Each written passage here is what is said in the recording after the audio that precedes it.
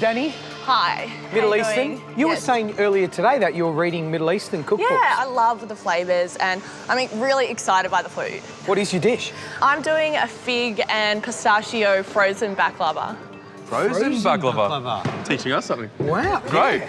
What's that all about? So I'm making like a baklava ice cream, so hitting the citrus and honey and spices notes and then using the filo pastry as like a sandwich between the ice cream, and hopefully the ice cream will set in time and it will all come together. Danny, rock and roll. Thanks, mate. Too good. Today I'm cooking a sweet dukkha, baked fig and panna cotta tart. A sweet dukkha? Yeah. Beautiful. Yeah, I like the sound of that.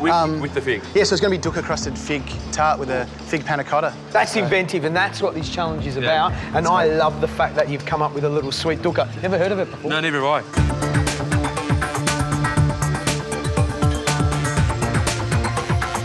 Hayden, what have you done? The dish is going to be figs three ways. It's going to be a grilled fig with a fig and pistachio ice cream and a fig and rosewater jelly with a bit of syrup to go with it all.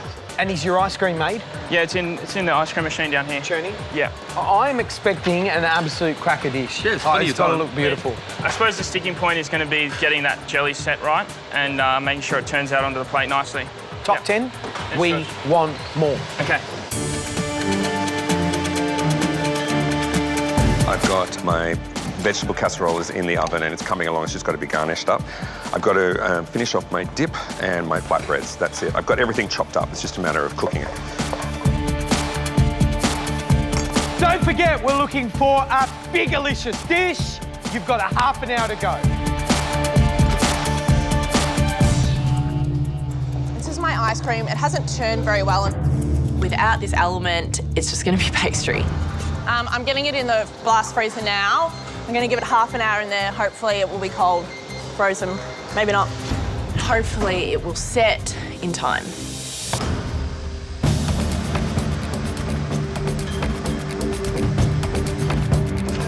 I should really get this ice cream in the blast chiller, shouldn't I? What do you reckon? I don't know, mate. I'm not good with ice cream.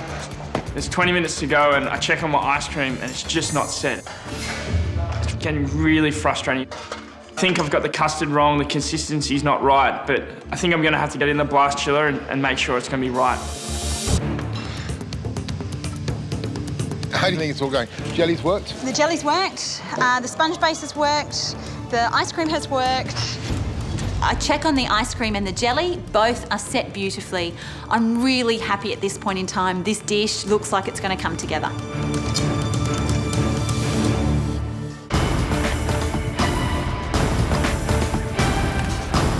It's great to see. Your heads are down, your bottoms are up. You've got 5 minutes to go.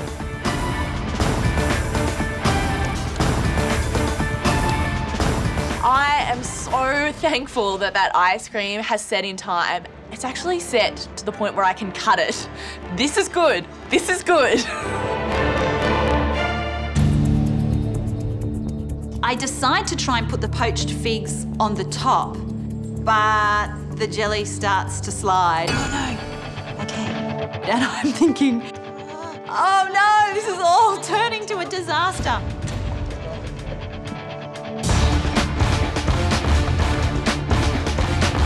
A lot's on the line. Remember, every single advantage can help you win. You've got 1 minute to go.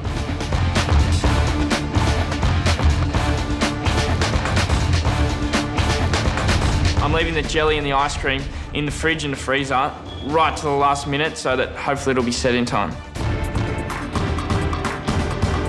The last minute and I spoon out my ice cream, it's sort of runny and wet, it hasn't set. Last little touches, 10 seconds to go. I get the jelly out, flip it onto the plate. 5, 4, It sort of goes and then 3, splatters everywhere. 2, 1, Saha! 3 elements on the plate, only one of them worked. Danny?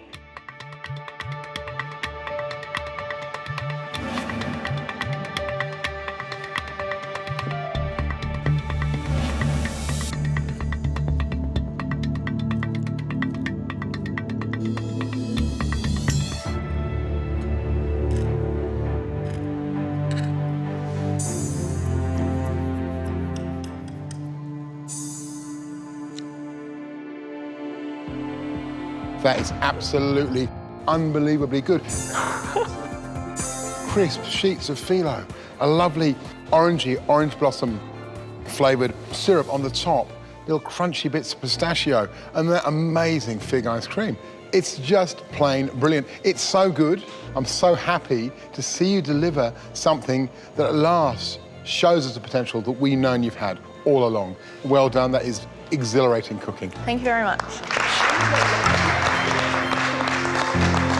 Walking back to my bench, I could not be happier. I feel like I'm floating on a cloud. I'm really excited. So, our ice cream mixture is made, our pistachio sponge is baking in the oven. Now we need to move on to the chocolate mousse. Brent, you're up. Yep. Okay, first, we've got to melt the chocolate. So I've got 250 grams of good white chocolate buttons. So I want to melt the chocolate. We've got 7 grams of gelatin, which we've bloomed in the water, right? So we'll get rid of the water and we're going to melt that gelatin as well, all right? And then I've got 100 grams of yolks, which is 4 to 5 egg yolks. So you can put the egg yolks into the mixer and get them whisking.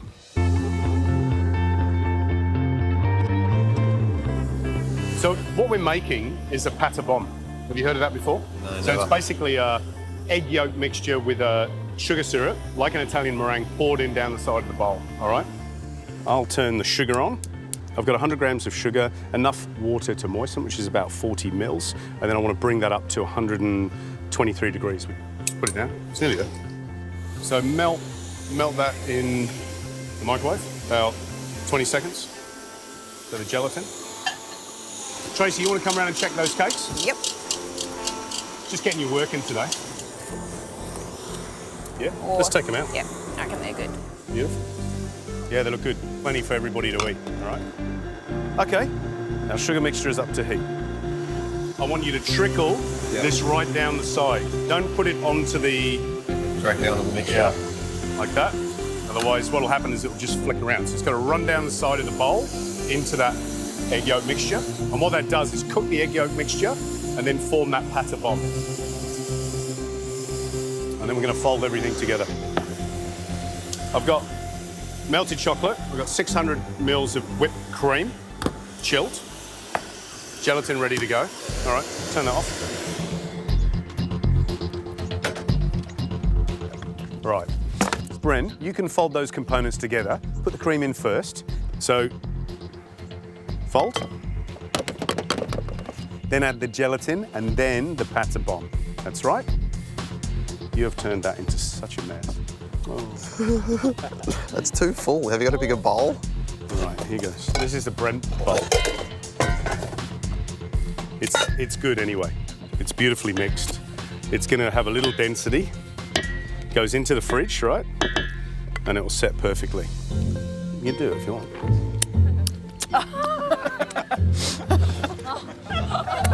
White chocolate mousse, okay? It's good. That's good. I like it. Right. You know what? Good job. Go Thanks. and sit down. So, who wants to help me plate up? Me. Amy, do you want to come up? This is what I did before. It looks ridiculous, doesn't it? But chefs do this all the time, and you guys are starting to do it too, is that it puts in your mind how the dish is going to look before you start. I actually quite enjoy doing those. They're quite good. And every chef's got their own little crazy version of stuff. So what I've got is I've got a quinella mousse, a quinella of pistachio ice cream. Ice cream, yeah. I've got a bit of, this is sheep's milk yogurt because I want some acidity because it's quite fatty. And then I've made a pistachio crumble. All that was blitzed pistachios, all right? And then equal quantities of butter, sugar, flour. I've made a yuzu curd, which was yuzu juice, which is that, you know, that Japanese citrus, which has got a very distinct flavour. And then what I was going to do is put a bit of yogurt on there, a little bit of crumb, and I don't really mind how you put it on. And then what I've got a quinella mousse that way.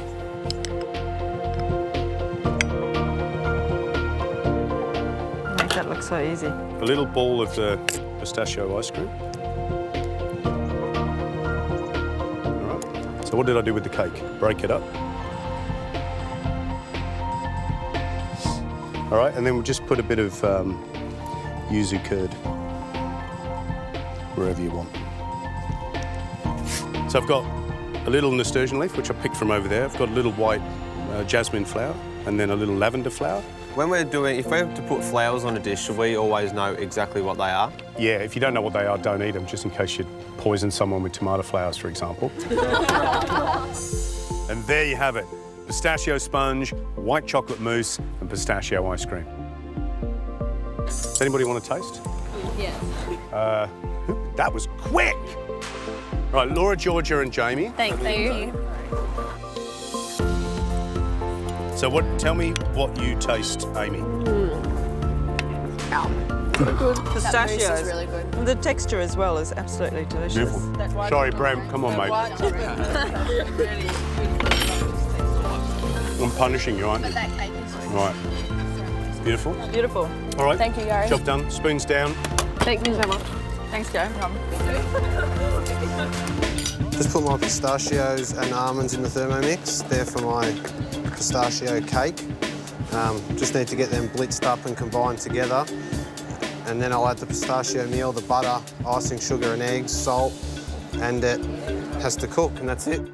Today my dessert is based around apples as well. I've got a pistachio cake that's brushed with a fennel sugar syrup, a little apple cloud, sour cream ice cream, and then a few different apple components to finish. I've still got lots to do. I've got lots and lots to do, but if I will keep working fast, I should be able to get it done in time. Going to plan? At this stage, I think I'm going okay. I've still got lots and lots to do. I think Gary said in the beginning, it's about prioritising your jobs. Yep. Is this a priority? Like, have you got everything else done, the big jobs done in terms of your pork dish? I've just got to do my... in terms of my pork dish, yes. In terms of your dessert, what do you got left to do? Ice cream. Oh, ice cream. Ice cream. Yep, okay. God. You'd be Ice doing cream. it now, wouldn't you be doing it now? I am doing it now. This is the sort of thing that'll send you home. This is a semi-finals and you can't make mistakes like this.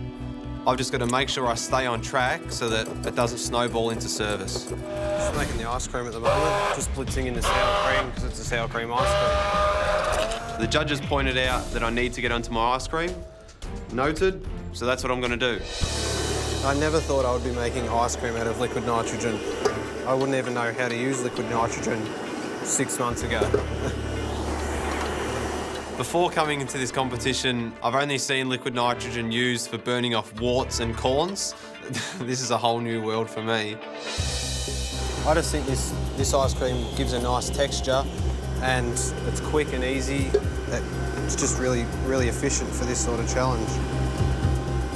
I need to be really careful with this liquid nitrogen. I need to add it slowly and get the perfect consistency, or it'll be a brick. First order's up for desserts, and I'm ready to rock and roll. It's pretty simple. You add the sour cream ice cream log, the caramel, a little bit of the pistachio cake, some fresh fennel seeds, some freeze-dried apple, a bit of the foam gun. It's exactly what I wanted. It's salty, it's sweet, it's fresh, it's acidic. I think the balance is perfect. Service team, Brent. This is running smoothly. I'm working the best I've ever worked in the kitchen, and I'm really happy.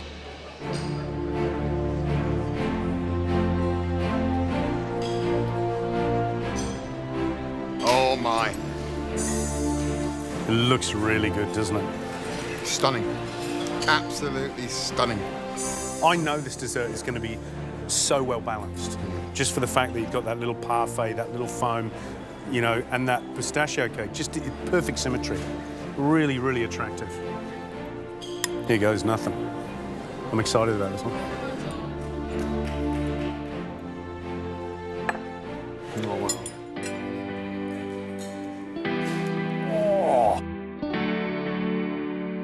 wow. Wow. That is absolutely knockout. That is one of the nicest things I've eaten in the kitchen this year. Even though it's got so many different things going on, you know, pistachio cake, that little marzipan parfait, that bitter caramel, which is just the perfect consistency, a little bit runny. These little bursts of fennel. There's something very comfortable and very toffee apple and very apple pie. It's a really clever bit of cooking. It's an incredibly complex bit of cooking. And for me, if Amelia set the benchmark with the main course, Brent has set the benchmark with his dessert. Stunning. Yeah, stunning. You got 30 seconds to go. 30 seconds. Come on.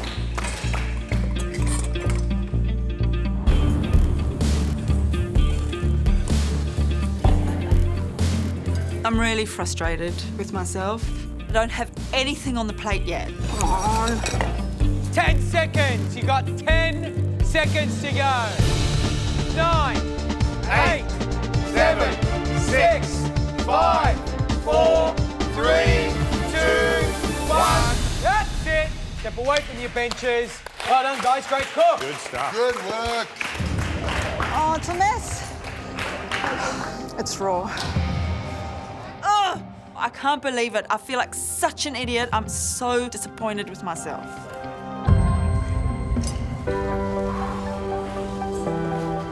Does the plating look all right? Everything's amazing. I'm actually happy today, so this is really exciting because I feel like I took my time, I took some time to put it all together in my head and on the plate, and for the first time I think I'm generally happy with how the cook went. So I cook it like this at home, and because I had the pineapple on the base, I was pretty happy with it. The flavour's there, but whether they like my rustic presentation is another question. Pistachio cream? Yeah. Well done. I've had to throw my chicken into the machine and it's only had 8 minutes, but I just hope that it's long enough. Please be cooked.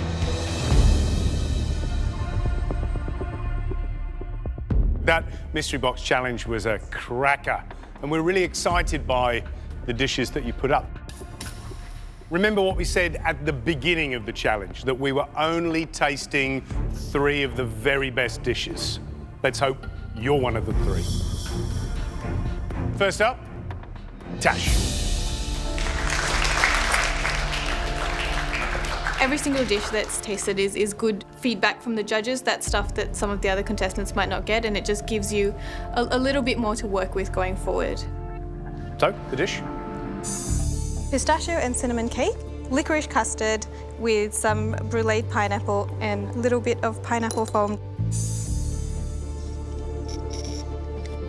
All right. Presentation. What do you reckon, George? Honestly, I'm looking super. at that going, how can you make it any better? You can't. It looks spectacular. It could all go horribly wrong on the tasting.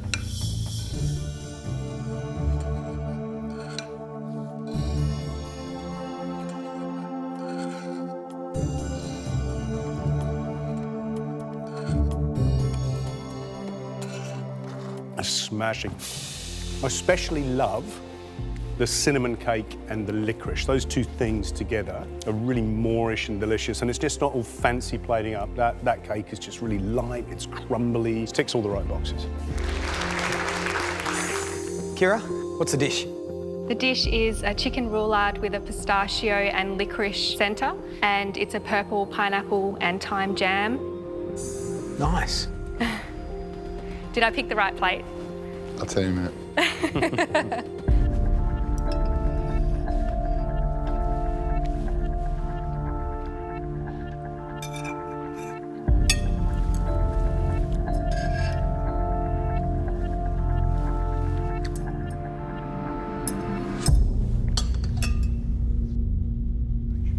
I love it.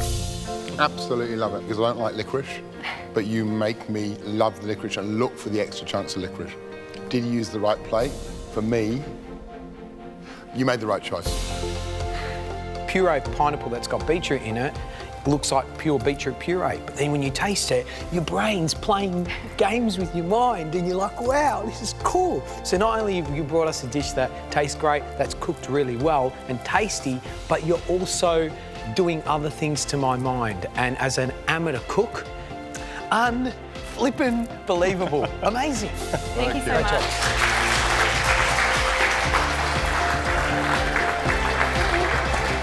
Best day ever.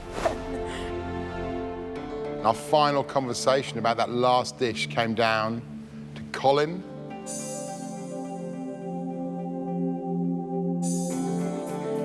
to Renee, and to Byron.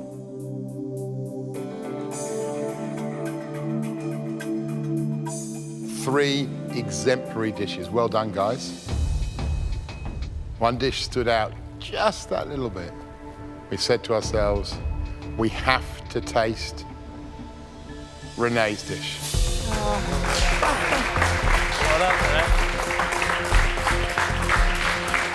I think I might have pulled this off, but I'm just not 100% sure if that chicken's cooked perfectly. Such a pretty dish. Tell us what you made. Sous vide chicken coated in cinnamon, thyme roast beetroot salad, beetroot cream and a pistachio cream mayonnaise. If you'd have fried that chicken, it would have been a completely different dish. And by sous vide, cooking it slowly, essentially poaching it very, very slowly, it'll be tender if it's cooked well.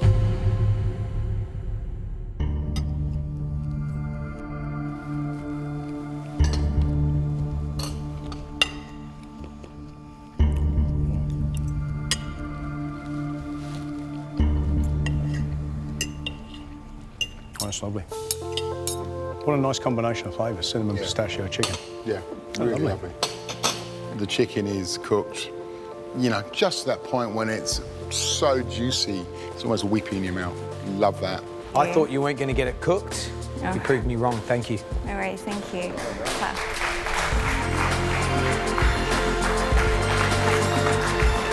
It's so nice to have that recognition from the judges because, I mean, that's what you're here for. You want to impress them and you want to please them. That's awesome.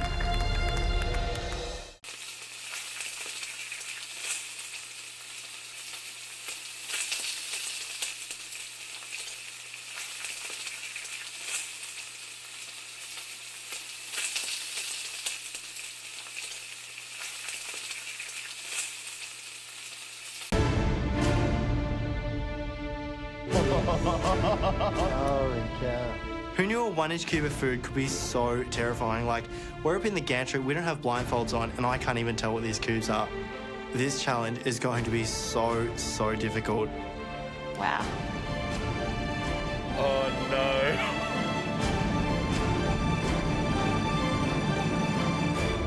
Thank you, gentlemen. Right, what you guys can't see is the table has been wheeled in full of 1-inch cubes.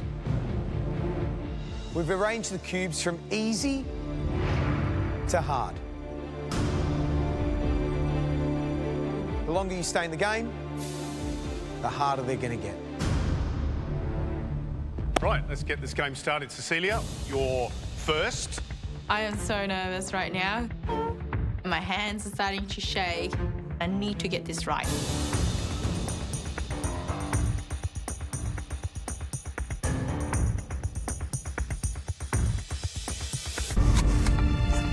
I bite into it and the fragrance pops out straight away.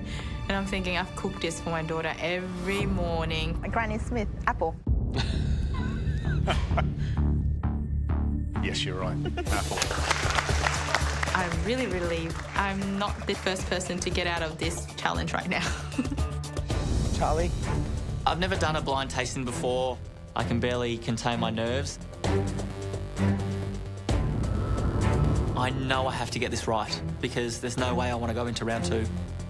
I grab the cube. It feels pretty firm. Cheese?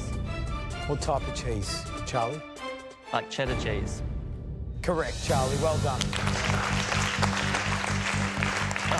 Now I've got one correct. Got a little sigh of relief. Hope that I can guess a couple more right.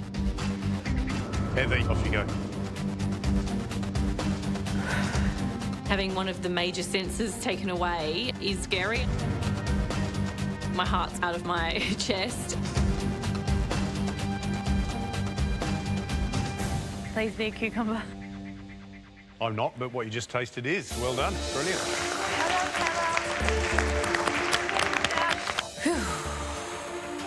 Lucky, lucky. My first cube comes out. I'm really nervous. I don't want to go to round 2 of elimination. I have a feeling it's kind of squishy, but it doesn't feel like a fruit or a vegetable. I have a taste, but I just can't think about what it is. I pull it apart and it comes off kind of stringy.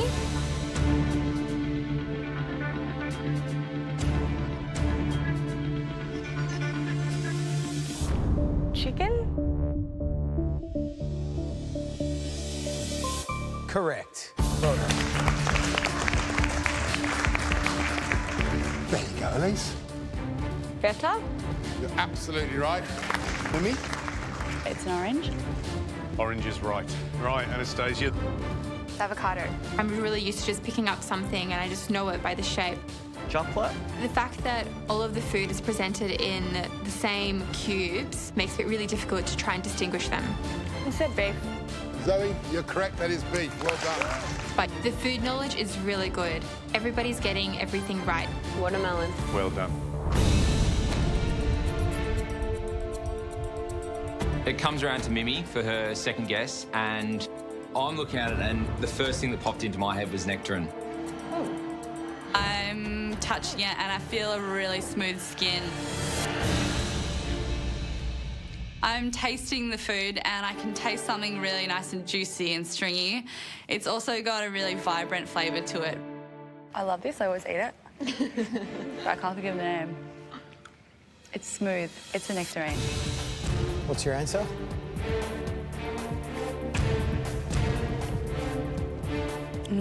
It's a nectarine. It's smooth. Mimi, Yes. take your blindfold off. Oh, shit. I'm sorry, it's wrong. Oh. Can you tell now? Mango. Mango is my favourite fruit. I pretty much eat it every day and I got it wrong. It's something so familiar, but without sight, I had no idea what it was. Right, go and stand over there. I'm so sorry. You're into round 2. Sorry, Mimi. I'm the first one through to round 2. I'm really disappointed. I'm freaking out because this is one step closer to going home. Anastasia. It's so nerve-wracking. I know I have a good knowledge of food, but my taste buds are almost like diminished because I'm so nervous. You know what it is, Anastasia? Is it a carrot? You sure? Yes. Anastasia? It is a carrot. Oh my God.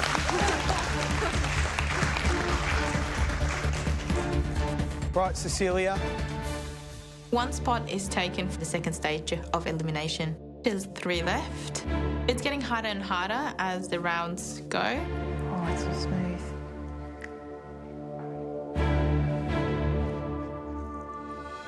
So I taste something really salty, and I know it, but what comes in like a thick thing tastes like, I don't know, feels like chicken, but it's really salty. Cecilia, what is it? It's salty. Having something in a cube, it's really, really confusing. What's your answer? I know. I'm so nervous. I'm feeling a bit mind blank. I just can't think on the spot. I need it. Chicken. I'm sorry, Cecilia. That's wrong.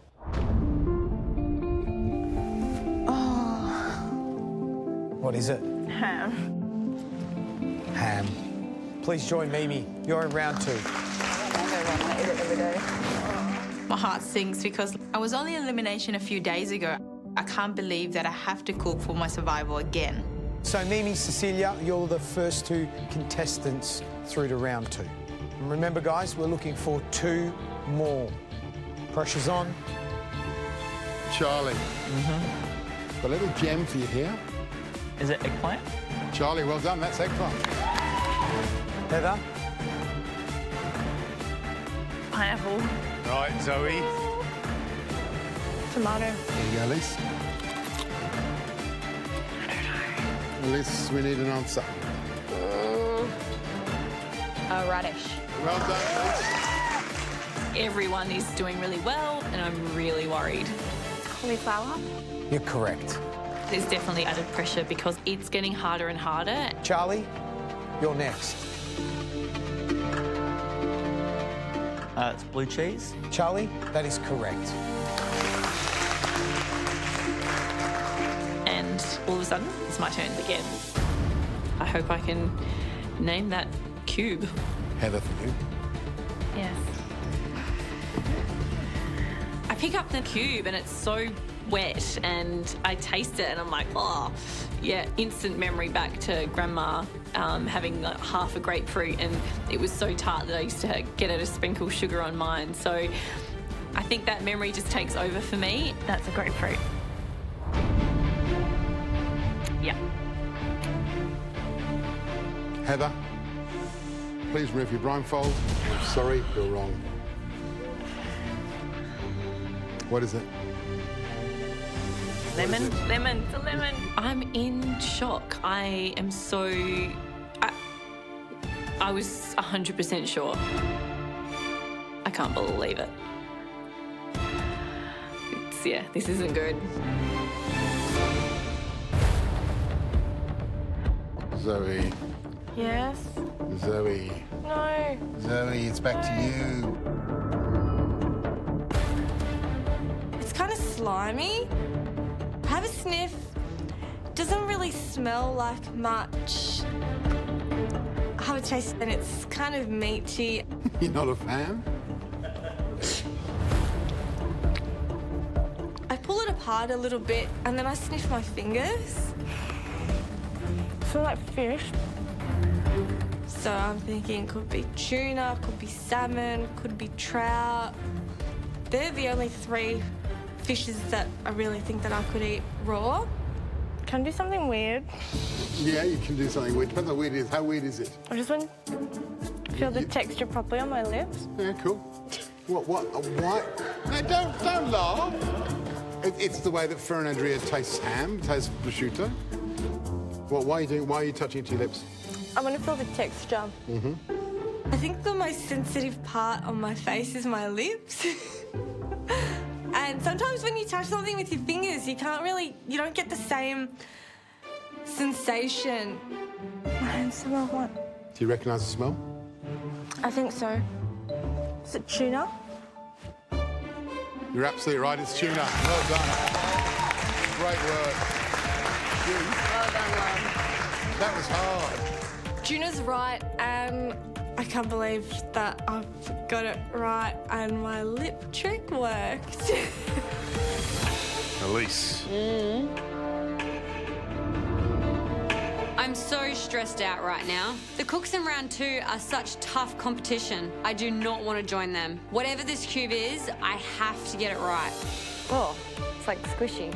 I'm feeling it, and it's a weird texture. I'm thinking, what is this? I try to pull it apart to see whether it breaks in half, and it doesn't. So I start smelling it, and yeah, it smells like meat. Oh my God.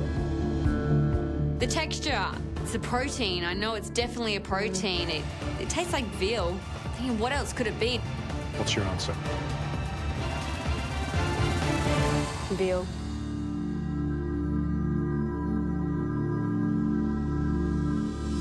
Sorry? What? It's not veal. You can take off your blindfold. What do you reckon it is now you're looking at it?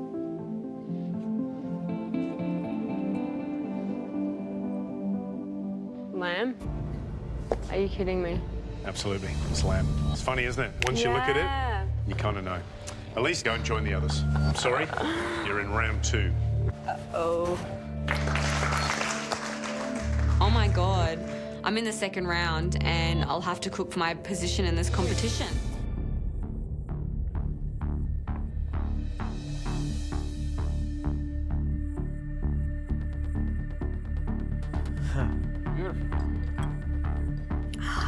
I know this smell, but I don't really know what it is yet. I'm just thinking of Nonna's homemade pasta, but it has a very different texture.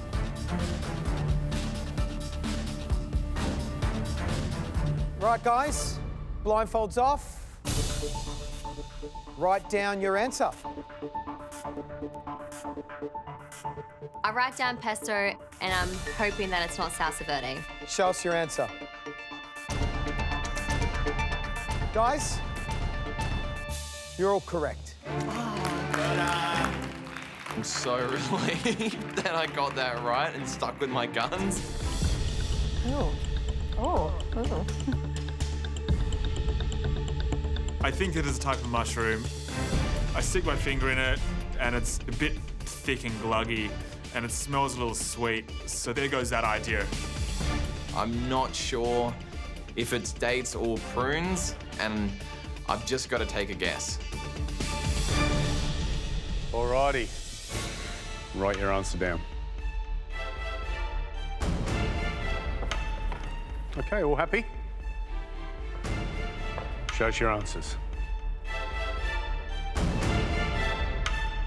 All right, one wrong. I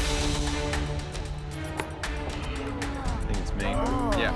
Joe? Yeah. It was Majul date, so date was perfectly acceptable. Gonna get a little bit tougher now. A little clue, this one's not an ingredient, it's a dish. You can smell something, can you? Yeah. I'm having a smell of this dish and it does not ring any bells whatsoever for me. Get the fork and I have a taste, and the first thing I get is what feels like a mouthful of cabbage, which is like, it's not a bowl of cabbage. I'm sure it's not a bowl of cabbage, it's a dish. I'm feeling noodles. The smell, the feel brings me back to Thailand. Right, guys, time's up. Sorry. They take the bowl away and I still have no idea what it is. You can write your answer.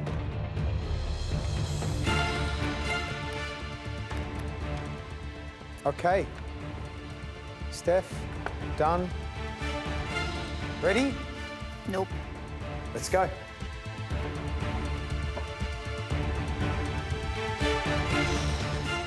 Wow. Steph, I'm sorry. What was It's not fried rice. What was it? It's pad thai. Ah. Please join Joe. You're in round 2.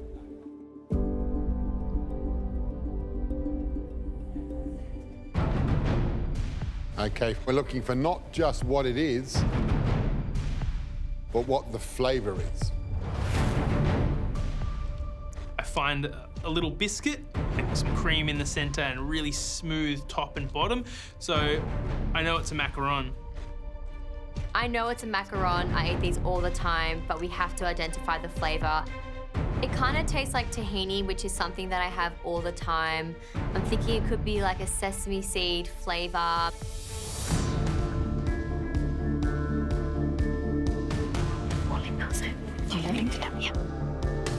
Yeah, it's quite obviously a macaroon. And all I can taste is nuts. And I just don't know which one to write down. Waiters, thank you.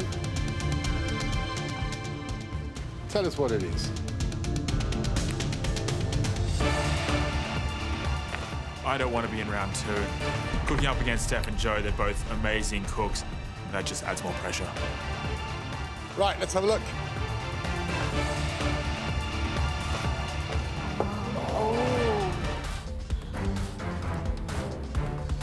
Wow. Simon, you're wrong. Waleed, you're right. Kyle, you're wrong. Larissa, you're right. Christina, you're right. Ben, you're wrong. Sorry. Just to make things that little bit harder, the ingredients that you will taste are all one shape. Spheres. The blind taste test is going to be done with small spheres. Without the shape of the ingredient, it's going to be even harder to guess what it is. So here's how it's going to work. You're going to take turns tasting. Guess correctly, you stay safe. However, if you're one of the first 3 to get it wrong, you go into round 2, where you'll cook a dish hearing the ingredient that you got wrong. Right, let's see who's going to go first. Hands on a knife. Let's have a look. I'm a total MasterChef nerd, and I know from watching these blind taste tests that even some of the most brilliant cooks can be really stumped on very simple ingredients, and I need to have all my wits about me today to make it through. Because it's Sweet Week, everything that you taste will be either sweet or can be used in a sweet dessert. I'm nervous. The last thing I want to be doing today is cooking in round 2. I'm not a strong dessert cook, and if I can get through this, I'm going to be safe for a little while yet. Right, let's get the ingredients in.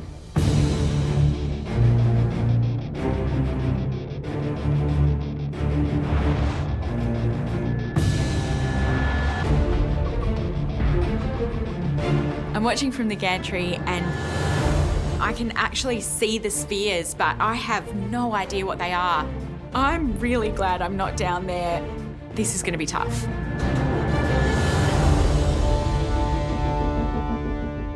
Right, let's kick this thing off, shall we? Everybody ready? Yes. Tamara, you're first, so.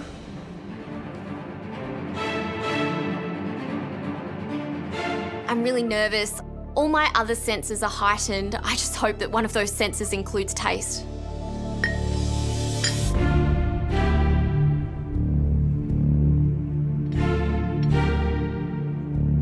I pick up one of the small spheres and I start to squish it in my fingers to try to determine the texture. It's feeling kind of squishy and a bit sticky, almost like a date. It definitely doesn't taste like a date. It actually tastes disgusting to me. It's something I don't like. I'm just trying to think of what it might be. To make you smile? No. It's licorice. So licorice? Yes. Tamara?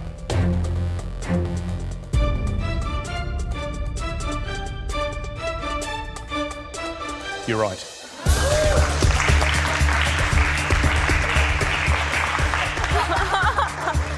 I hate licorice.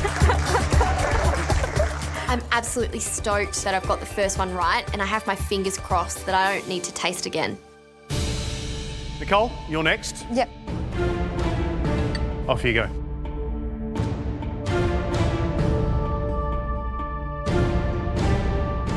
The first thing I notice in my fingertips is that it's a really hard texture.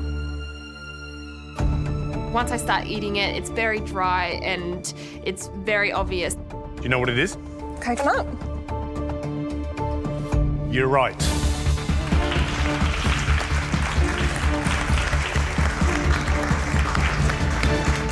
Next one, Samuel. I'm pretty confident with my ability to identify flavours, but I don't know how much of that I rely on the ability to see the food as well. I have no idea what I'm going to have to put in my mouth. It's pretty scary. Yum. As soon as it hits my lips, I know it's milk chocolate. Milk chocky. Well done. You're right. And I'm super relieved.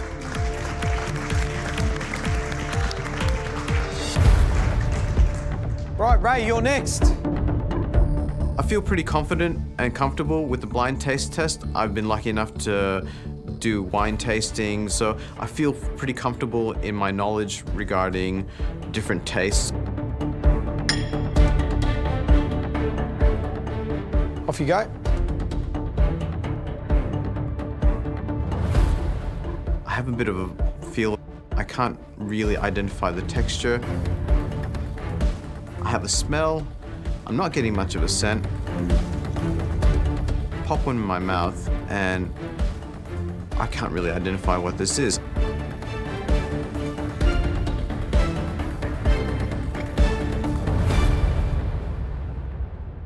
You can feel the tension and the pressure just elevate completely. I'm not really sure what this is. Right? Watermelon. Watermelon. Your answer's watermelon? Yes. I'm sorry, Ray. That's incorrect. Take your blindfold off. Oh, grapes. I'm really disappointed. I was pretty confident that I was the favourite to get through this taste test, and now I'm the first person that's going to cook in round 2. It's really shaken my confidence going into this cook. Man, that shows you how hard it is. Right, Michelle, you're next. I'm feeling so scared because I'm not sure if I have a strong palate or not. You can't see anything, you have to just concentrate. It's crunchy to begin with and it's very spicy, just like tingles in your tongue.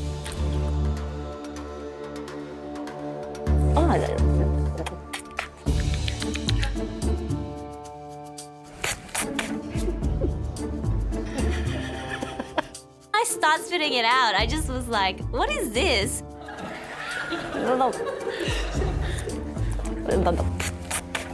I just hope it doesn't get into George's face. Oh my God, it's disgusting. But I think I know, it tastes Asian. Ginger?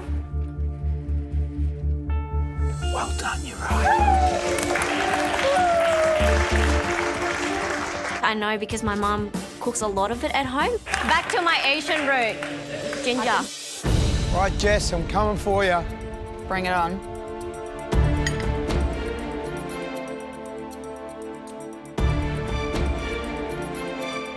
I give it a few chomps and I know it's definitely a nut. It's got a creamy texture, so I'm pretty convinced it's going to be a macadamia.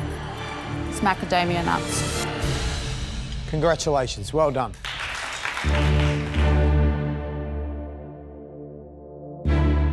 Callan. It's really nerve-wracking. I want to make it through round one and hopefully end up on the gantry.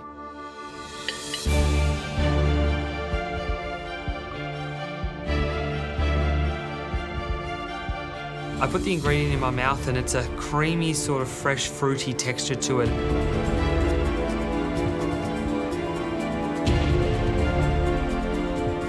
I'm thinking it could be a date and I'm thinking it also could be a prune. They're so similar in texture.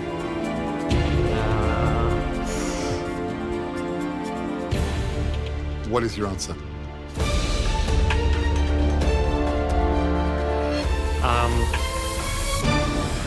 Is it a prune?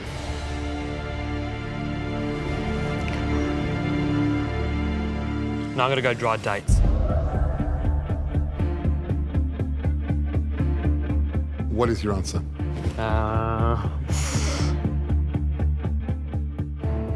I'm really scared that I'm gonna get this wrong, but I'm just gonna go with my gut. Dried dates. Callan? You're correct, well done. Oh, I'm so relieved. That was a very close call. Benjamin?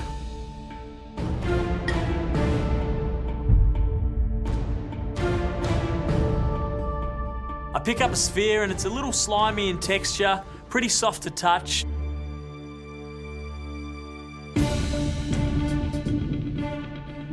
Oh, damn it, I know this bloody flavour. Without sight, you're relying on taste, texture and smell, but all of that doesn't make sense if you can't see what you're eating. I know this flavour. What are you thinking? It's a very familiar taste, just reminds me of summer. It's rock melon. So your answer is rock melon? Yes. Sorry, Benjamin. It's not rock melon.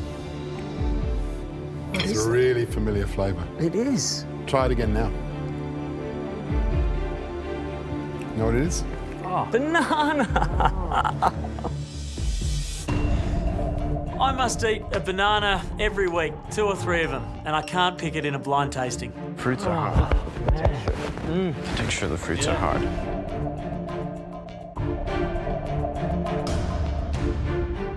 Tamara, back to you again. There you go. There's only one more spot left in that second round, but now I've got to taste again. I need to get through this second tasting and then I'm sure that I'll be fine. I pick up the ingredient as I did before. I really want to try to feel the texture of the ingredient. And I'm trying to, squeeze it, but it's not really breaking apart like the first ingredient did. My mind's racing about the ingredients I most often use in desserts, but It really has quite a neutral, very, very subtle flavour, and I'm trying to think what the hell it could be. Is it an obvious flavour to you, or is it something you're struggling to find? A little bit struggling. It's definitely a fruit, like similar to watermelon kind of texture, like when you get to the rind part, but not watermelon. What about the flavour? Doesn't have a whole lot of flavour. I'm feeling really unsure. I'm not feeling confident at all right now. Can't determine what it is. I'm going to need to push you for an answer. Yep. I'm going to go with rock melon. So rock melon is your answer?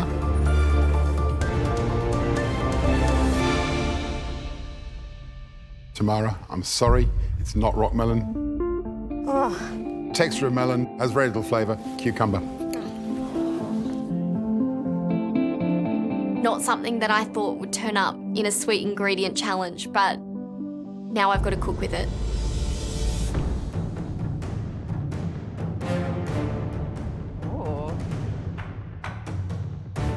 So those wonderful, pickly, spicy, sweet, sour, creamy, smoky flavour bombs that you find in bowls and bottles and jars and middle of table in every culture and every country.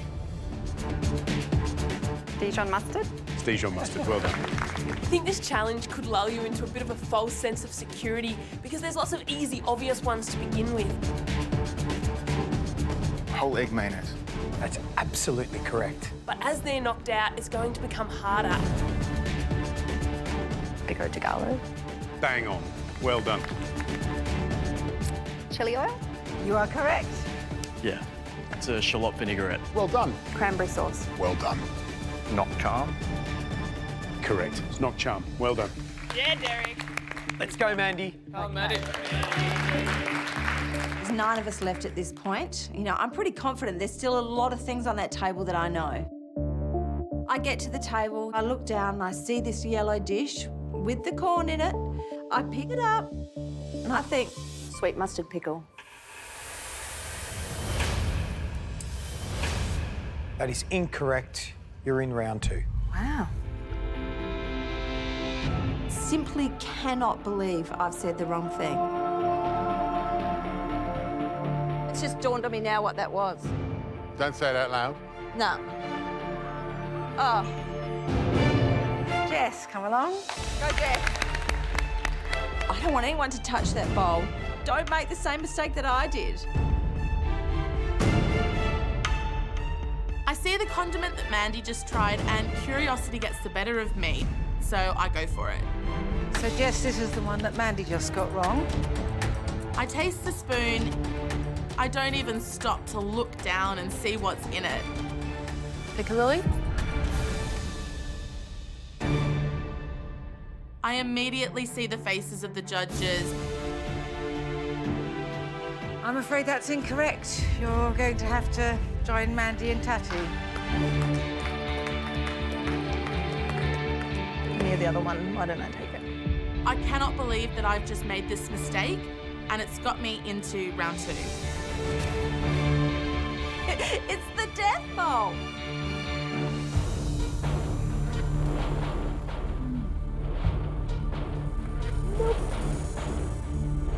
So I'm looking along. I see this particular one. I have a bit of a smell.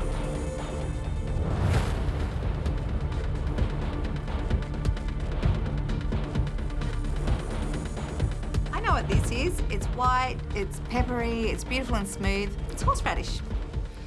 Is it wasabi? Please let it be wasabi.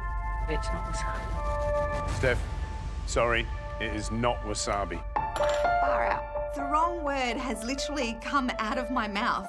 I knew that wasn't wasabi. The pressure has obviously just taken over my brain. I could go home based on these silly mistakes. I knew it wasn't it. Blake, you're next. I think I know what Steph's done. I have a taste of this white paste, and I'm pretty sure I know what it is. It's horseradish. You're absolutely right, Blake. Well done. Abby. Go, Abby. It's my third guess, and there's not that many things that I feel really confident about guessing on. I'm drawn to a bowl. It looks like it's got oil and lots of herbs.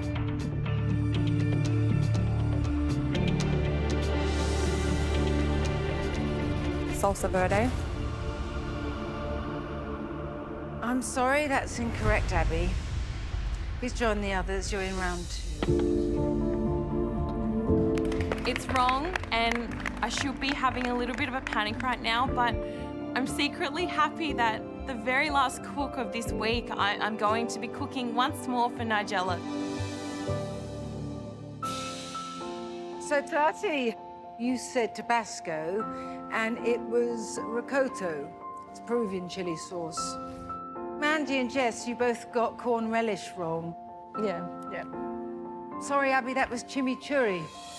Yeah. And Steph, you know now, it's horseradish. Wrong word came out of my mouth. Oh, cheese. So it's a cheese challenge, and I love to eat cheese. It's awesome, and who doesn't like cheese? This is how round 1 is going to work. Take it in turns. You're going to walk up. You're going to touch the cheese, smell the cheese, cut the cheese, taste the cheese, and then identify the cheese correctly.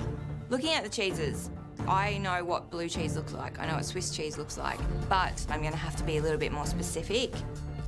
I am trying to count up how many of those I actually will know, and it's not many. You can taste as many of these cheeses as you like before you have to name one. I am in hell. I buy cheese for my husband, and I might try one now and then, but this is definitely not my ideal challenge. Get the cheese right, and you're still in this mini challenge. You're still in with a chance of cooking off against the top chef for that pin. Get it wrong, and you're gone.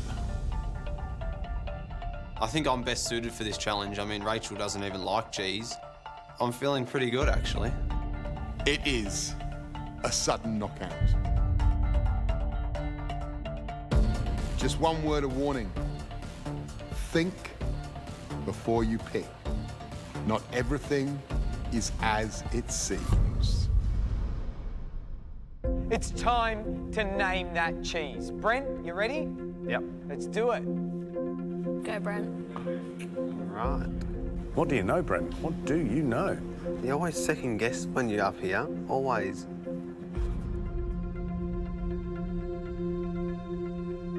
My first pick is the bocconcini, the baby mozzarella balls. I think every person here knows what bocconcini is, and I want to get it off there so no one else can pick it. What is it?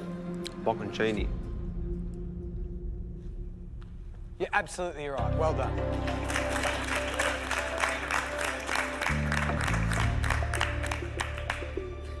Renee, you're next.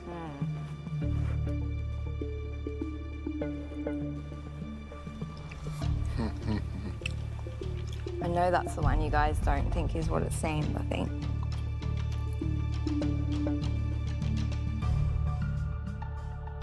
I pick up Parmesan because I know what it is, and I think it's going to be quite a simple answer. Right, what do you got? Parmesan. You're absolutely right. Well done. No, Rachel.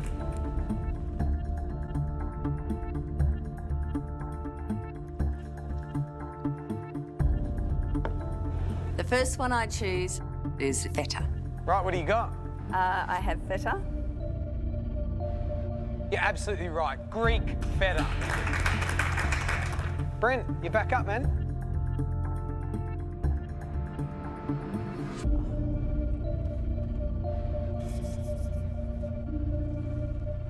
My second pick is ricotta. I see it in the deli every time I go to the supermarket, so I know exactly what it is, and I'm happy to get that off the bench as well. What do you got? I have ricotta. Yes, you do. Well done. I'm feeling pretty good. I've knocked out the two easiest cheeses, and the girls have picked their first, so I don't know how much more they'll know. Back up, Renee. Before I choose my next cheese, I have a nibble of a few of the other cheeses just to make sure in my mind that I know what I'm going to choose after this one. My second pick is the Swiss cheese, and I choose that because it's something that I eat quite regularly and it's something I buy for the kids. I think it's Swiss cheese. More information, please. I'm thinking, really? Has she made a mistake? When the judges tell me I have to give them more information, that's when I know I've got myself into a bit of a pickle. Like Gruyere? And I say Gruyere because I know that's a type of Swiss cheese. Renee? You're incorrect. Oh, damn it. Put the cheese back down and head upstairs. Immunity, not today for you. I'm really upset. I'm actually having to hold back tears. That is something I've been looking forward to for a long time, is going into immunity, and as I walk up to the gantry, I'm actually gritting my teeth. I'm really humiliated by the fact that I didn't know it. All right, comes down to you two. Brent, Rachel. Do you go shopping for cheese with your husband? I buy him cheeses for him to taste. My second pick is the big block down the side. Salty. I taste it, feel the saltiness, little cracks in my mouth. Brent, how many of these do you think you know? I think I know about 3, possibly 4 more. Wow. Rachel, what about you? The one. Brenton knows about 3 or 4. Okay, mate. I know 1. Right, what do you got, Rachel? My daughter's favourite, a good old cheddar. No? Absolutely right. Well done.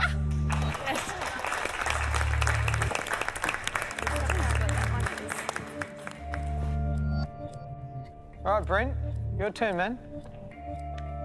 Alrighty. But you should be right. You know 4 of them.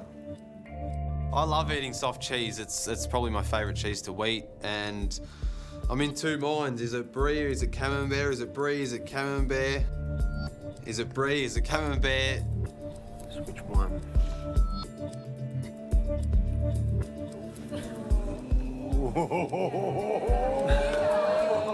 Oh, he's a brave boy. He's a brave boy. Oh, I'm going for it. You're braver than I.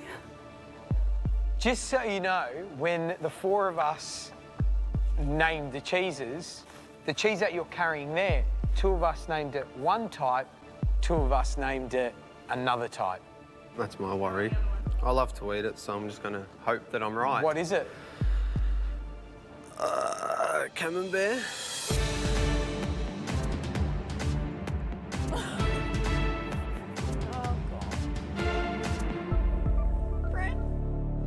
I'm feeling pretty confident. I mean, it's pretty firm and it's got the shape of camembert. Distinguishing the taste is almost impossible for an amateur, but I'm just going with my gut and I'm hoping that I'm right. Brent, this is your second chance at immunity. You picked one of the hardest ones. Matt and I, we said that cheese was camembert. Gary and Matt know their cheese, and when Gary tells me that they chose camembert, I've got relief. Yeah, I think I'm safe, and I think Rachel doesn't know any other cheese on the board, so I'm feeling really good. And we were absolutely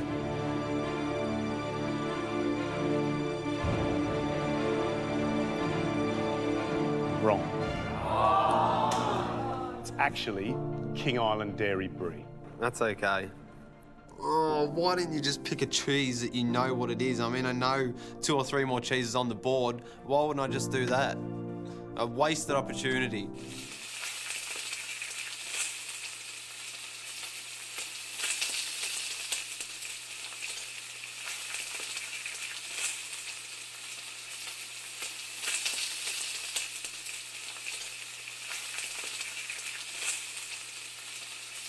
I mean, essentially, if something goes wrong here, my reputation is up the creek.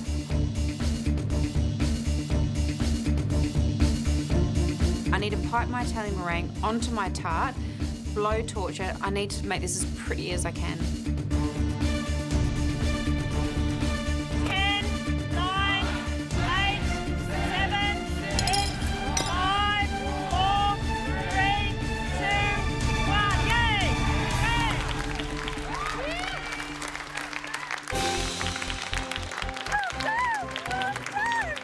Time's up. I I'm really happy to have something on the plate, considering that I had such a mind blank at the start of the challenge, which cost me so much time. Good job. Oh, that looks amazing. Looks beautiful, Beautiful. Ollie. Elegant, substantial. Is the pork cooked perfectly is the question in my mind. That's what I want to know. I'm really pleased Tracy got a chance at Immunity. I think she's a good cook and she's intuitive. So I think if anybody stands a chance of beating the chef, beating Ollie, then she's the one. Good, let's get the first dish in.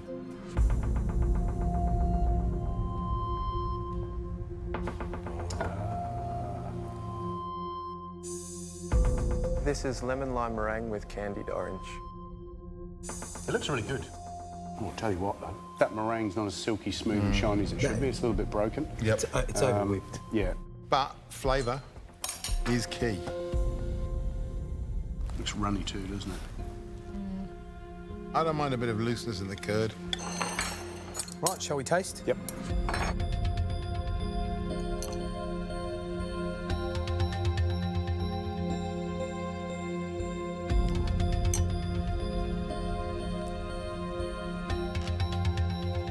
Very short pastry, great. Pastry is smashing. And the crunch of that peel is delicious. Winning elements, the pastry without a doubt. Actually, that's one of the best pastries we've had in the competition so far this year.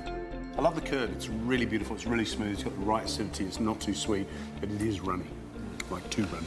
Because what it's doing is compromising that pastry. Yeah, that pastry's awesome. Let down some meringue. Shall we score? Yeah.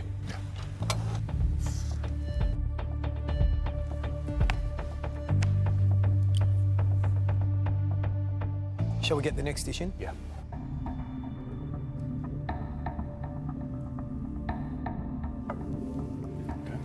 Seared pork loin with summer fruits, pickled beetroot, fried buckwheat and prosciutto. Lovely. Thank you. I like that. Bit of complexity. Pretty dish too. I'm looking at things like, is that little ribbon of fat around the chop, is that crispy? Is that going to be nicely rendered? Question mark. These are the things. It's about the cuisson for me.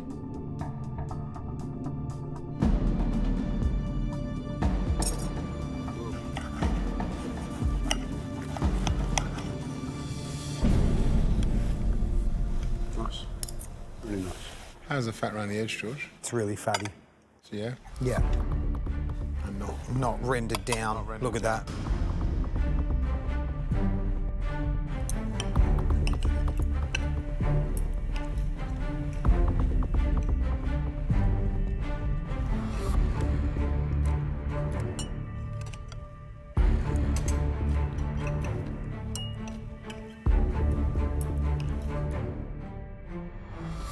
I think the flavours that work for me on that pork buckwheat, which is crisp and toasty and kind of crunchy, which I like because it's texture.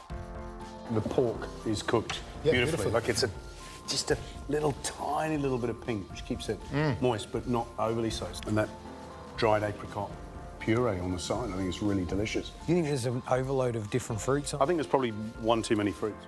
I think, for me, this is a really clever dish and a dish that sort of pushes the boundaries slightly, and I love the buckwheat. But for me, the pasta, I don't know, it's weird. It's like it's trying to compete with all these fruits. It just doesn't make sense. But there's certainly some clever elements. Oh, yeah. It's actually going to be like a celebration of seafood in a bowl with all these little summer-style vegetables to kickstart it, The smell on the gantry is captivating. Donovan's got crabs cooking down and it's all just wafting up, and I think you can see a few taste buds getting excited up here. Is this from your nonna's repertoire? Kind of, but not really. Ooh, high risk. What are the carrots for? Puree. Do you think the dish needs it? I just think it needs something to pop. And it's good colour. Think about the ingredients you're using. Do you think they're nice with carrots? I think Marco's definitely a help, but you need to take his advice. I mean, who would know more than Marco Pierre White? How are you going? All good? Yes, good. What are you doing? Very well. Got my carrot puree on, but Marco doesn't reckon carrot really goes with the dish that I'm making. Well, don't listen to Marco all the time. If you listen to him all the time, you're not your own boss. He's funny, isn't he? Is he being cheeky? I don't know if he's playing a little bit of strategy there. I just started doubting myself. What if he tries to screw me over? I just don't know what to do. I'm really stuck. I'm lightly cooking the prawns, the mussels and the pippies to get that stock to let down the soup and add an extra dimension to it. And then what I'm doing here is cooking off the fennel. Then I'll cook off the carrots, zucchini, mushrooms. Last thing I'll be cooking the fish, plate and serve, hopefully. Be a push, but I'll be able to do it if I concentrate. 1 minute to go, come on. I'm looking at the fish and it's still not cooked enough. So now I start to panic, not panic, but move a little bit faster.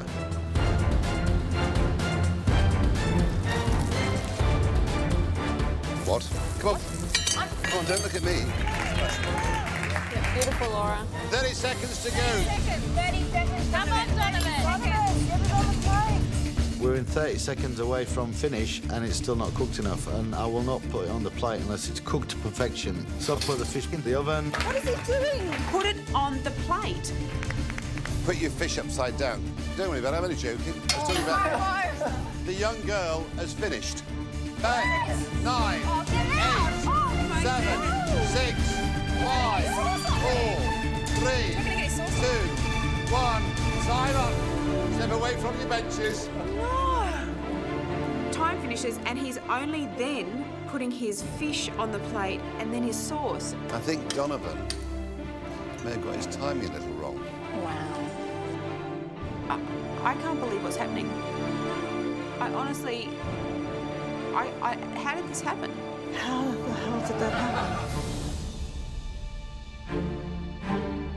Donovan gets up and brings his dish to the wine room, and because it's a blind tasting, I'm really confused and I'm struggling to comprehend what's happening.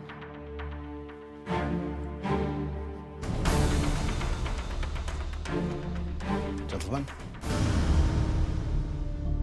this is my dish, pan-fried barramundi with mussels, clams, prawns in a seafood broth. However,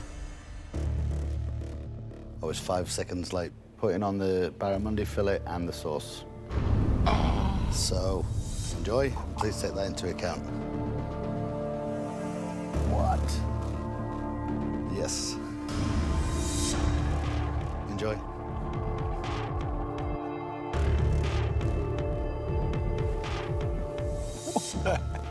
What's going on? Wow. Are you kidding me? And he had an hour to cook the dish and he put it up late. What was he doing?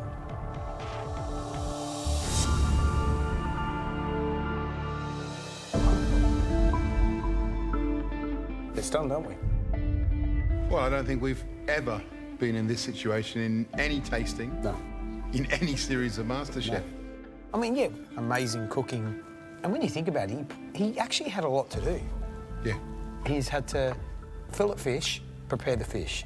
He's had to prepare mussels, prawns, pippies, make a stock out of all the shells, prepare the vegetables, and we know that Donovan's going to properly, you know, core a tomato, blanch a tomato, refresh the tomato, peel the tomato, deseed the tomato, paysan the tomato.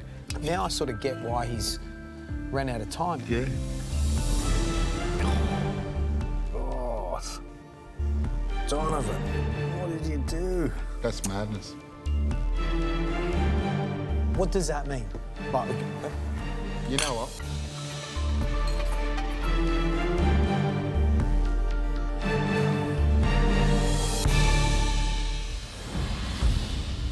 Wow.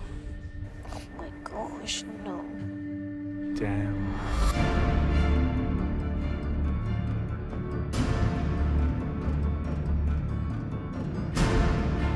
My roast chicken, summer vegetables, and green herb consommé. Come on. Is it just me or does that not look like a roast chicken? It doesn't at all. The roast chicken dish looks absolutely beautiful. It looks so simple but elegant at the same time. But there's so many elements on there. And I'm feeling really nervous up on the gantry. Oh, wow. That's beautiful. So we've got a lovely crown of chicken stuffed with a herb mousse. Each of the cooked vegetables also has a raw element on the dish as well. And then we've got the lovely consommé. Wow. I mean, it's stunning. This is a 3-star dish, and you can see why. Right, guys, time to taste. I've got a couple of extras for you.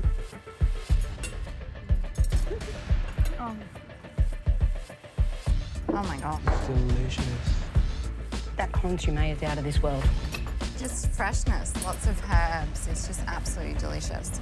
The chicken is just melts in your mouth.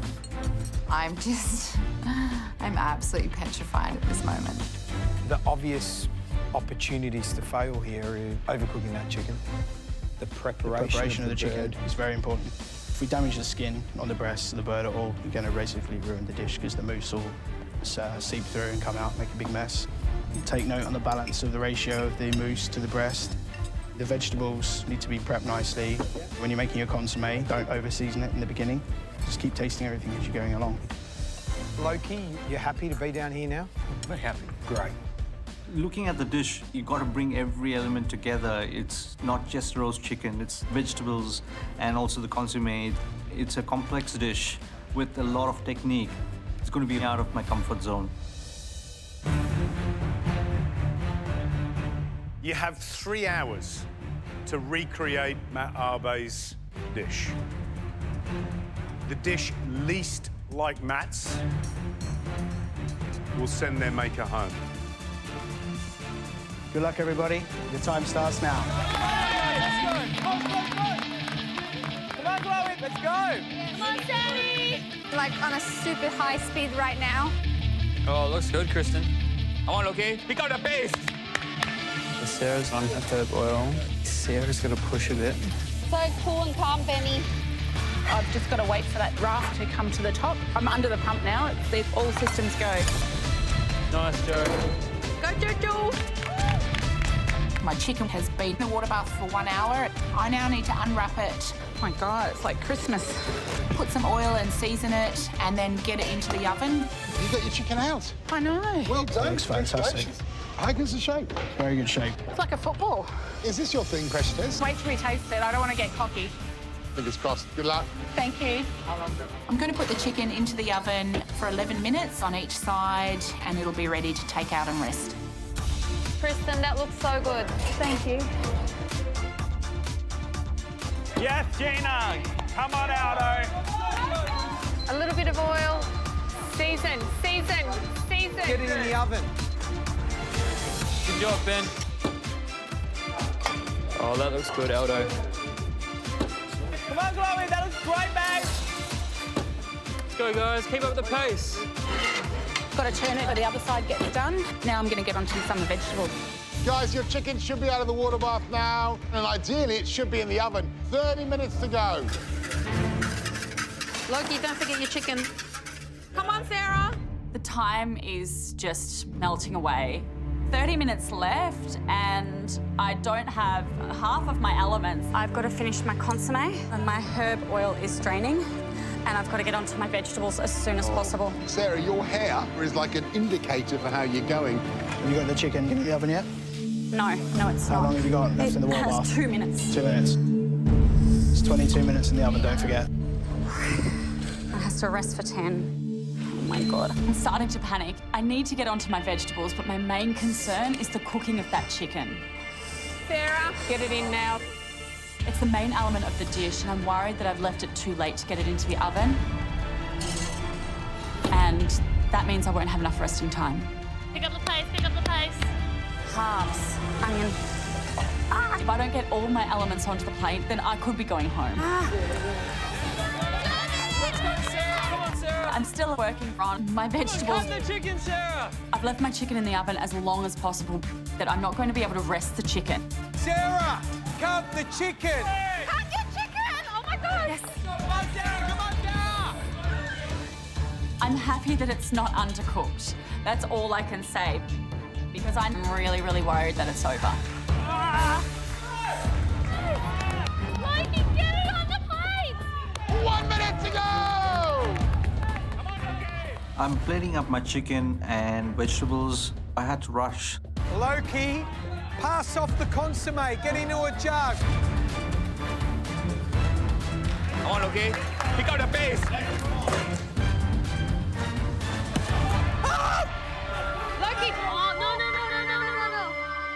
I spilled my consommé. Disaster.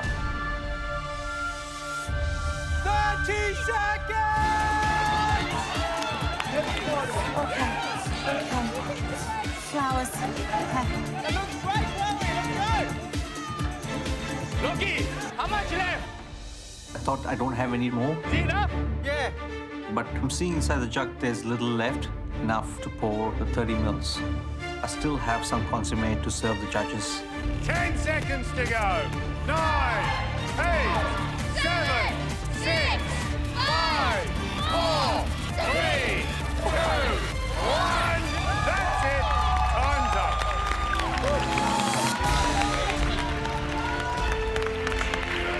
Oh my god, that was so scary.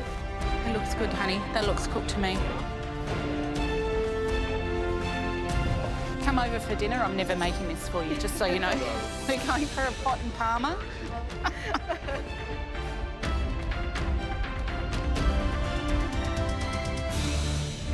I'm feeling like I just ran a marathon and proud of myself that I managed to catch up. But looking at my dish, I realised, oh my God, there's not enough mousse on the chicken. That could send me home. I'm shattered.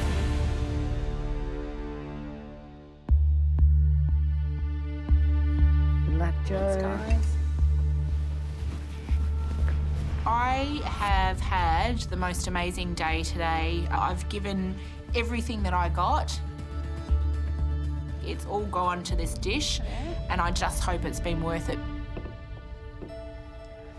I've just cooked a 3-star Michelin dish. This means everything to me right now. I'm really proud of myself today.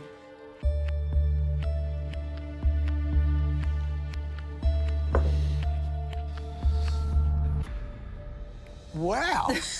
I mean, visually, wow. That's the funnest time I've had since I've been here. Knowing that there's so much pressure on really just inspired me. Is that your best cook so far? I feel like it is. I've not been so excited putting a dish up. I felt like I was doing everything that I needed to along the way. Yeah, really good to see. You sure it's yours? You sure it's yours? I know, who knew? Yeah, and you look like you're on cloud 9. It's given you a bit of a confidence boost, hasn't it? I so needed it, so I'm just hoping that it all tastes good together and everything works. Yeah, so do we. Yeah, thank you. Thank you. We're going to taste. Thank you, enjoy. Thanks a lot. Oh, wow, that is just spectacular. You know, what do you think of the amount of mousse, the colour on the skin? The ratio looks really good there. I mean, the chicken looks cooked beautifully. Nice colour on the skin. The vegetables look nice, bright, vibrant. It's the chicken that catches your eye, though, doesn't it? Look at the colour.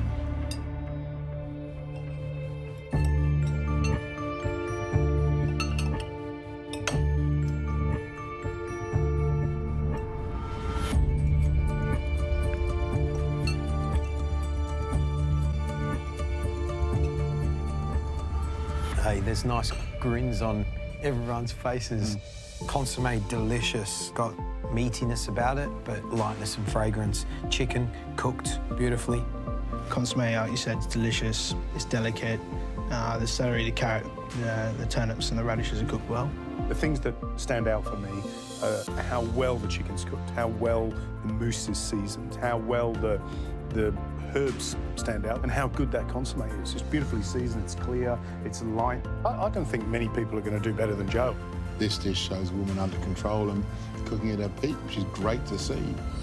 For today's summer dish, I'm doing pan-seared barramundi with rasam broth, grilled fennel and cherry tomatoes. I want to get my crispy skin in the oven so it can get golden brown. Then I start working on my rasam broth. I need to make sure it's packed with flavor. So I get some fresh coriander. Rasam is primarily made with tamarind tomatoes, spices, garlic, and turmeric. I'm liking the smell of this. What I can smell is sourness, is tamarind, is that right? I'm making a tomato rasam. Yeah. It's a refreshing broth. I'm serving that with a pan-fried barramundi and a grilled fennel. Why is that summer for you?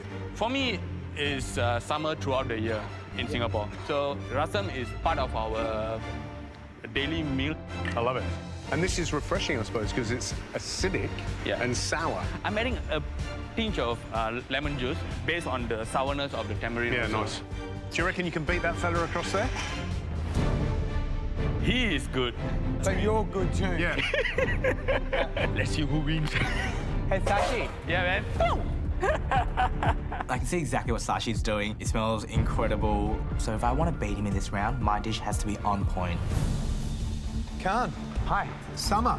Summer Talk to parties, us. day parties, cocktails, pool, beach kind of vibe. So my favourite drink of choice has always been absinthe. Wow. It's an absinthe and cucumber granita. So that's going to go with a coconut ice cream. I'm going to also do a lime sago pudding underneath and a cucumber and absinthe granita on top. Nice. Everything works for me. And it's a great little concept, isn't it? Awesome. Let's see if you can get it done in time. Huh?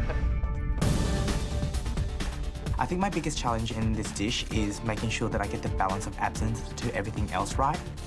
Absinthe is quite overpowering if I use too much of it, and it could dominate the dish.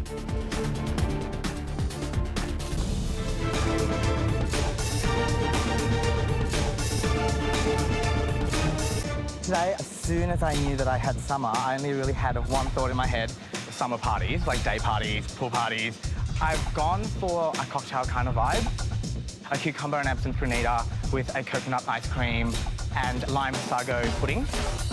The sago pudding is on the stove. It's time to check on my desiccated coconut. Then it's perfect. So I let it cool down a bit before adding it to the ice cream. Can't this dish, it really sounds summery. What have you got left to do? Ice cream? Happy with the flavours? The flavour is really good. It's really intense, coconut. Great. Your granita's done. It's in the blast chiller? Great, I love it. Absinthe, not too much? No, you can taste it, but it's not like a punch in the face. Absinthe, quite oomphy. Be careful. I'm actually a little bit worried that my taste in absinthe is different from the judges. So I've put about 3 tablespoons into the absinthe and cucumber granita. Maybe they'll find that overpowering, but I think it's really yummy.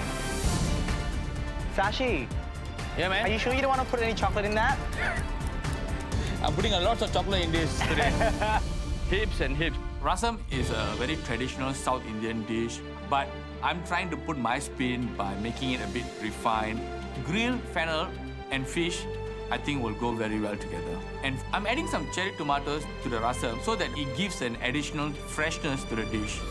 Now I start to season my fish and put it in the pan to cook. I need to keep an eye on the fish. That fish is the hero of the dish. It needs to be cooked perfectly.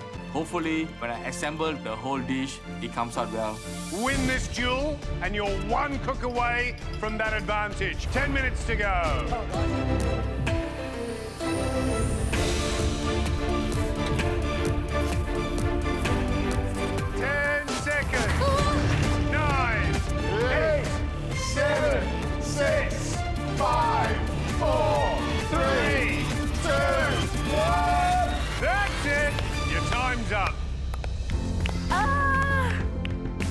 How'd you go, big fella, right? Oh, it looks beautiful. Yum. I can't believe I got all of my elements on the plate. I like the look of my dessert, but Ben's dish looks absolutely amazing, and that sauce or broth that he's got on the side looks gorgeous. I was really happy with that cook. I think Jess and I are both at either ends of the spectrum today. She's done the most amazing dessert. But I'm really happy with the bisque. This is what I imagine eating in winter. It's full of flavour, and it's got some great little scallops on there. Holy cow! You little champion, look at you, you're sweating. Fabulous cook, and the kitchen certainly smells beautiful, so we're hoping the food is delicious. First up is... Calm. Really need to beat Sashi today, but at this stage we're all producing amazing food, so I'm just keeping my fingers crossed that I get a chance to win it.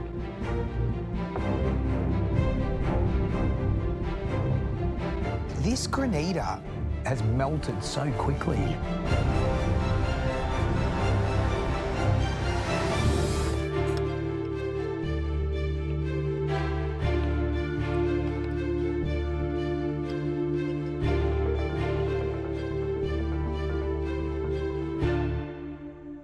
I love that coconut ice cream. Toasted, delicious, rich. Hit a lime in the sago, fantastic. And that granita, when you get a frozen with that granita, absolutely fantastic. But because the sago was plated while it was still hot, it's melted the granita. And suddenly, the absinthe in the frozen granita that's quite handleable becomes pretty strong when that granita melts. So now it tends to overpower everything. It's a tiny little slip, but it's enough to throw out what is a delicious dish. Yeah, which is a shame because I love that ice cream. It screams summer. Yeah. That's yummy. Yeah, delicious flavours, but it's now the cocktail that you were trying to be inspired by. So thank you, guys. Well done. Right, our second summer dish, Sashi. I'm proud of what I've done today. It looks exactly what I've pictured in my mind. Hopefully, it has a very good balance of flavors and textures. What's the dish? Pan-fried barramundi with grilled fennel and rasam. And I also have some crispy skin barramundi. And the summery elements? Summer, it reminds me of Singapore, very hot. Rasam is part of our daily diet. Beautiful, love it. Get up here and sauce, let's taste.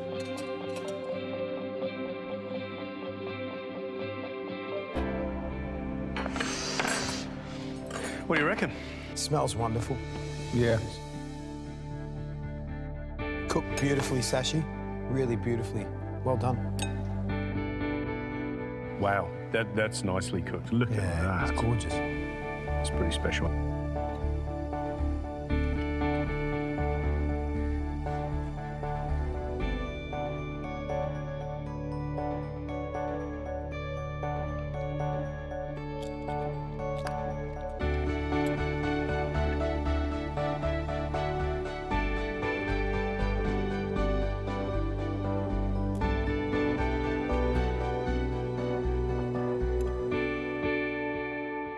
It's a beautiful dish.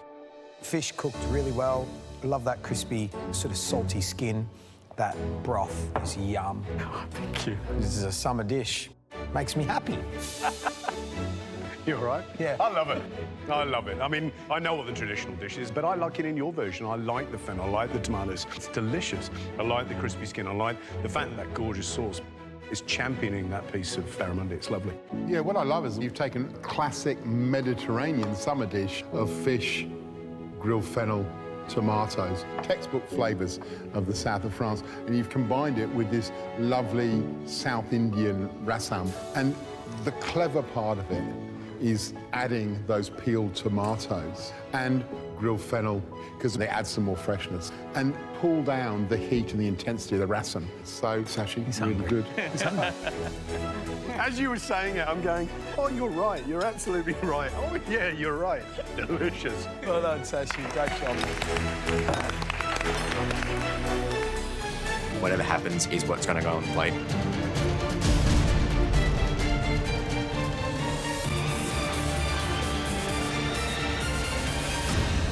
I'm running out of time.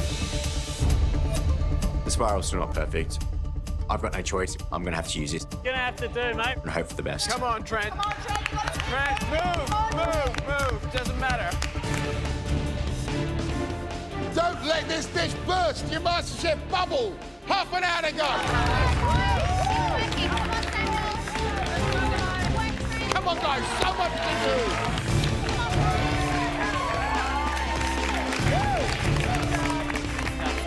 Nice, Samuel. Well done. Come on, Bri. I checked my chocolate cone, Careful, Bri. and they are perfect. Nice, Bri. Super, super thin, super glossy. I'm really happy with these. Good, very good. Yeah, The semi-faded bowl looks perfect. The cocoa butter looks really nice around it. It's really smooth. Bri. Come on, you got this, Bri. Nice one, Brian. Brian lost a lot of time tempering, but he's absolutely flying now. Come on, Brian. The crowd is cheering, and it really helps boost that confidence. I'm impressed with Brian. I think it's all starting to come together. I was at the really, really slow bottom of the pack, but I somehow caught up, and I'm feeling really confident at this point. But there's still so much left to do. I have to keep pushing. I'm not going home today. There is so much to do. You've got the chocolate sauce to do, you've got to spray your little truffle, speed up, focus, and go. I feel like I've worked so hard today to get to this point, and all my elements are coming out nicely.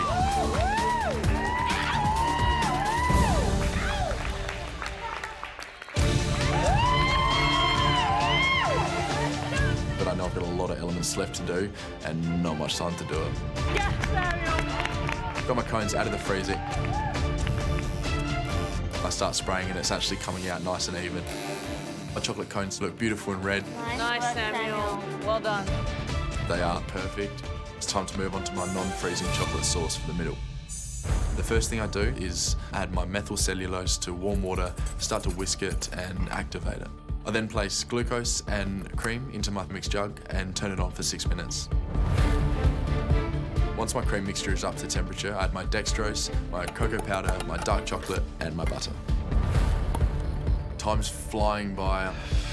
The sauce has proven to be a little bit of an issue. It's taking a little bit longer than what I would have hoped. So this is your chocolate sauce? Yes. You know what your cone is made of? Yep. Chocolate. What happens if you pour hot chocolate to a chocolate? Exactly, so think about it. All right. Everyone, we got 20 minutes to go. Come on, guys. The sauce is finished now, so into a bottle and straight into the freezer to get it down to temp.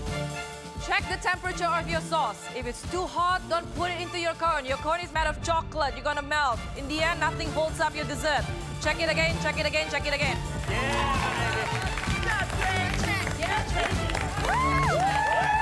Most of my elements are made, now I really need to put them together.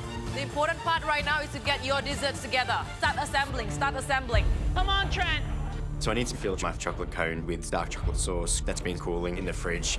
If my chocolate sauce is too hot, it's going to melt my tempered chocolate cone, which may be an absolute disaster. Careful, careful. Watch the temperature. Yeah, make sure it doesn't melt the cone, man. I realise that my dark chocolate sauce is too hot. Yeah, no, cool it down as much as you can.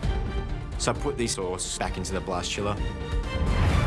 5 minutes to go! Come on! 5 minutes to go, guys! Come on! Come on, Brian! Let's go, Trent! Come on, Trent! Come on, guys! Come on, Trent! Come on, Samuel! Come on! Come on, Sam, you can do this, mate! Come on! Let's go, Sam! Let's go! There's less than 5 minutes left and I have a bit of a gander around behind me and in front of me. I do feel like I'm falling behind. I'm really, really worried that I'll even get anything on the plate. Come on, hurry up!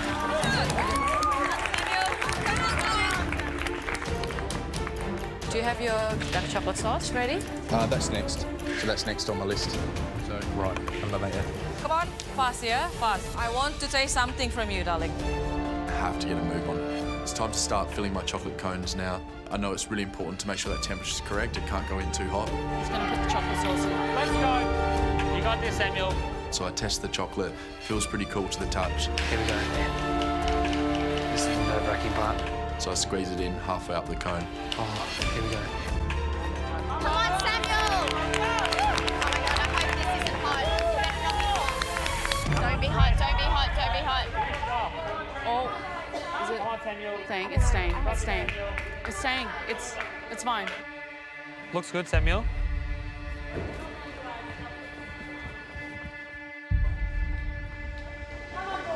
Oh.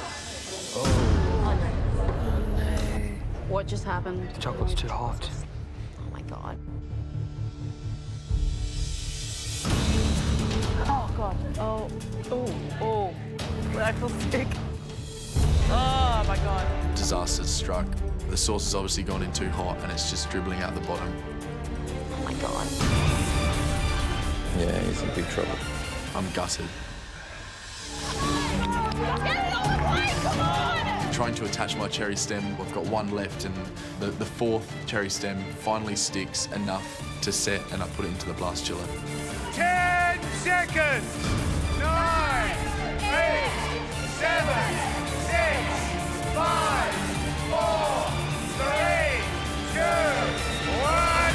That's it! Time's up.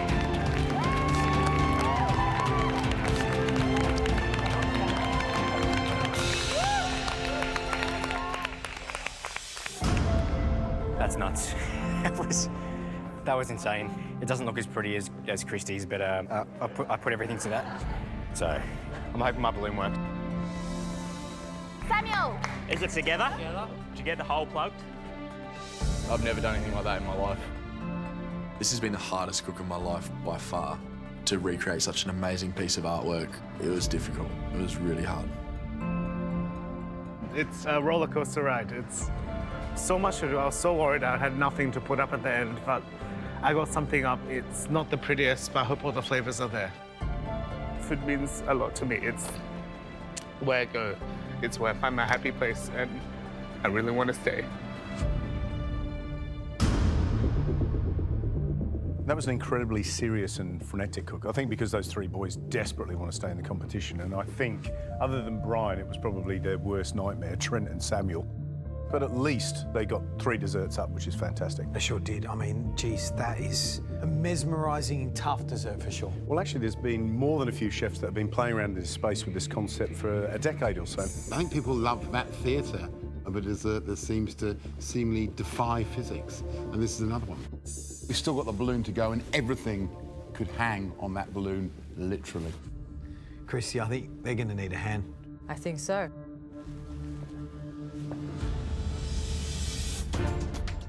Before going into judging, I've got 30 minutes to make a successful balloon sit above my ice cream and complete the dish. I need to get this right. If I can't get a balloon up today, it's not going to be a complete dish, and it's going to lose the theatre of the dish completely. I've got Christy by my side, and she's going to be one that ties my balloon off and get it on the string. I'm now going to add my hydrocolloid mixture to my isomalt, fully combine it to make my balloon mixture. Stirring my mixture over heat, the mixture looks good, but until I've actually got it in the sky, I'm a little bit worried. You tell me when you're ready to blow, okay? My job is to catch your balloon. Sure. Okay? It's looking nice and smooth. Let's do it. This process is a little bit of a juggling act, so you've got to lift the isomalt out really slowly from the saucepan while turning on the helium. Slowly, slowly.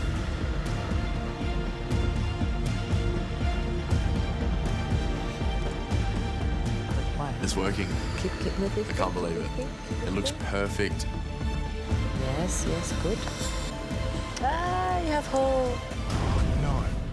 My first balloon pops in front of my face. Still have time. Let's do this again. It's a sticky business.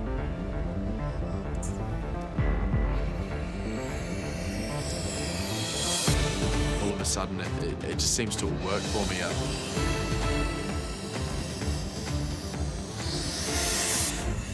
I'm absolutely pumped to have a balloon. There's no time to waste. This balloon's made out of sugar after all, so I need to rush it into the judges so they can see all my hard work.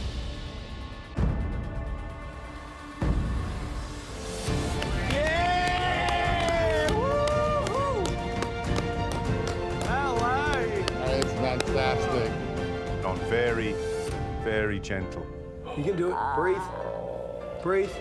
Let go.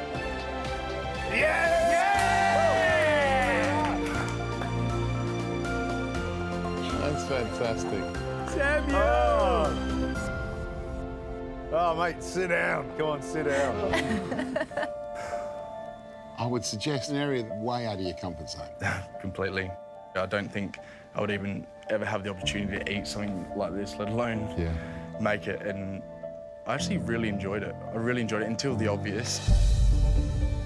You looked amazing in control for most of the cook, and then in the last 20 minutes or so, it seemed to slip away.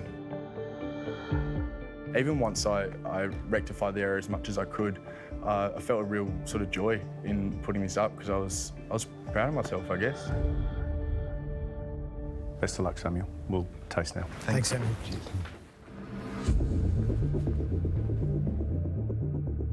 When do we ever applaud when they bring a dish When in? somebody does something that's almost blooming impossible, that's when. That was incredible.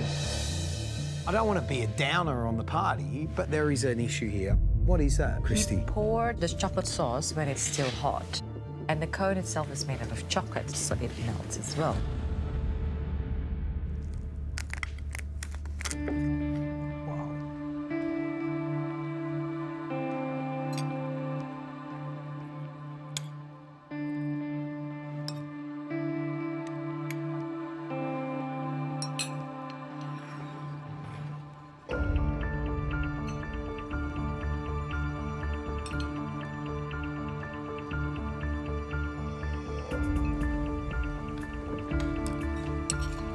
Even though the chocolate sauce did run out, we understand that that's a problem. Yes. But the chocolate sauce is quite nice.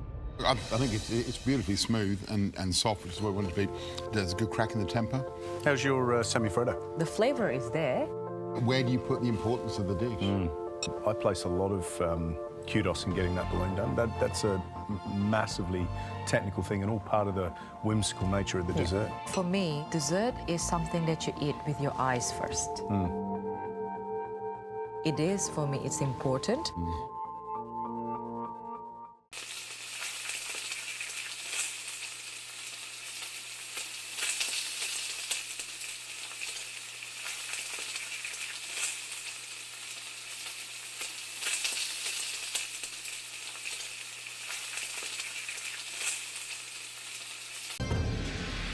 So, I think we better get cooking and show these guys up here how far you've come in this competition. You've got 2 hours to knock our socks off and...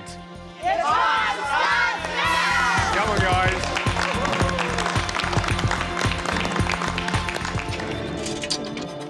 Today's challenge is to cook a dish for the people we love. Mom. Yeah. We've got 2 hours to do it.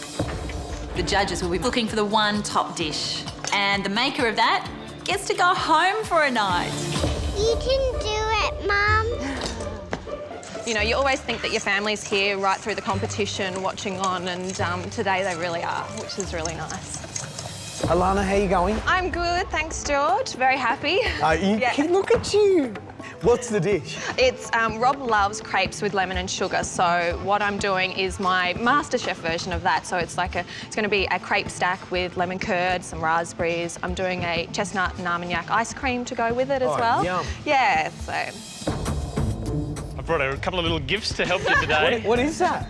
What we've got here is a couple of photos of our little furry friends. They're our children, Miller and Belle. Her Geelong cat's scarf. Seeing the photos and the scarf are little reminders of our life back home, and it even just boosts my spirits even more. It smells so good down here, though. I want to hang around. You can try it later. Excellent.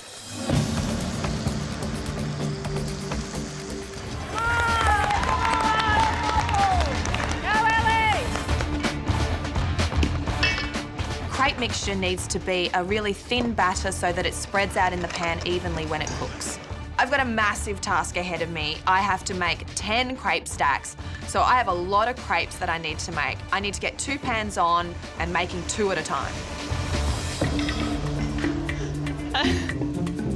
Can you come and do this for me? This is why you have a husband, Alana. Husband's job's never done. You better be able to open it. Yeah. Do you need Gary?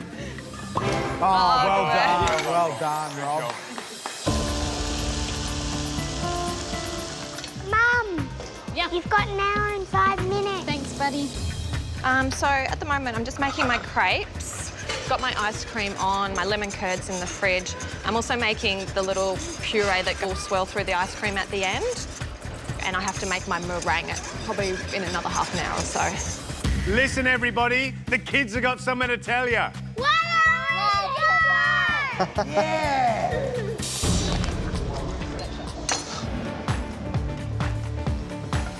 Rob's tasting the crepes with some lemon and sugar on them. Oh, yeah, here we go.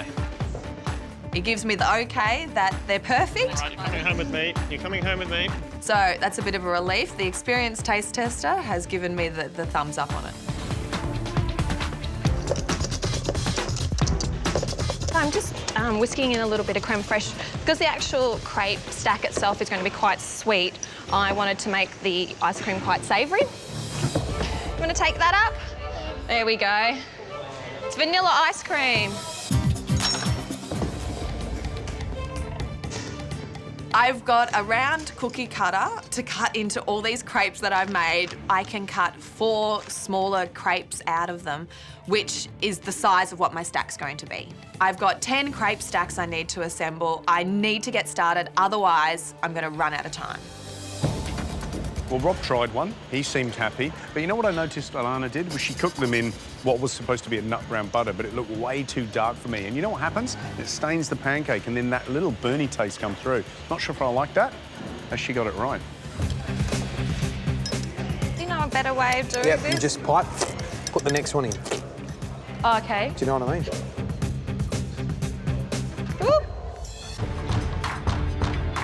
To finish off the crepe stack, I pipe the Italian meringue on the top in a swirl and then blowtorch the top of it. Ding, ding, ding. It's nearly dinner time. 5 minutes to go.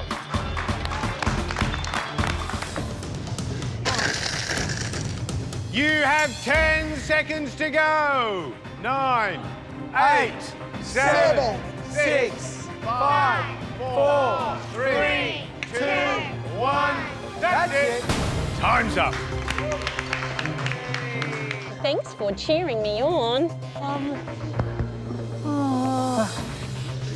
Wow. Yeah. Time to get Alana's dish.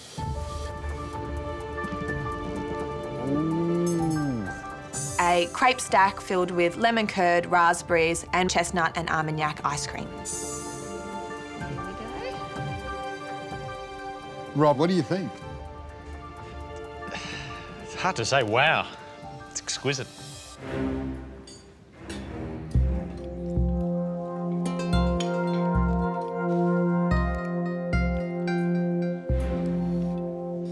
So tangy.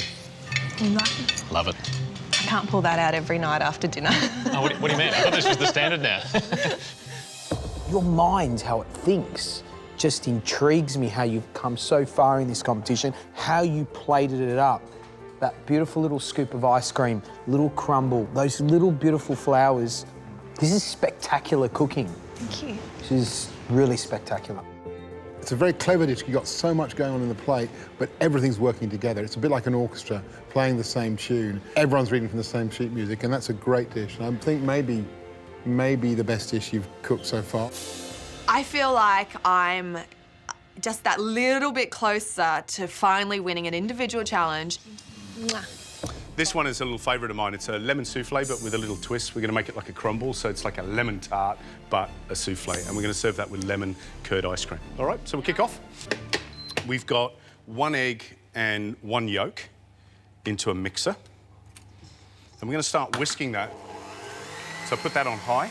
In a saucepan, 185 mils of milk and a little vanilla pod. Into that milk, 2 lemons, just zest. That'll come up to the boil. So what we're looking for here is just a bit of aeration before I chuck in some of that sugar. We've got 75 grams of sugar. So we'll let that go for another 30 seconds. Now, these are the moulds I'm going to use. And what I've done is I've just put 1 thin layer of butter, all right? All I'm going to do on this second layer is just to go straight up, like that, so it's really, really even. So, sugar in. So what I'm doing is just rolling the sugar around and just making sure, as I'm looking at it, that it's well covered, there's no gaps. So I can't see the actual tin of the pot. So that's the sugar. So all I'm going to do now is just slow it down, and then 50 grams of sifted flour, and then this. So 185 mils of that milk, all right? Next step, back on the gas. Don't want it to drop in temperature too much. And then this will just start sitting back down and thickening it up. And at any stage where you think you can grab that vanilla pod, that can come out. And remember, you can use this again. So what's happening is it's turning back into that classic creme pâtissière that you're familiar with. And what's going to go in it is just really a tablespoon of butter and 6 egg yolks. Okay, so we're going to let that cool down. Amazing. Amazing, it's cool. Yeah, so you can dip your finger in it, it's okay. Thanks. Oh my God, that is amazing. Next step, 5 egg whites. As it starts to aerate, sprinkle in the sugar. And you've got to think of the sugar as the stabiliser. And the more sugar you put in it, up to that limit, where it actually knocks the air out and becomes, you know, gooey, the more stable it becomes, more shiny it becomes. And basically what I'm looking for is soft, ribbony peaks. Okay, So lemon creme pâtissière souffle basics. All of the basic in there, and then about half the volume of whites. And then you fold that into the mixture, okay? You see how light that is? It's amazing. All right. Next step, mixture in. So I'm filling these half full. And there's two things I've got here. One is a lemon curd, and the recipe's on the website. It's pretty easy. It's egg yolk, sugar, butter, lemon juice. All right, we're gonna use that a little bit later for the souffle. And then this is just sablé crumbs. Again, recipe on the website, very easy to make. It's a basic shortbread and cooked quite lightly, not too dark. So it's just started to take on that golden crumb. Just gonna put a little bit in the middle. Don't have to do this. And would that stay crunchy once they come out? It'll be textural, it won't be super crunchy. And then I'm just gonna put a tiny little bit of this curd in the middle. It's just to reinforce the flavour. Mixture in. So I'm not going to fill these right to the top because the higher it goes, it's not always the perfect result because then you'll find that they can break if you're not careful. Next, put them in the oven and check them in 2 to 3 minutes time. All right, so 200 degrees, and now we've got to wait for a little while.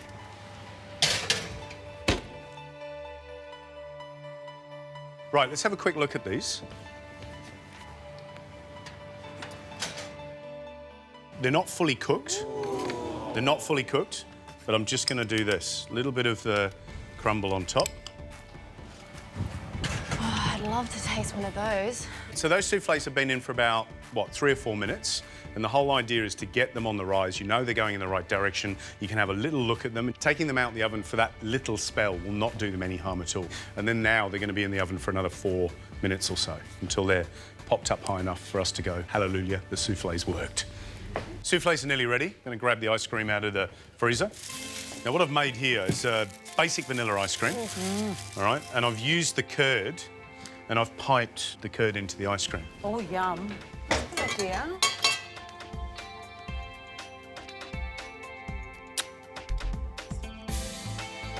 Vanilla ice cream, that's just egg yolks, sugar and cream. Yep. Recipe's on the website. Oh. So, a little bit of icing sugar. Oh. And that is my lemon souffle with lemon curd ice cream.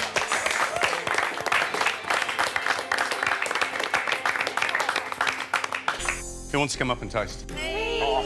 Pip, Nahab and Daniel, up you come. All right, grab a spoon.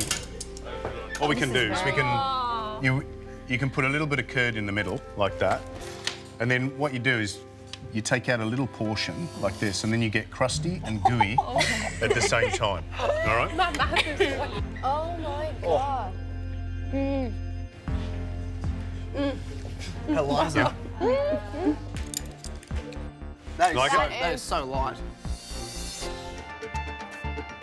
The dish you're going to cook today is... Oh my Lord! Right. It's like a perfume. It is. So I actually call that essence of a woman. I try to make it as beautiful as a woman. A frozen hazelnut parfait, salted, and inside the pump, we got a rhubarb velvet, which is like a coulis, to give a bit of a freshness to the dessert. I want you to open your mind. From now on, you're artist. Follow your own judgment. You know, the best thing about this dessert, not only does it look amazing, but it tastes absolutely incredible. So if nothing else, today, you learn the techniques and the balance of flavours in that dessert, gee, what a thing to learn. You have 2 hours to recreate that dish. Just enough time if everything goes to plan. Your 2 hours starts now.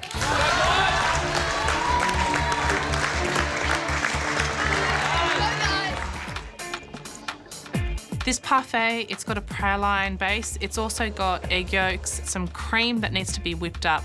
We also have sugar and honey that needs to be heated up with some gelatin, and that just holds that parfait together. There you go. It's very beautiful. glossy. Beautiful.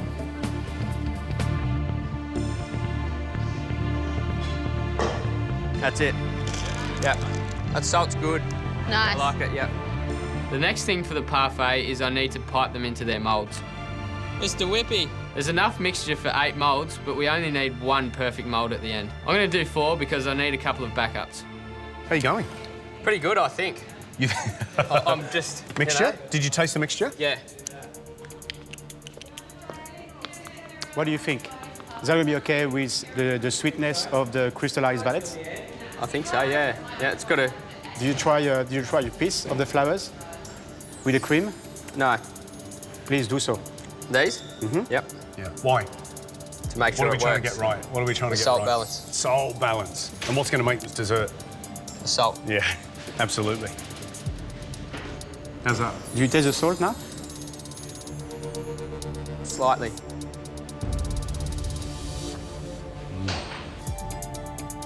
Come on.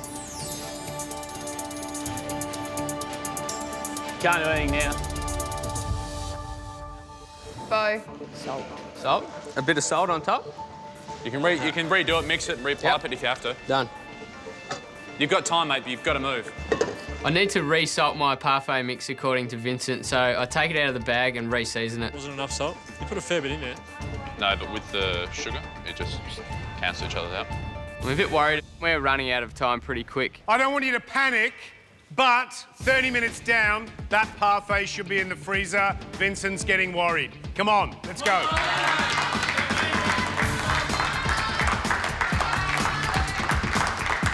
Got to start moving, darling. Yep. Once the parfait is salted correctly, I layer it with some crystallised violet and a little bit of freeze-dried rhubarb, then a bit more of the mix, and so on until I fill the mould up.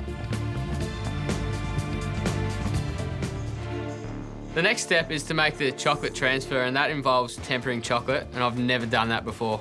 I think it can be quite tough if you've never done it. It looks pretty hard to do. You need to melt dark chocolate halfway. I take it off the heat and it looks half melted, so I start whisking. Come on, come on, come on. Yep, smooth it out. Just express yourself on the canvas, Bowie. It's like a flame. I'm trying to remember what Vincent's one looked like.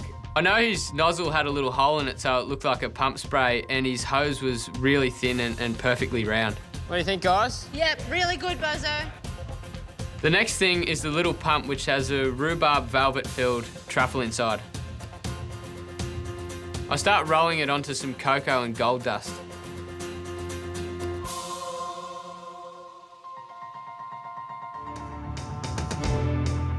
There's only one more thing to do with the perfume bottle, which is the parfait, and that is to make it red. To make the perfume bottle red, you sit it in a great big pile of red granulated sugar, and then you spray paint it with red cocoa butter. Right, how do we do this? Just spray? Woo! It's fun spraying that parfait. I feel like a bit of a graffiti artist, bit naughty, but great outcome. That's it. Now you should stop now. That's Okay. it. Well done, perfect, Amina, well done. Very nice, Amina. Thank you. Great work. Isomalt granules. What do they look like? Oh, that'd be it there. That's it there, yeah? What planet are isomalt granules from? I've never heard of them, but it's dead easy. You put it in a saucepan, you put it on the heat, you watch it, it melts, and then you decide what colour you want it to be. You put some food colouring in it. Here we go. What a crazy thing. And then spread over silicone mat. It's got a bit of vodka and that just helps to react. And we just shape it however we want. Go, go, go, go.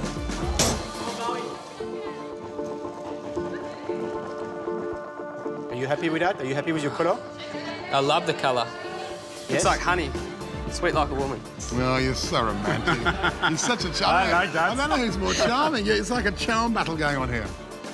I'm getting really artistic. You should get in touch with the artistic side, Andy.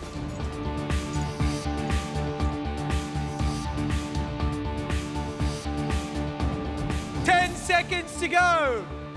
9, 8, 7, 6, 5, 4, 3, 2, 1.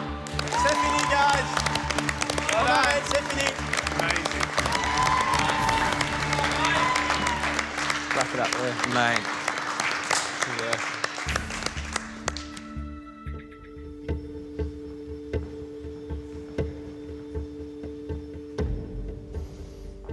Wow.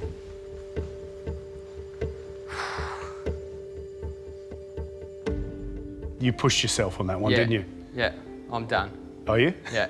It's a really good feeling, but I've still got butterflies all through me. I don't know what's going to happen still. Have you got this sudden fear that maybe the reality of going home is what's going to happen at the end of today? I'm fearing the possibility of that, but at the same time, I'm wrapped with what I've done. Well, you want to do some kind of fire. What is behind that? What is the story behind that? I guess I lost my opportunity to become a firefighter, and I told you guys that this morning, so I'll put that in there as well. Interesting. I like it, Bo. You better leave us now. We have to talk about your dish. Thank you.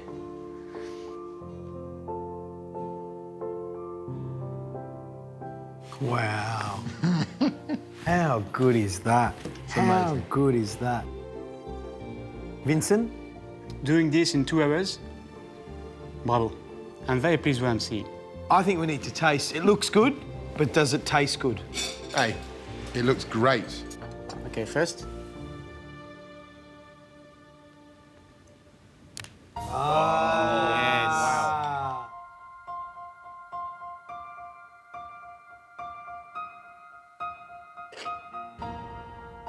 Nice.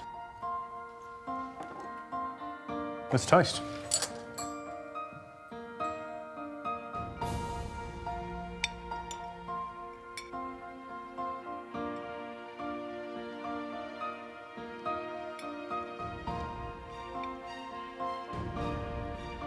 Vincent, you look happy. I am.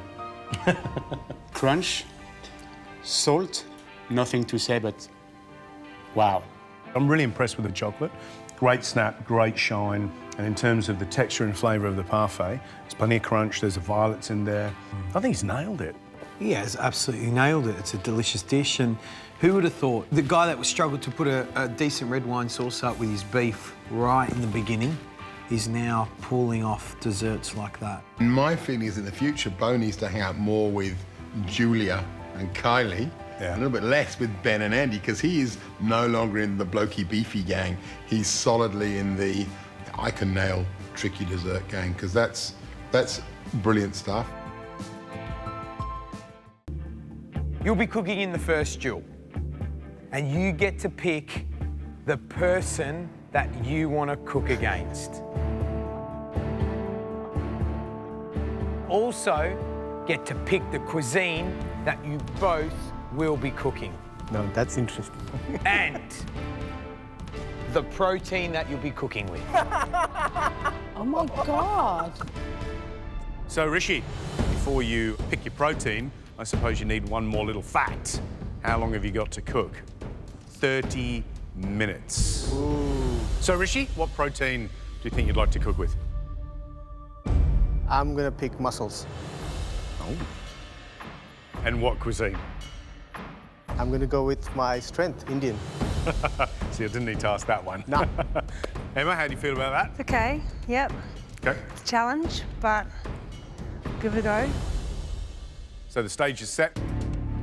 Rishi against Emma, cooking with mussels, Indian cuisine, of course, and you have 30 minutes.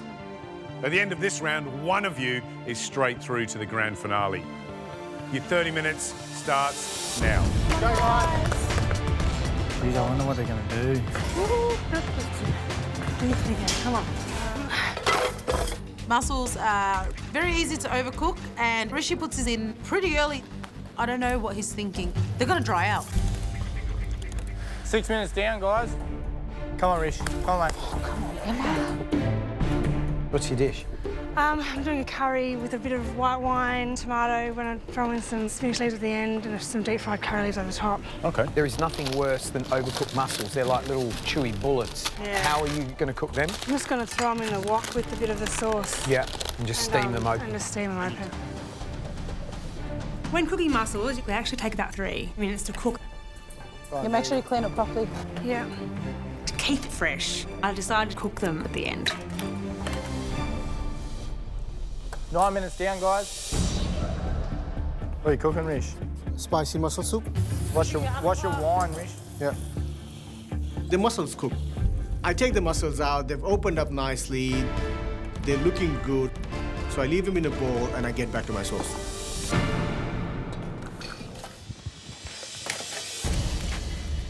Come on, Em.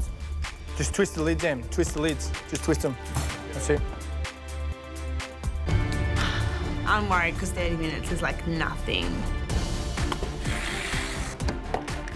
To make a curry sauce, it's really good to toast off the spices because it adds extra flavour and aroma. Come on, Em. Pick up the speed a bit, Emma. Yep, I'd normally toast off the spices a little bit longer, but that'll have to do. I've got to grind them up and put them in the wet spice mix. I want to make sure my sauce is well cooked down. Cook it off. I just want to get, a really good flavour. The more you move it, Em, the less time it has to cook. Yeah, all right.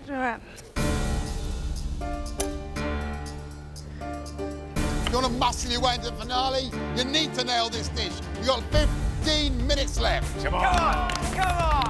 Yeah! Come on, Em. Come on, Rishi. Sorry, miss. She needs to keep it clean or she'll get flustered. Rishi's really confident, as he should be.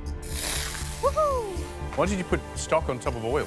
Yeah, I know, but sorry. And my head isn't in the right space from yesterday. I was a little bit flustered.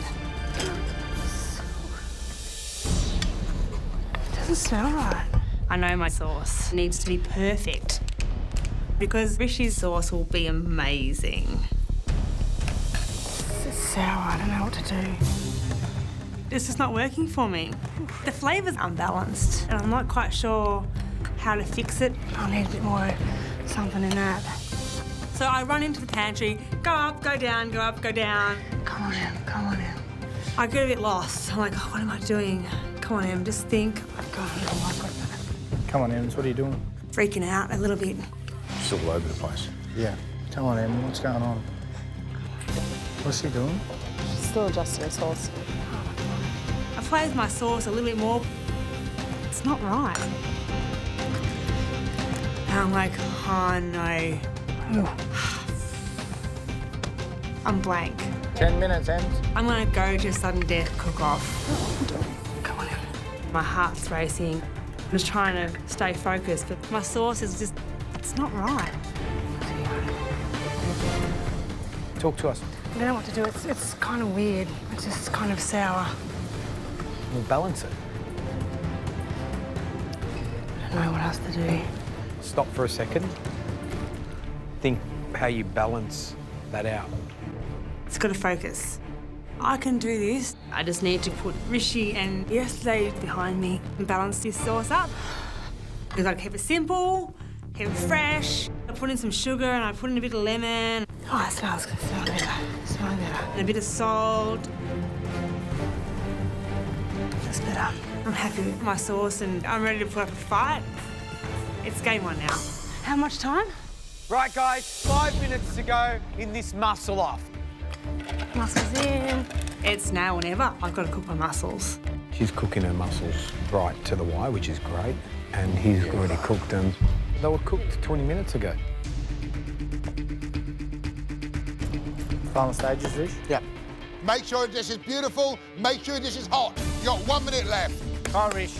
Come on, Em. Got to get them out quick, Em. I pull my mussels out. My mussels look beautiful. They're plumptuous beauties. Right, guys, 10 seconds to go. 10, 9, 8, 7, 6, 5, 4, 3, 2, 1. That's it. Right, guys. The duel is over. Well done, guys. Emma, what's yours? Tomato curry mussels with spinach.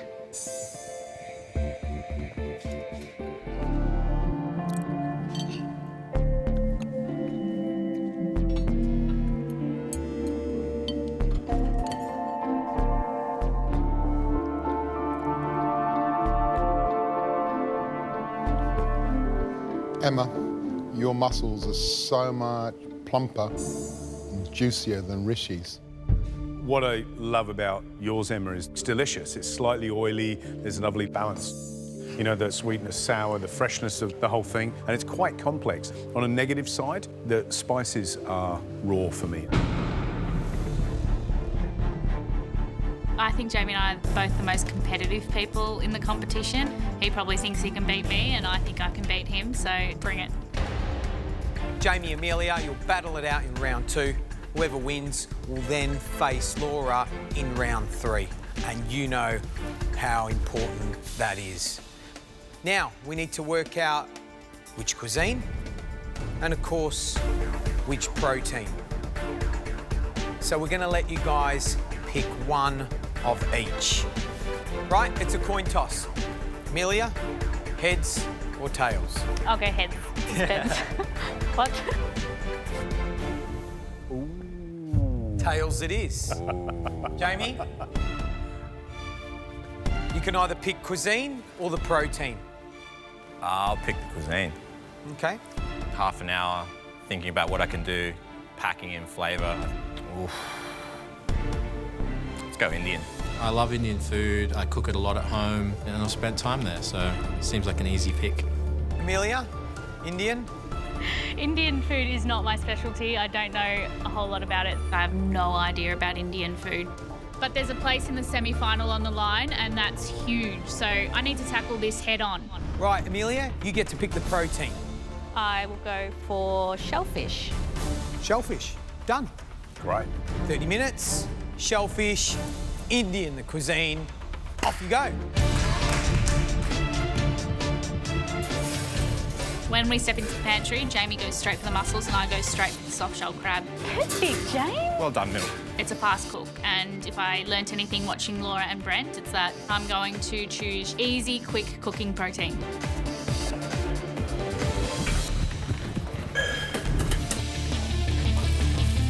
Make sure you DB those mussels. Yeah.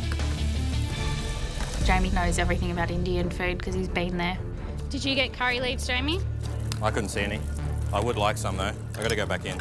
Yeah. The fact that I don't know a lot about Indian food is a disadvantage, but I know that I want to serve a curry base and a nice pile of crispy crab on top of it. Indian food is all about flavour and different layers, so I'm trying to achieve that by really sweating down my onions and garlic and getting them really nice and caramelised and burning my tomatoes to get that sweet, charry flavour into the sauce as well. A crucial cook-off with Laura beckons. You got 15 minutes left. Come on, guys. Come on,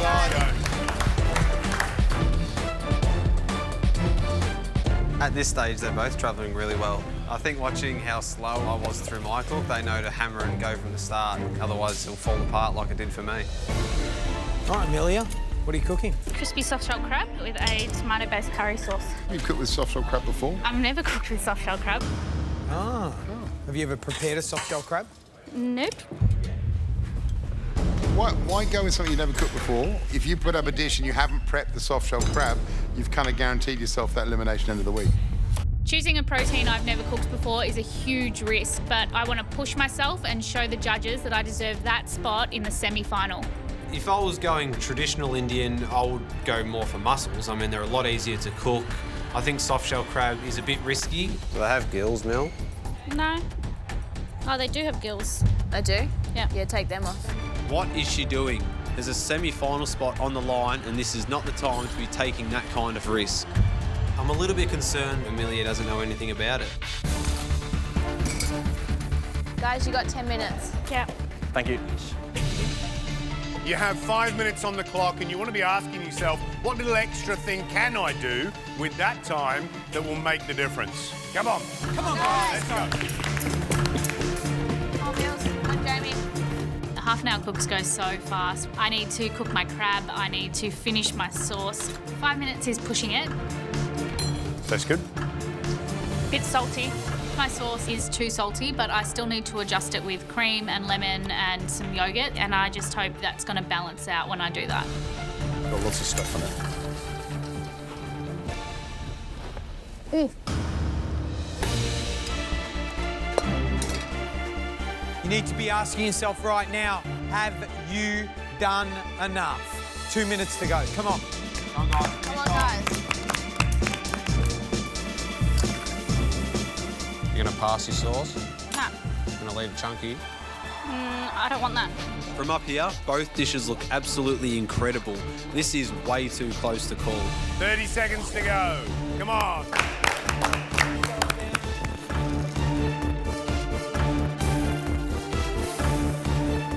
Hurry, hurry, you've got 10 seconds left.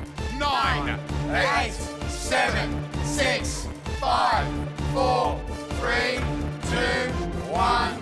That's it. Hands off dishes. Well done, guys. It's going to be a cracking tasting. 2 very different looking dishes. Amelia, you're first up. I'm so nervous for this tasting. I've taken a huge risk and I really hope it pays off for me. Soft shell crab with a roasted tomato curry sauce.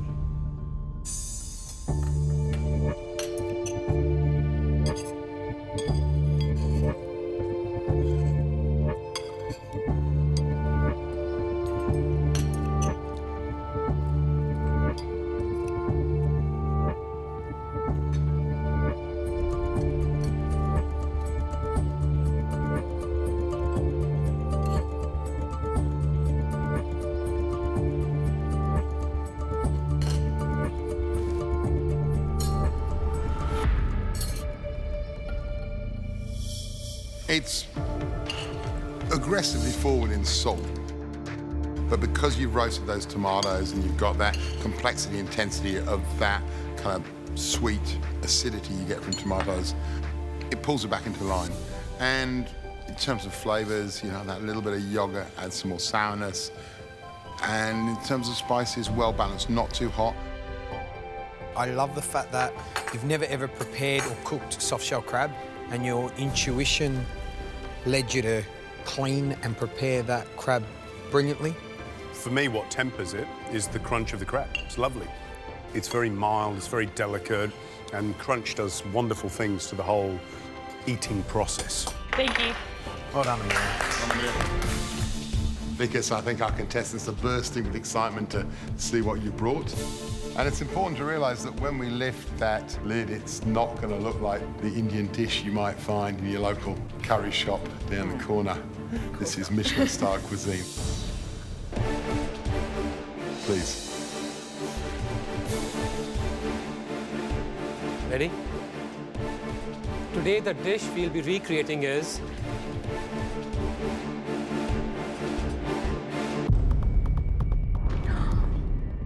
my roasty smoked chicken tikka masala. Looking at Vickers' dish, it's really refined and it's beautiful, and you know, there's just little elements all around the plate, and you know, I'd never expect that to see an Indian dish. So I am quite excited by this dish, but scared at the same time. I don't think I've seen anyone beaming in a pressure test so much like Renee. It's like you my are dream so dish. excited. Like, that's it. That's my perfect dish. 75 minutes. Let's go.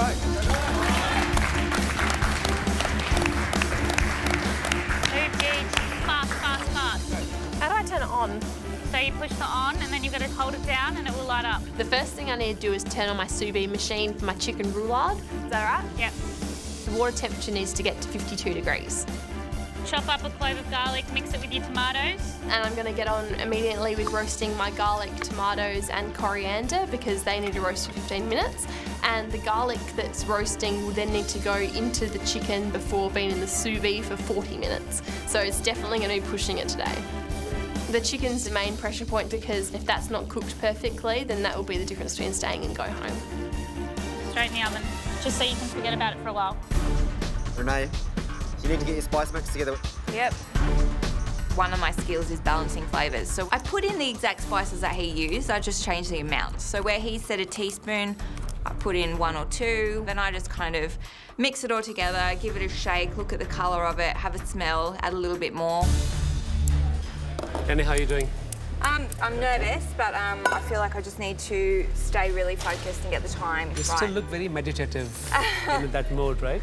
Yeah, I'm not going home. So. You've got to stay. Yes, 100%. Well, let's have a look. How's that? How's that little mixture of... Fantastic. I put a little bit extra because I always like a little bit. Did you put a little extra in, did you? You're changing the recipe. Don't Just do a that. tiny bit. So what I'm going to do today is quite risky, but I have made the decision at this point that I'm just going to make it up myself. The main component is the chicken roulade. I have to make sure that it is perfect. The first thing I need to do is remove the chicken skin from the crown.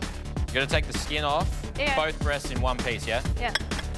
No, no, no, no. What? You have to take the skin off, both breasts in one piece. Smooth, Lozzle. You know how to break down a chicken. I then need to break down the crown and take off the breast and then butterfly that open. All right, just massage under the skin, take it all off, yeah? All right, so you don't want to break it, Jeej, so just run your fingers under it really gently. Trim him off, Jeej. Make sure I don't pierce it. Yep. Looks good. Gently. That's it, Renee. All right, set that aside. Yep. Come on, Jeej. Come on, Jeej. Guys, we should be ready with the smoked ingredients too. What Vikas is trying to say is, hurry up! Flame, get your charcoal straight on the flame. I'm really curious about this method of smoking. Vikas has said that it's a very ancient Indian technique. So I follow the recipe. I spread the garlic paste on the chicken breast. Next thing I do, I get the heated coals, which are now glowing, into a small bowl, and I start selecting the spices that need to go into it. Add 4 dried rosebuds, half a cinnamon stick, 1 tablespoon of the Darjeeling tea leaves. And then? What is it? Oh. 2 cardamom pods, 1 tablespoon of the clarified butter. Amy? Yes? You're losing out on all the flavors. Yes. You need to keep the spice mixture ready and put it on All this in just at one once. time. So now we're losing out on all the smoke, which we need to preserve. Now cover with the cloth. Where is it? I'm worried that all the smoky flavour is escaping because I can't find my cloche. So I'm wasting precious seconds. Thanks, Vikas. Thank you, thank you. Eventually get the cloche on there and the smoke fills the dome and it looks amazing. Okay, I need to refocus.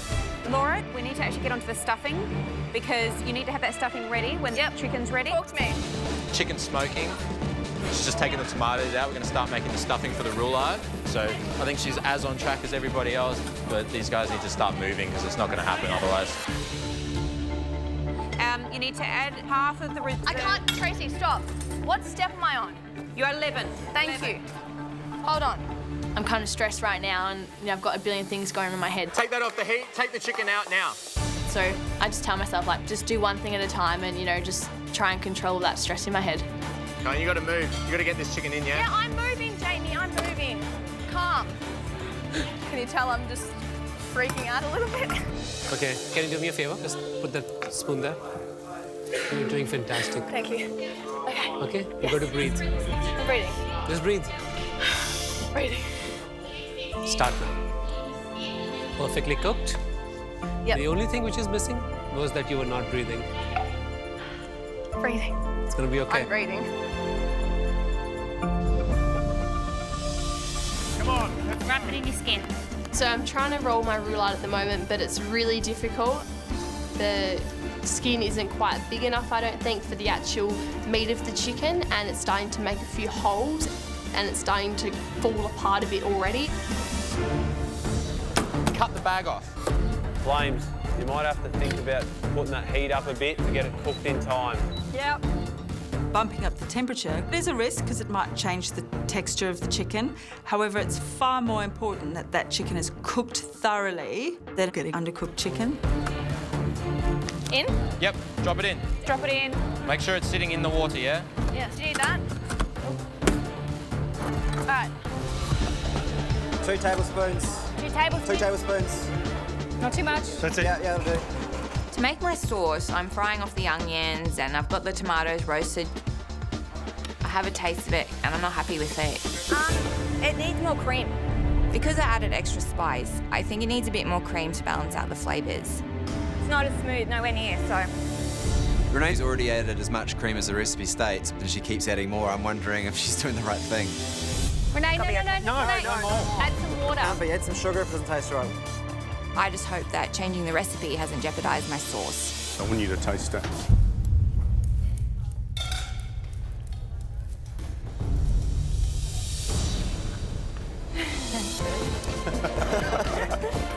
I'm so happy that I've got my sauce back on track and that Vickers loves it. Nice. Looks good. Simmer, simmer. Turn it down. It needs to be simmering. So I've got about 20 minutes to go and I haven't even made my rice papadum yet. I've never made one before. You need 2 pieces of baking paper and then you've got to bash it. For this rice papadum to work, the rice has to be cooked perfectly. Then I need to bash out the rice so it forms together and holds its shape. Laura, give me 1 second. Bash? Not my hand. No. No. I'm letting out the steam. No. I'm literally like bashing absolute jeebus out of it. Look what's happening. Is it cooked? Yes, it's cooked. Did you add the orange blossoms and everything, the vinegars? No. I'm so angry at myself for missing this crucial step. Without the orange blossom and the vinegar in the rice papadum just isn't going to work. I do not have time for this. Okay? Yep. No, that's not going to help. No. We don't need salt in that rice, too much salt. There's no salt in it. From the tears. Okay. Okay. Okay. Yep. Now you got to do it fast. How much time have I got? 12 minutes. Fast and hard, fast and hard. I've never made a rice papadum before. We shouldn't bash the rice too much, otherwise the grains will spread apart and they won't stick together. I'm not sure if I've bashed too much. It seems to be okay, and it seems that they are sticking together. Sprinkle them on, crush them with your hands if you can. And then into the 100-degree oven to dry. All right, get your coriander oil done. All right, so 2 large bunches of coriander picked. Come on, G. This whole cook so far has been pretty up and down. I feel like I'm starting to get back on top of it now, but I know that it's going to go quickly from here. Just strain it. You just need a little bit of oil, you know? Now get in your chicken. At this point, I remove the chicken from the sous vide, and I'm quite confident that it's cooked properly. Get your pan up. I brown off the chicken, basting it with that ghee, and I'm so relieved. I feel like this is doable now. You're looking good, Flame.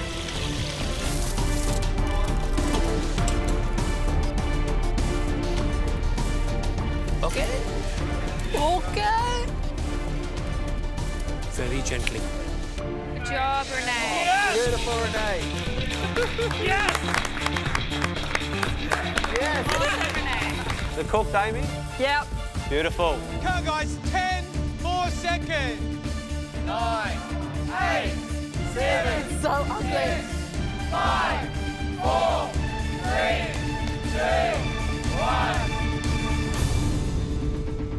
Well done.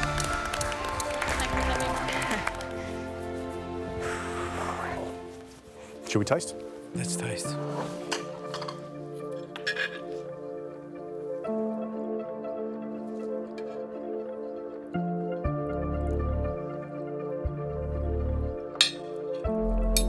Right, let's taste.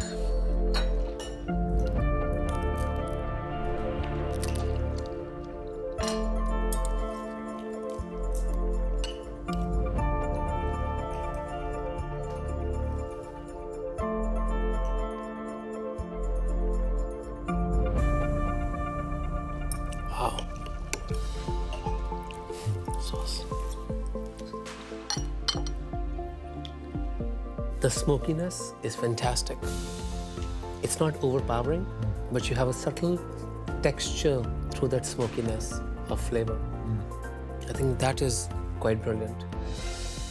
The spice mixture is a little bit over, but overall it's a fantastic balance of flavors. And the chicken is beautifully cooked. One thing that's slightly from yours, there's a fair amount of kind of raw vinegar flavour in the rice. That's probably the one element that if she was going to make the dish again, you'd want her to work on. But otherwise, I think she's done a great job. Julie Goodwin is a 38-year-old mother of 3. How will she fare with some good old-fashioned home cooking? I'm doing a roast lamb rump with garlic mash and a red wine sauce. Julie, are you a woman under pressure? Yes. You've still got a smile. What kind of cook are you? Big comfort foodie type things. I put my heart into it because I'm cooking for my kids usually, my friends, my family, cooking for the people I love, so I cook with love.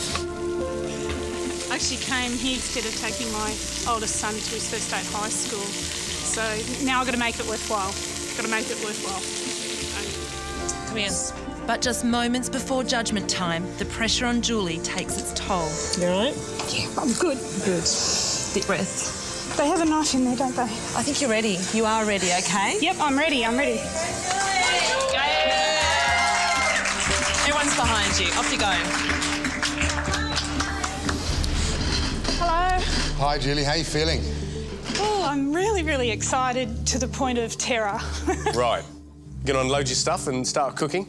Yep, I'm going to carve and plate for you and just reheat my sauce. So, why MasterChef? I'd like to be good fast food, that people can come in, take home a beautifully cooked, fresh food, family meal, put it on their table, and it's home-cooked food. It just wasn't cooked in the home it's served in. Lamb and mash.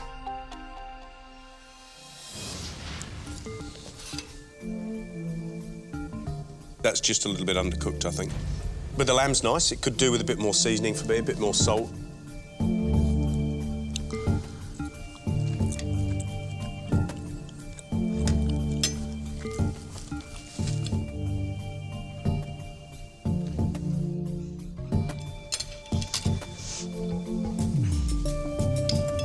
This is excruciating.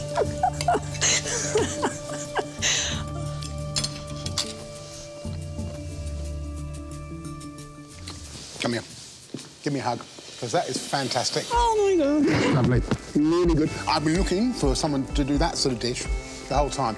Real home cooking that tastes of food and flavour. So really well done. Thank you so much.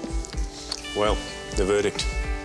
Well, look, I'll go first, because really, I think you know what I'm going to say. That's I know what you're going to say. That's a monster yes from me. I love it. Really good. Really good. I think I'm going to love you, and I want you to be in Sydney. Really? Yeah. Then it's a yes for me. You're going through to Sydney. To the semi-finals. Well done. 1 of 50. Thank you so much. And who thought on the back of lamb and mash? Excellent. You've made my day. It's not us, it's you. Oh, just thank remember you. that. Bye. Bye. See you next time. I just love it. I love cooking. I love people. I love cooking for people.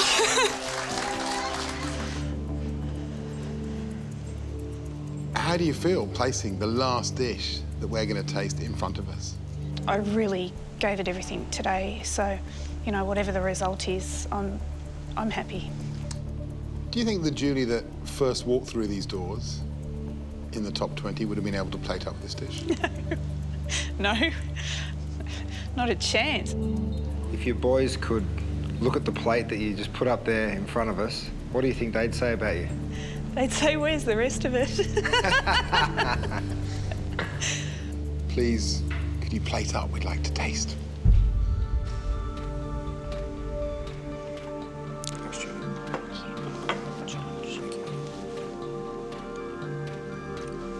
I'm curious to see whether or not that chocolate's tempered.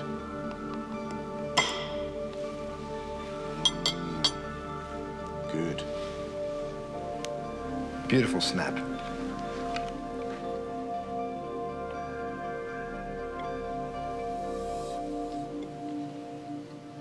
It looks beautiful. It doesn't look as good as Poe's. I'm going to say it right from the word go.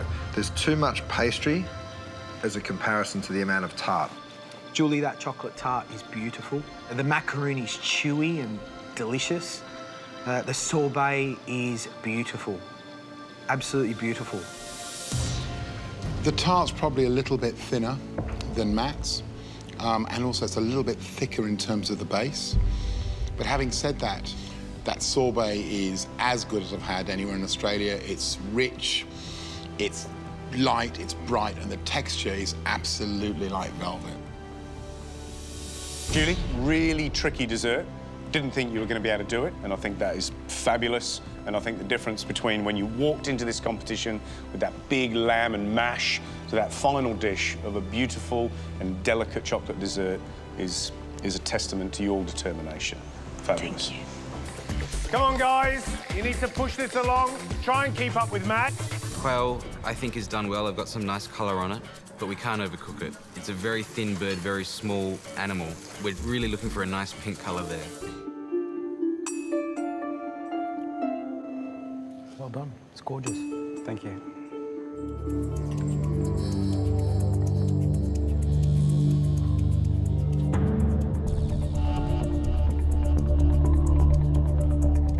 Adam, how do you think you went?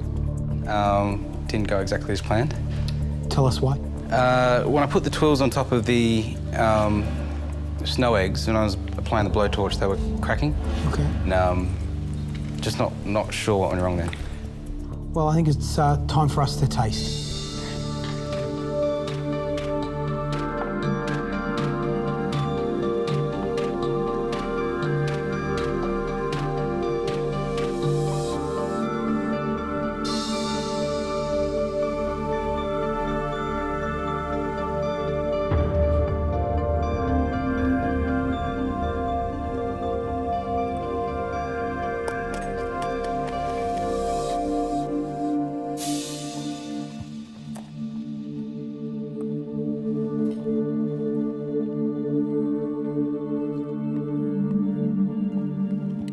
You nervous, Adam?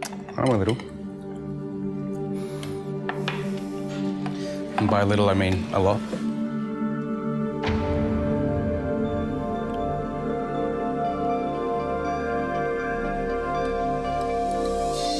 What makes this dish is the textures as you plunge your spoon through.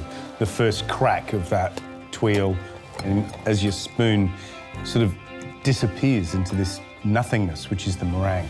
That's the first test. What I love is you've managed to get that real lightness in the meringue.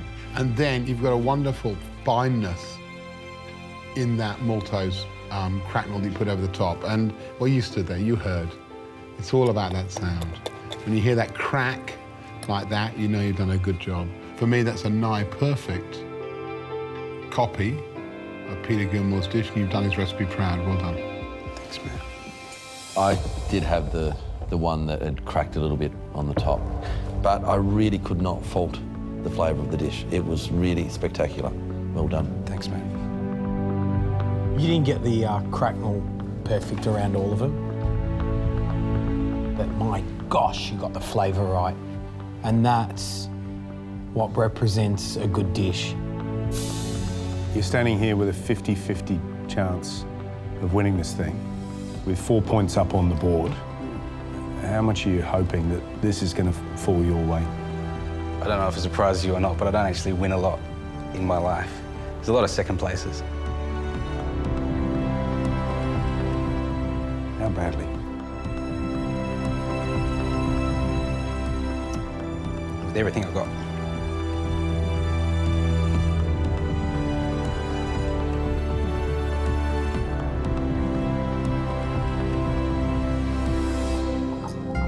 I'm happy with what I've produced because I know I like to eat it, but I'm also feeling really nervous because I'm just not 100% sure if what I've done is enough to impress them. I have cooked a flatbread kofta with a tomato and mint salsa.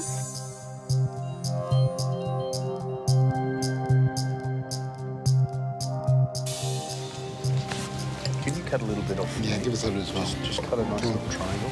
Come on, share. Just cut a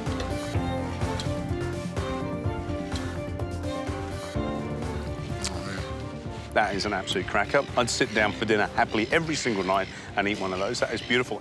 The interesting chefs on MasterChef are the ones that look at the boring ingredients and bring us something that excites us. So thank you very much indeed, because you've got us excited. You've made us exhilarated to be back on season 3 of MasterChef. I feel a little bit weak at the knees and think just keep standing up. Can't get the smile off my face.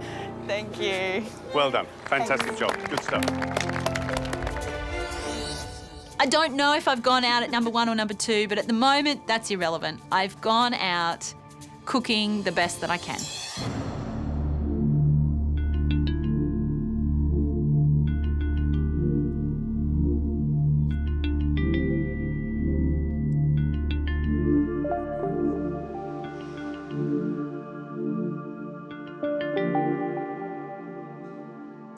So, Kate, are you happy with what you've just put in front of us?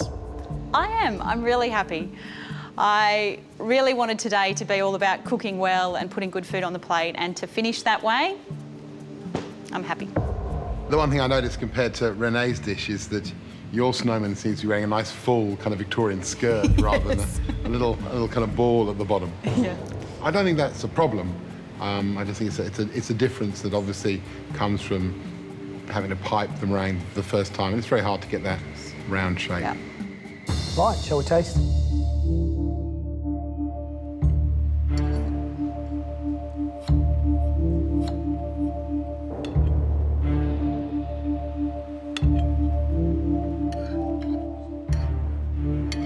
It's impossible to read the judges' faces.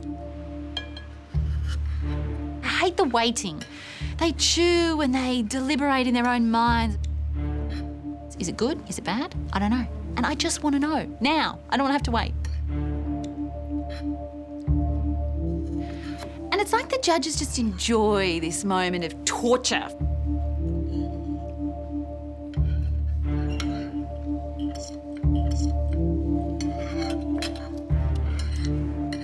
It's sort of hard to stop, isn't it?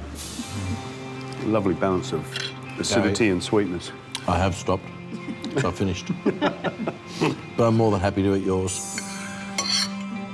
You know, you've just cooked the hardest dish in the repertoire at Noma.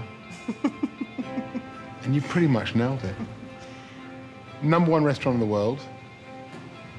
Is that enough to make you the #1 amateur cook in Australia? Hopefully. Beautiful job, Kate. Really, really well done. You're a dream to watch in the kitchen, the way you worked precisely, correctly, and what you've put up is spectacular. Thank you. That was an absolute delight to eat. Beautiful textures, just beautiful balance. It's a very, very special dessert. As you can tell, it was horrible. If I could lick the plate, I'd do it. And even George ate the little carrot nose, which he must have liked it. Good stuff. Can I just say that was such a lovely way to end my time in the MasterChef kitchen. I just enjoyed every minute of it, so it's been a very special day.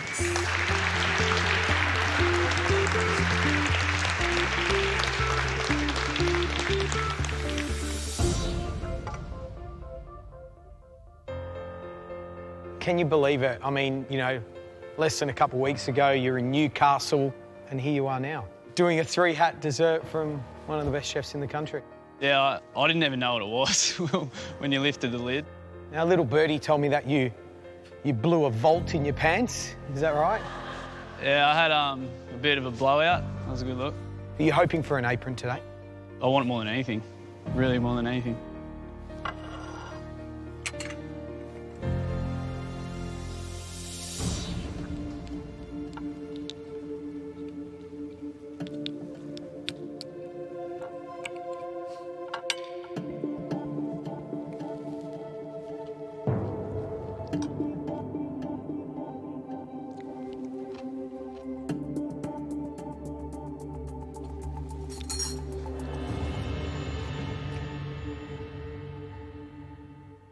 Wow, that's special. It really is. It's fresh, it's clean. You taste peach. You got that little bit of caramel there. Okay, there could be a little bit more on there. But you know what? You're an amateur cook, and this is only, you know, the top 50. Well done. Thanks.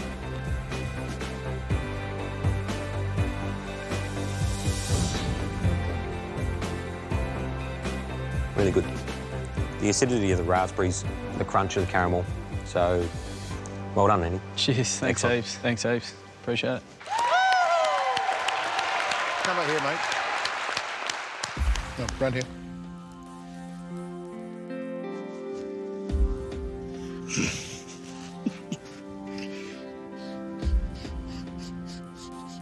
try that on for size. See how you feel. Because I reckon you might be getting a real one of those in a minute. Cheers, guys. Okay, Andy.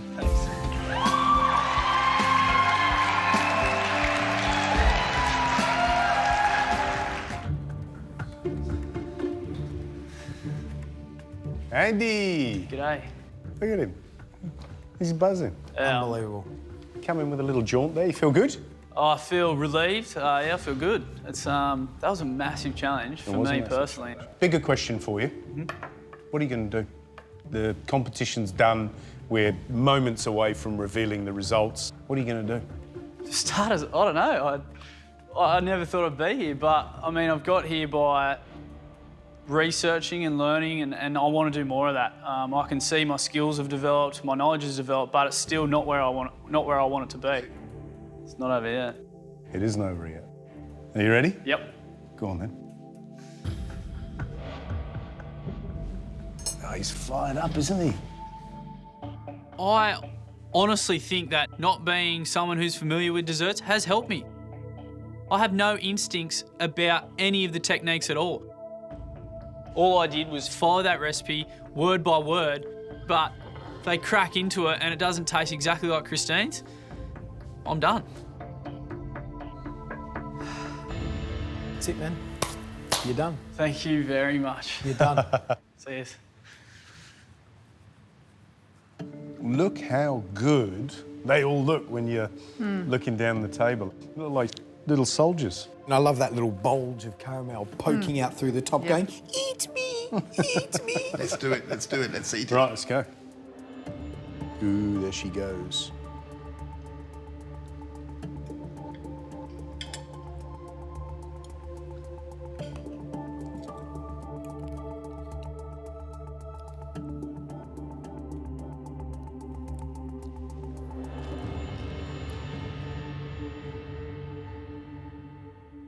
Looks delicate, looks beautiful.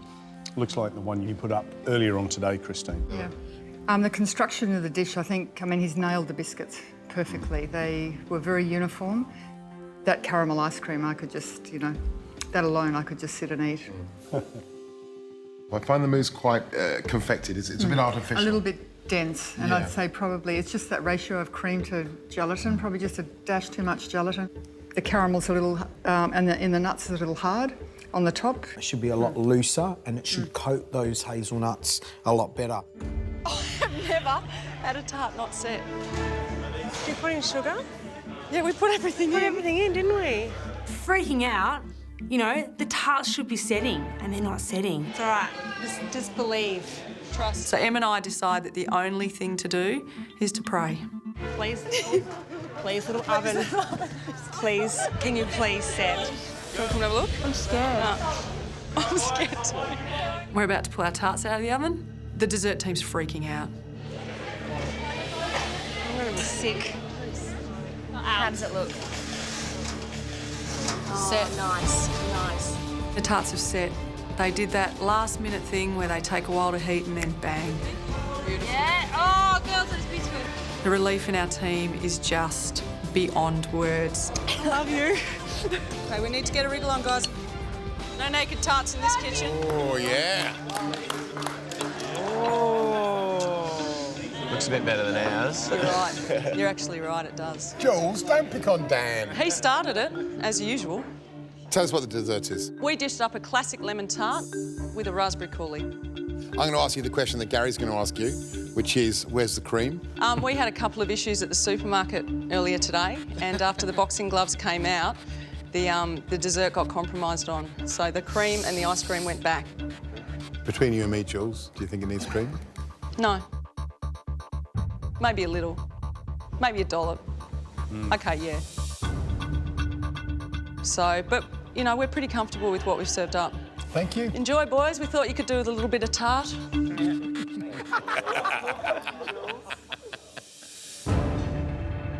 So you guys did such an amazing job with the little ingredients that you had. Thank you. You know, It looked cream, no fantastic. cream. Seriously, it was beautiful, restaurant tasty. quality. It looked fantastic.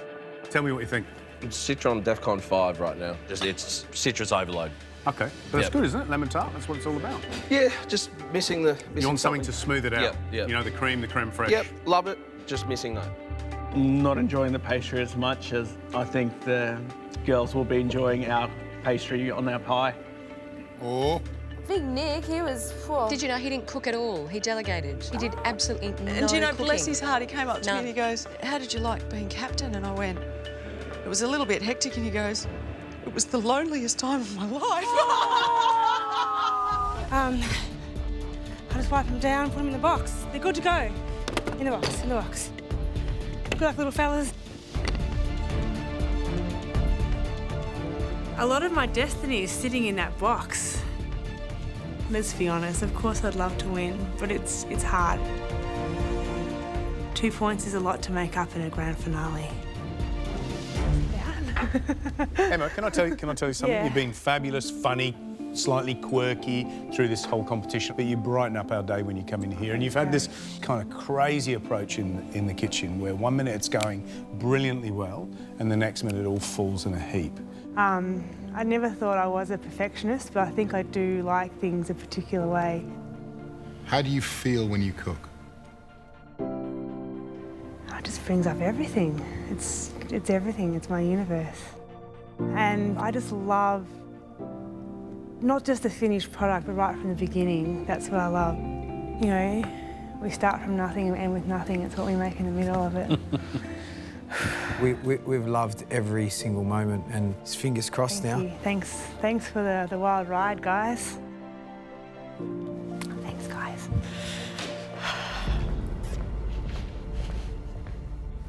Ben?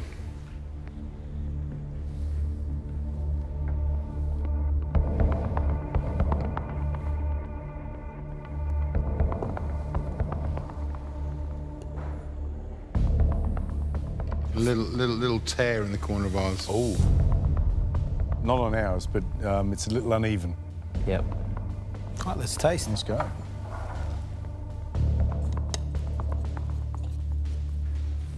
Oh yeah, listen to that. Sounds like the real deal. Oh, crunchy bits. Yeah, straight away you can hear it. Crunchy. Did you hear that? Straight into crunch.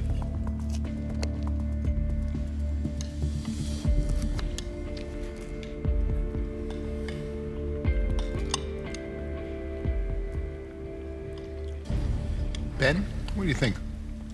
The biggest difference I noticed when I first took my first mouthful was that the meringue was excellent, and that seemed to be the right amount to me. Just that sound when you crack in and you hear the meringue cracking like ice on a thin puddle is beautiful. The consistency of that is brilliant, and it carries the flavour. It's that creamy feel in your mouth that then counteracts the granita, the crunch of the meringue, and it lingers. I mean, my palate is salivating. It's beautiful. The negatives for me, one, the same as Linton. The presentation when you lift the lid was not quite there. Yeah, I think presentation with this one again was a problem. The tear on the top does detract from the look of the dish when you open it. And I think that granita is a lot more acidic than Linton's. It's not a huge detraction, but we're not talking about a huge difference. No. You know, if it costs you a point across 4 people, that can be the difference between winning the title and losing it. You know what this means? Finish that goes to the wire, all the way to the wire. Can she make enough points up? Yeah. Shall we score? Let's.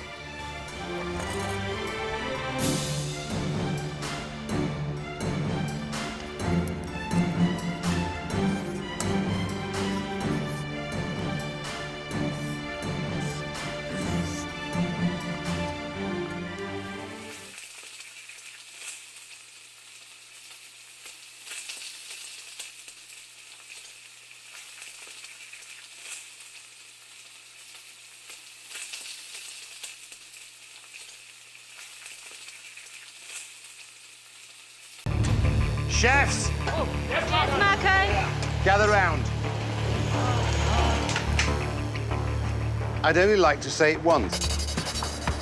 You have 8 minutes before the first customer walks through the door. Trust me when I say this. It will be the quickest 8 minutes of your life. I'm glad you find me funny. In an hour, you won't be.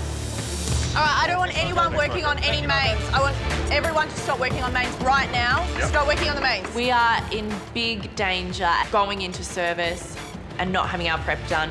I need the scallops done. I need the bisque finished right now. Stop with my I'll chop 4. Yes, it's fine. I'll just chop 4 mushrooms down. It's not fine. Are you listening to me, Michael? I don't want anyone working on the mains. They need to put more resources into getting our entree because if we don't, we're not going to be ready for service. Tray up. Chop into one. Just do it. Danny's taken us off mains to focus on entrees. This is crazy. We've got to prep everything now or our service is going to be a disaster. Just a quick chat. You got a couple of minutes before service. Entree. Ready to go? Wow. Yep. So feeling confident. Yes. So main course. Roasted. Crackling's good. Yep. Dessert's ready to go. Al's just about to put the ganache on top of the tart. It goes into the fridge. Okay. And it's already cool, so... You got a smile on your face. Is it going to be a good service? Fingers crossed. Yes, confidence. And have fun.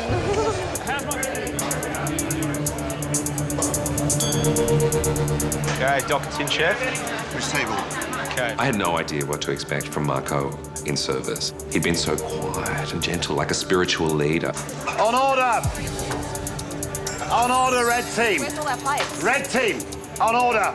Yes, Marco. Yes, Marco. Like a switch was flipped. 2 entree, 2 main, 2 desserts. Let's go. 2 entree, Billy. Marco just kind of went into this, like, psycho mode. Red team, 3 entree, 3 main, 3 desserts on order. And was just yelling. Red team again, 4 entree. And it was actually pretty scary. So I want from you now, I want 9 away all at once. Yes, 9.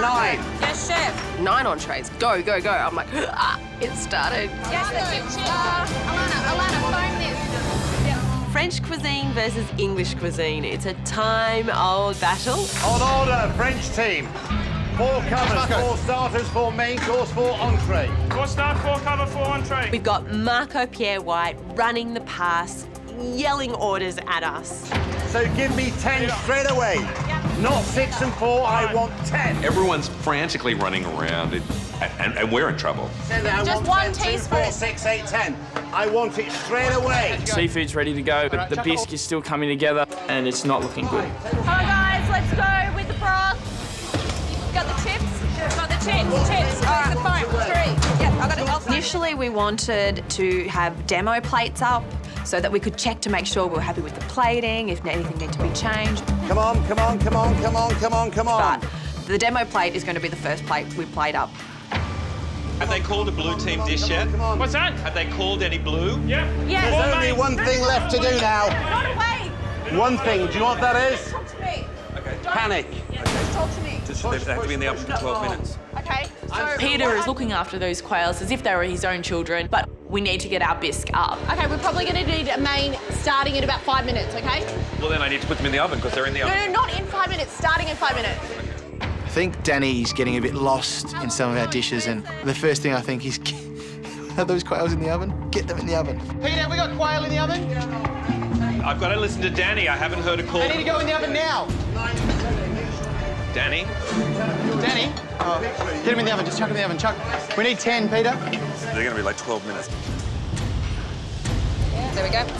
Excellent. Yep, perfect. It's done. You get yours up. Red entrees out. Go, go, go, go, go. 33, 33. Run, run, run. The first entree goes out within about 5 minutes, and the blue team are still struggling to even get their first order started to plate up. I'm still waiting for my shellfish soup and I'm not getting it. The red team have already served 1 table. Come on. We're running behind. Shout at Just a them. little bit out on our timing, and maybe we had too much on our plate to start with. We need 4 more chips. Yeah, on marker. You've got those 4. These ones are ready. Yep. You all know our task, and we're all performing our task. Right, let's go. Let's get the chips out.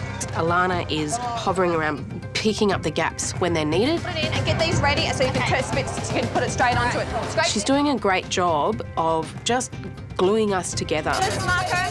Their dishes are flying out the door. The underdogs are showing us how to cook, and yeah, we're in real strife. You know, there's nothing I like better than a good tasting. So let's get the first dish in, the egg and chips and the red tea. Egg and chip, it's a great English dish. I've never gone down to the local cafe and had caviar on top of my chips. In fact, I don't think I've ever had caviar with chips before. So all I can say is Here's to you. Or even Gary, can I just say, bon appetit.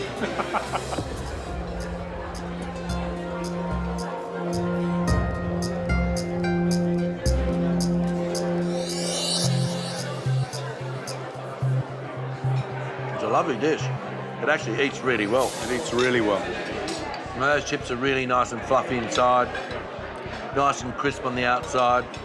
The roe pops in your mouth. I'm picking up almost like memories of salt and vinegar on my chips down on the beach because of that roe. Come on, I'm waiting for 8 bits. Come on. We've had customers here for 20 minutes now and we don't have a dish out. On order. 3 more bisques. It's really sort of now or never. We have to start getting dishes out now. Come on, I'm waiting for 8 bits. Come on. It's probably not the greatest timing for the bisque to be going out. You know, it's a buy-off, you know. Do you go for really technical stuff and take more time, or do you do simple stuff and get it done really quickly? Yes, chef. Table 30. Okay, what table am I going to? 30. Seeing that dish plated up, it's a huge sigh of relief, but we're nowhere near complete. We need to keep going, but at least we've got our first dishes up. The food that's leaving the pass is beautiful, it's elegant, it's definitely French, and you can see that the diners, when they're going to get it on their table, they're going to be happy. So this is the blue team's first course, lobster bisque, lobster medallions with scallops. First thoughts, smells fabulous. Love that strong bisque, that shell aroma that you get, and it's one of my favourites. Looks pretty as a picture. My concern was, from mise en place time, they've overcooked the lobster, but we're going to have to find out with taste. Well, it doesn't get any better than that. That is delicious. It's faultless to me. I can't fault it at all. You know, that bisque flavour, you know, it's got that really strong, intense, but it has that little bit of heat from the cayenne pepper.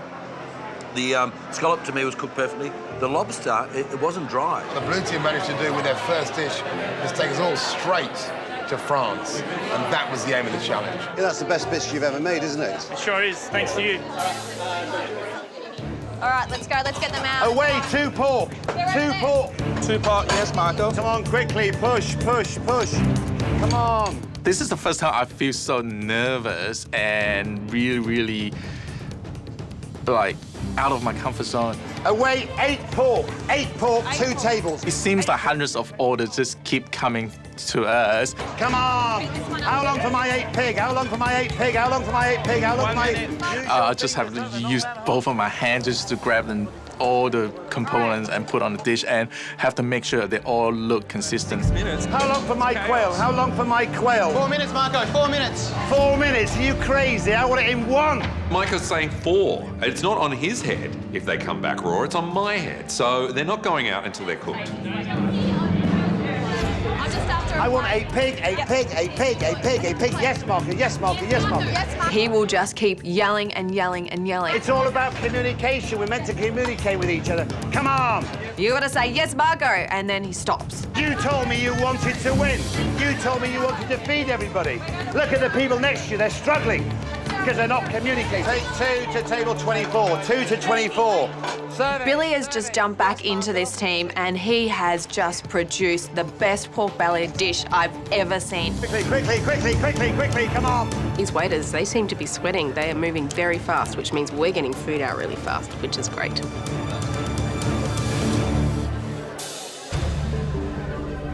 Well, this is the red team's main course, roasted pork belly with caramelised apples and cider gravy. Matt, what do you think of the presentation? I'd like to see a little bit more greenery on there, but I'm happy. You know, the shininess of that skin, the sweet smell of the apple that's coming off the gravy. I think it was fantastic, and I'm salivating. Let's eat.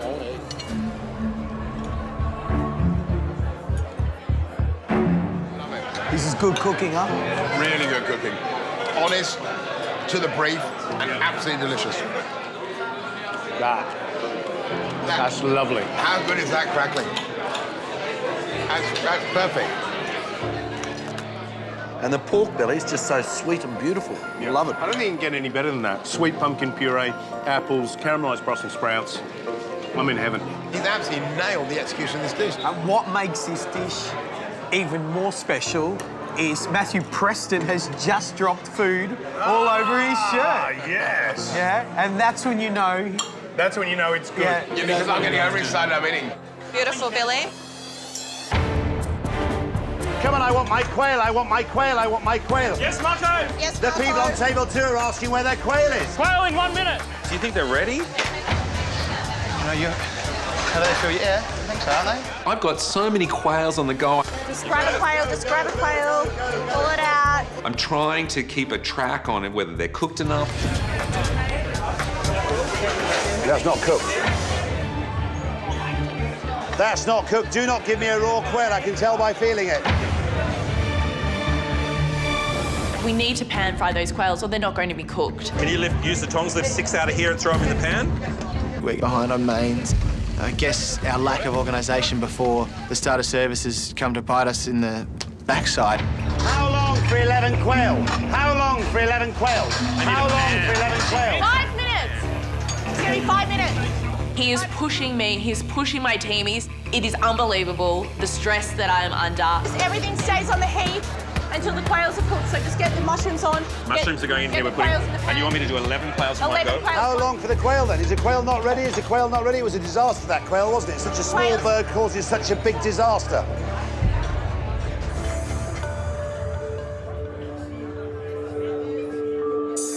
Well, the blue team's French-inspired main course, which is quail with onion soubise, mushroom ragu, and jus gras. Presentation, Matt, what do you think? I'm thinking it's on the not that generous side. And I think one small quail is not enough for a main course. I like the look of it. It's nice and rustic. It's French brasserie for me. Onion soubise, wild mushrooms, and roasted carrots tick all the boxes. Question is the quail cooked beautifully?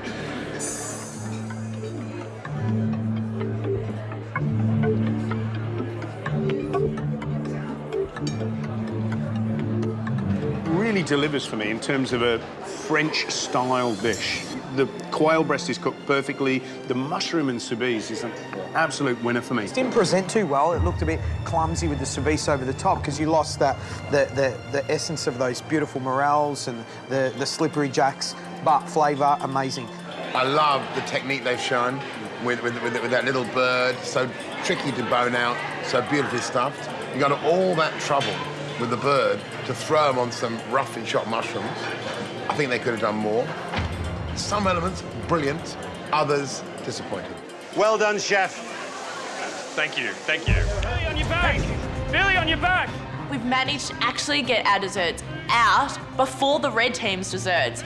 It's taken us 3 courses, but we've got the hang of it. We're working together really well as a team, and our dessert is going out looking really beautiful. Let's put it around the side. Tables have been waiting over 20 minutes for the desserts, guys. Right, okay. I can't believe that it's taken us this long to get organised and get the desserts out. And on top of that, I'm really worried that it's not going to taste right. I love the way that jelly is shimmering. It really catches the light. It's got a nice wobble to it. First thing I thought was a perfect little sweet finish to a canapé party. Yeah. What a great idea.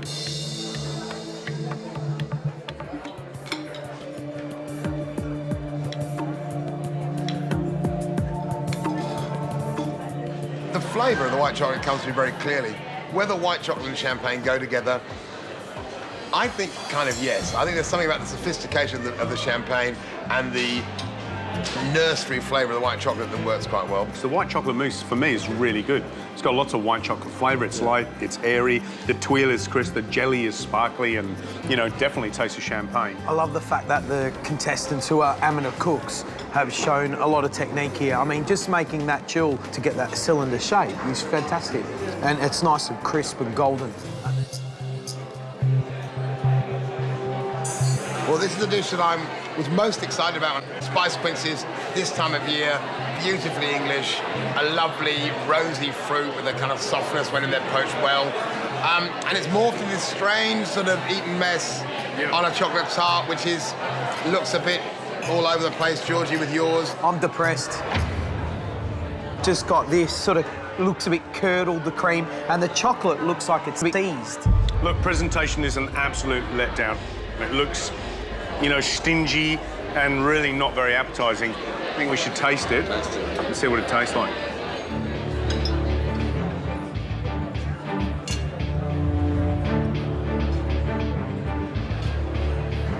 It surprisingly actually eats quite well. Yeah. The old mess on top of it, well, it is a mess. It's meant to be a mess. It's also very salty. Yeah. They've smacked that chocolate tart with a lot of salt. I don't know which way to go. I'm a bit indecisive. Look, let's be honest, it's not a great dessert. I mean, it tastes good, but if that came to your table, you wouldn't be that happy. It'd be a bit of a downer to finish a great main course.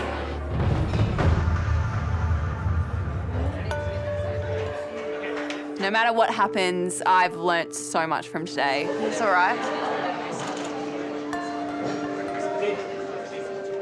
Meeting Marco and being able to work with him is just so inspiring. It's not important what I think. Yes. It's what the clients think. I'm just here to be your friend. He was just so passionate about working with us today and really encouraged us to do the best that we could. Can I just say, well done. Thank you. It's been a great pleasure for me. I travelled thousands of miles to come here, and I can honestly say you never let me down. And what you found within yourself today will stay with you for the rest of your life. There's always going to be the odd hiccup. But you know, my favourite bit was seeing the waiters run. That's what you did. How you going, Dan? I'm getting the hang of it. Alana assigns me to the grill and I see that I've got 4 dishes to be in charge of for the next 90 minutes. I'm in charge of the burger, the club sandwich, the salt and pepper squid, and the steak. There's a steak as well. OK, burger up, chef. They might seem like pretty simple dishes, but every dish requires quite a few elements. OK, so I've got to watch that because it burns really quickly. I need to put the buns in the salamander, which is like a searing hot grill. I just can't get the hang of it. It's OK or not? No, they're too burnt. We'll need new. New order, I need a buffalo salad. Yes, chef. Yeah, I've got a duck confit up. I need a burger and I need a chips, yeah? I've got another fish on order, so let's get a risotto on. Ellie, Danny, Alana, you're under pressure. This is a real kitchen. Move your butts. Need a squid, yeah? You got a squid coming? Squid's coming, squid's coming. Give me a squid. 20 minutes from the time of order to the time it gets to the customer's table is not a long time, especially if there's a lot of people in the first class lounge.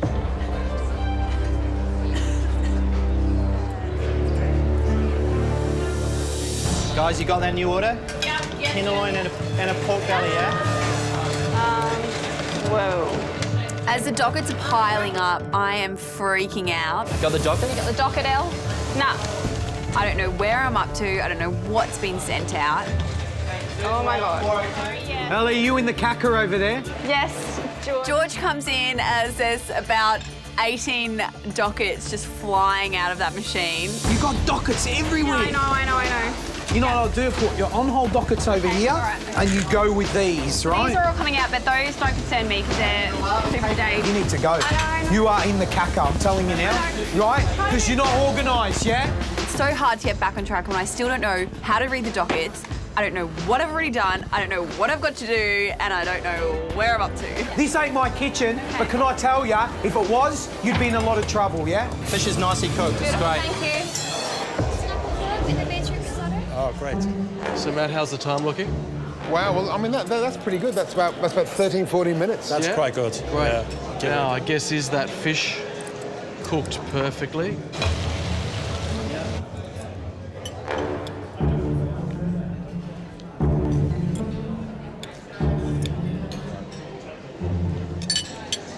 My fish is almost perfect.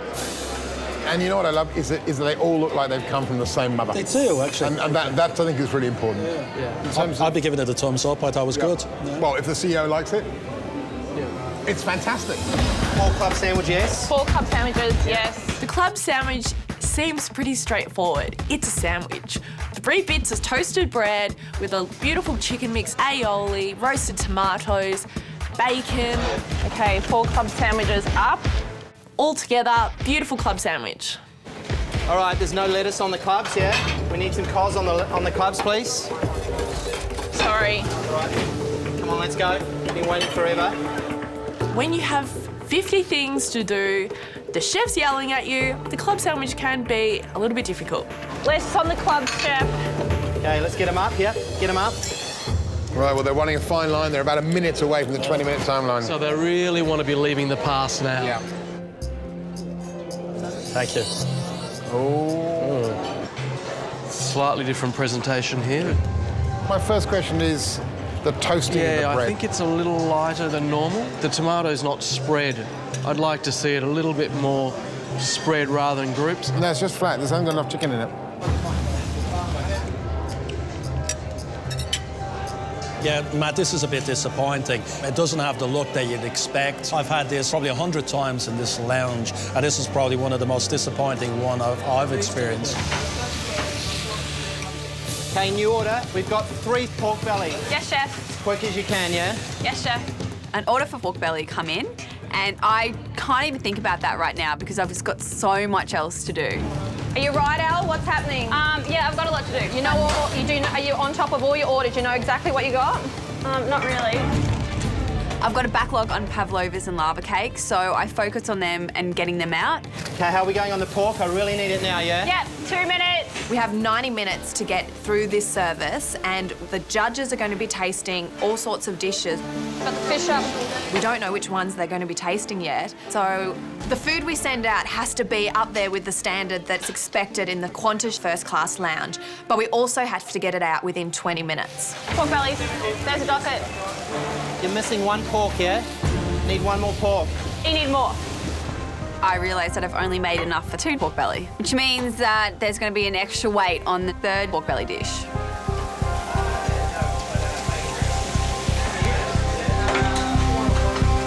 How long on a pork? 10 seconds. Okay. Knowing that there is a massive delay on my food and getting it out within 20 minutes, this could cost my team. Pork's up.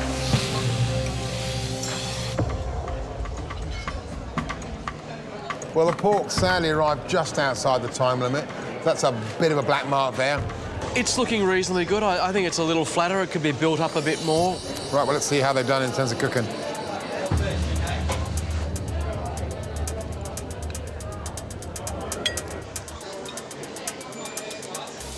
That pork beautifully cooked. I think the positive on here is they've got that nice little light crisp crust on the outside of the pork. You know, the pork's certainly cooked really nicely. Yeah. Chef, buffalo salad. Got enough fennel for the second one. Right, red team, less than 15 minutes to go. And can I tell you, there is a bucket load of orders on the pass. Come on. How you going, Dan? You're under control now? Yeah. That's good. I'm feeling confident that Danny has gotten over burning the buns. She's under control. Food's going out and it all looks really good. Squid up. I'm multitasking, I'm staying on top of my orders, and I'm thinking towards the next thing I have to do. And that's a sign of a good cook. So I've got 3 steaks ready to go, chef. Wonderful, yeah. How did they do, Matt? Are they on time? Well in time, the time frame. You know, maybe they're pulling it together again. Maybe you know? it's coming back.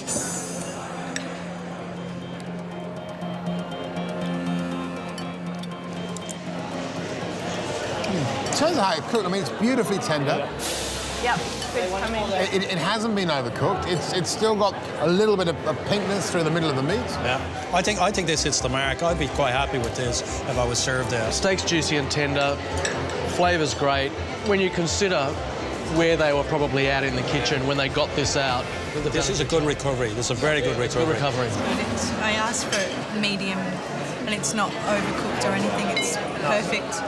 Need that pappardelle, yeah? Yep, coming. The 90 minutes is over. Blue team is about to come in. Pappardelle, chef. How you doing, mate? One is first. Thank you. Thank you. The red team are about to finish their service and we're about to jump in there. And we can hear the kitchen and it sounds pretty chaotic. We don't know what the dishes are, we don't know what state the kitchen's going to be in, and we've got to get as much information as we can from that red team. Gary, you have no idea what the red team have been up against. You've got 90 minutes to spin your magic. All the recipes that you need are in the kitchen for the dishes that you're going to be cooking for this full restaurant. You are up against it. get into gear, go nuts. Off you go. Thanks, Gary. Ellie, can you give me a hand over? All right, okay. This is pavlova. That's yogurt, which is in the middle. That's the... Which is what? In the middle? Yep, in the middle. There are recipe cards here, but this is how you do it. Alana, Ellie and Danny look like they've been run off their feet. Ellie barely has time or mental energy to tell me each dish. She fumbles through as best she can. Doggets come up there all the time, so what you have to do is put that one first. I think I'm being a little bit too nice. The chef before me did not tell me as much as what I just told Kate. Okay, we've got new orders, okay? Okay. I need a duck confit straight up here. Yes, chef. 2 duck confit, all right? 2 duck confit. I need a pappardelle, yeah? Come 1 pappardelle. Yes, chef. Fish is up, chef. Normally when you work as service, you would have done the prep, you would have done your mise en place. You know which ingredient goes with which dish. This is not the case. We're straight into the service time.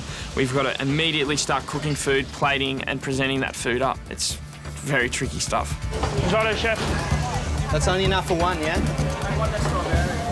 Duck confit, how long, yeah? We need a buffalo salad. I'm struggling to find basil. There's no basil here. The basil's right there. See it on the right-hand side, the micro? Oh, so we're just using micro, okay. And the tomatoes, there's no tomatoes. Tomatoes, straight above you. Straight above you. Okay, cool.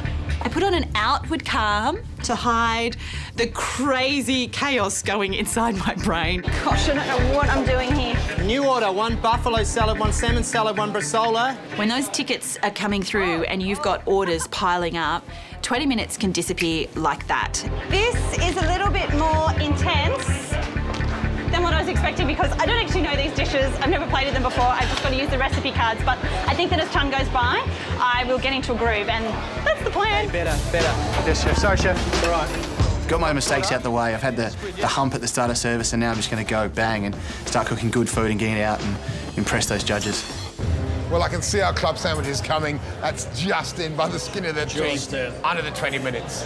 OK, and they're all 3 are presented in the same fashion? Yep, that's good. Can I just say, look at that filling. The bottom story's actually got some chicken in it. It's a lot better. And you know what's good about it?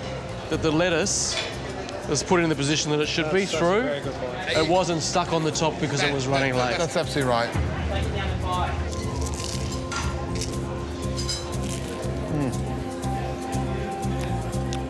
That's not bad at all. What I like about this is that it's pick it up, bite into it, every texture and every flavour in that one bite. Yeah. That's what a club sandwich is about. I think this actually meets the mark for our first-class customers. Okay, where's your risotto? Well behind on that, chef. Stop for a second and look at me. Yep. Need to get it together, you hear me? All right, so it's fine calling yes, chef, but you need to start razzing your guys up because they're all sort of hemorrhaging into oblivion. You need to get it together, yeah? You're the captain, yeah? I know you've got to do your thing, but at the end of the day, you put your hand up and you said, I want to be the captain. Yep. You need to act like one. Come on, get them going. Yes, George. How you going, Kate? Yep, good. Good. New order, 4 pork belly. Yes, chef. My only strategy is to push through, stay organised, keep my head clear and move as fast as I possibly can. How are they going on 4 pork? How you going on the pork, Katie? Yeah, I got 4 pork belly, chef. Each dish that I'm sending out of this kitchen, I want to be as beautiful as I can possibly make it. Excuse me, chef, I've got 4 pork belly.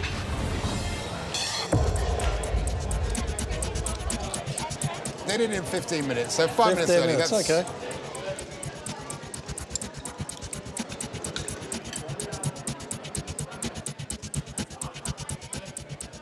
This is really nice. Straight away, the tomato, which wasn't on the red team's dish, a lot more green garnish, looks a bit fresher. I like the presentation. I thought it was good. I like the flavours. I thought it was good. So to me, this is better than the red team. We'll all agree that this dish is a winning dish. It's a winning dish as well. Yeah, I agree with that. Yeah, you'd be very happy to have it come out to the customers. Either way. Come on, guys, we've got to focus, yeah? Yes, chef. Let's Yes, go. chef. How's your fish? It's not burning, is it? No, chef. I think fish is definitely one of the more difficult proteins to cook in a busy kitchen. All right, no, start again on the fish. Yes, chef. You've got to be really careful and monitor it quite closely. It's definitely hard to do with so much else going on around you. How long on the fish? 2 minutes, chef. It's definitely frustrating that, you know, I cooked a perfect piece of fish this morning. The salmon's cooked absolutely perfectly.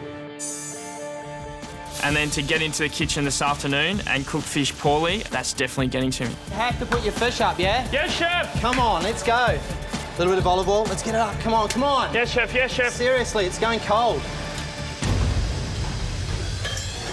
The blue team have got the fish out within the time frame, but this, remember, was a dish that Red absolutely nailed. So I hope Blue have done a good job. Look at the colour of the end of Alan's fish. Look at the colour of yours, there.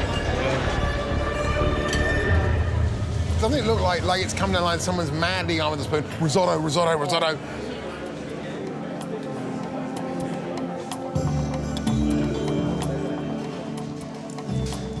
No, doesn't live up to.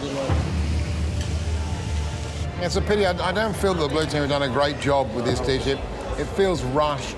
It's obviously someone's panicked. They burnt the fish skin, but they haven't actually managed to get the temperature through to the middle of the fish because it's still that translucent raw colour through the middle. That's ordinary. Yeah. This is Blue's Achilles heel, for sure. Come on, let's go. Why don't we throw in a bit more pressure? VIP, Anna Bly. There's those 3 squids, Chef. 3 squid, get them up, yeah? We're looking for Brazzola, yeah? Chef, I've got 2 Brazzola. OK, guys, this is for Anna Bly's table, 4:15. Let's go. Very soft squid. It's lovely. They've done a great job. 6 steak all day, Chef? Yeah. We're ready to go? 1 minute on 5 of them. 19 minutes. 19 minutes, just saying.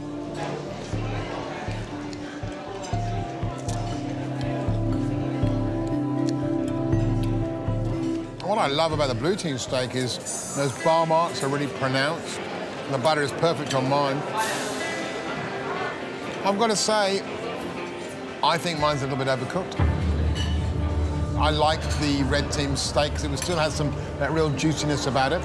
The juiciness isn't here on this one, I have to say. No, mine's a bit overcooked. It's a bit overcooked. Right, that's it, guys. End of service. Your nightmare is over. You know what's left to do? Tidy up and pat that guy on the back for keeping it all together. Thank you. Thank you very much, Chef. I feel like that I've done the major components of my dish. It's just the plating. The little fiddly bits that I need to get done before service starts, which is what's really putting a lot of pressure on me. You're stepping into a 3-hatted restaurant and trying to put a dish together that's worthy of being in here. That's a lot of pressure. I don't know if even too many other chefs would even want to do that job. I've got a dish that I've plated up here for you. So you've taken it from looking fairly ordinary to something that looks quite beautiful now. Yeah. So you had all the elements there. It's just a matter of having that confidence to put it onto the plate. So lock that in. Yep. Well done. Let's get the waiters in and you can go through the description of your dessert with them. Okay, guys, come in, let's go. Hi, guys. Basically what we've got is coffee and cardamom ice cream, a Kahlua mousse with an almond and coffee crumb, some poached figs and an orange blossom jelly. Would you like to taste it? Absolutely. Can you use orange blossom tea? Do you want to use the jelly? Just an orange blossom syrup, like a orange blossom water. What do you think, guys? Thank you. Good? Good flavours, good textures?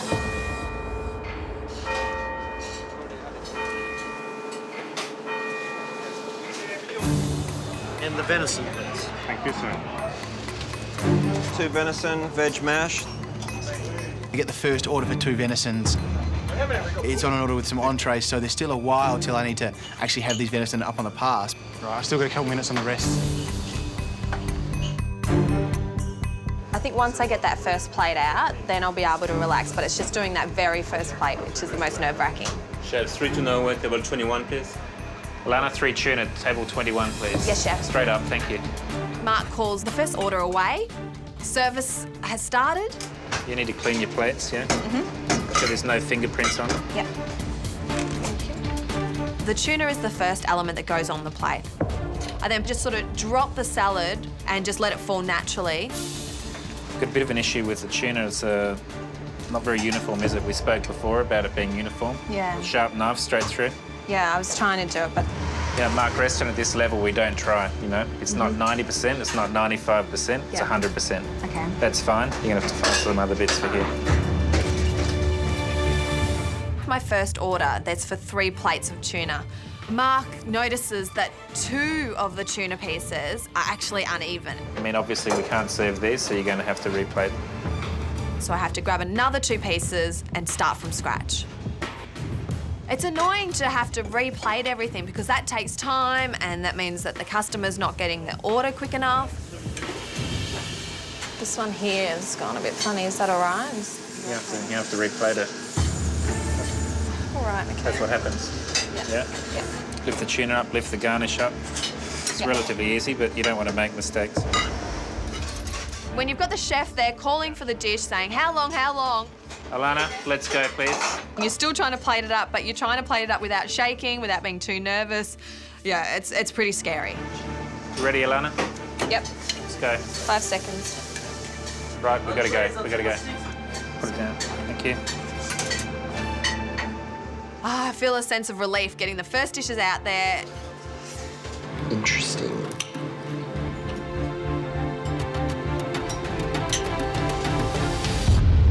Bring on the next order, I say.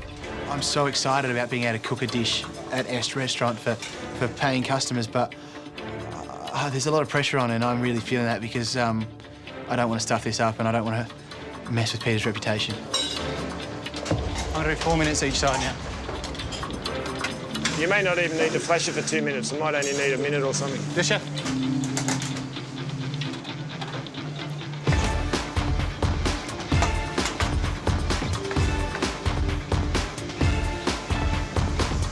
Beautiful. It's important that you try and slice them all nice and evenly. Yeah.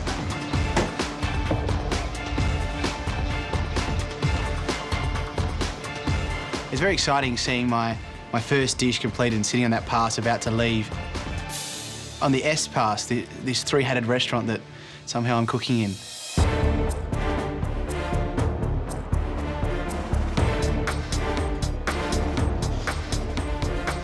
Okay, Kate, you're on. Let's go. First dessert order. 1 cherries, 1 coffee and cardamom. Did you hear me, Kate? Yes, chef. Thank you. The first dessert order is in. Okay, Kate. Yes. What you got to do here, there's 2 desserts on this order. They've got to go out exactly the same time. I can't believe I'm in Key, in Peter Gilmore's kitchen, plating up some real plates for real people out in the dining room.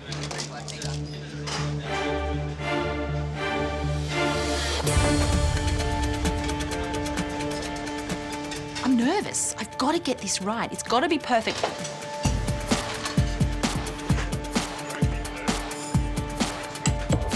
Yep, done. Is that everything? 12. 12.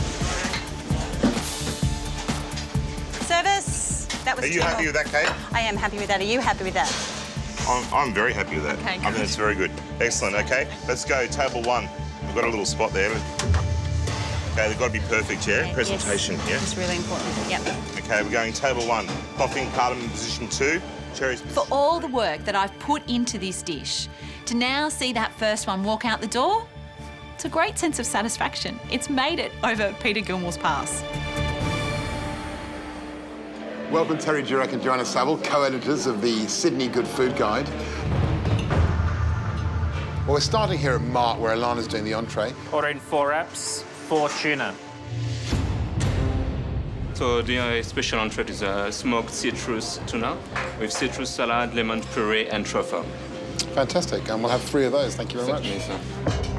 Alana, I need 3 tuna straight up, please. Okay, For Alana to come into this kitchen and put up a dish that fits with Mark Best's ethos of technical advancement and perfection, I think is going to be a big call for her.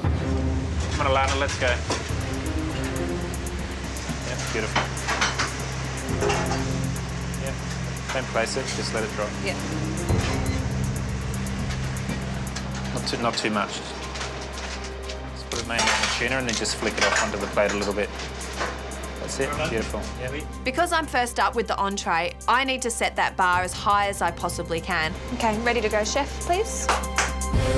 Otherwise, if it's too low, both Kate and Michael are just going to step straight over it.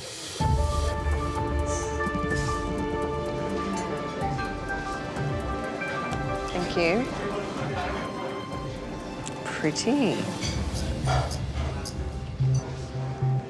there's something about just that lovely colour, springtime almost on a plate thing happening here that's actually quite inviting. And the shine on that piece of tuna is quite extraordinary. Well, Alana's entree certainly looks beautiful. Let's see how it tastes.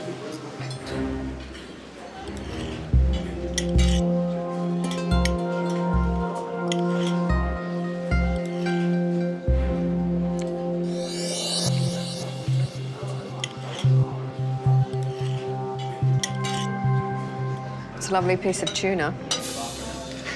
It's interesting, the undercurrent of smoke in the tuna. Light, but there.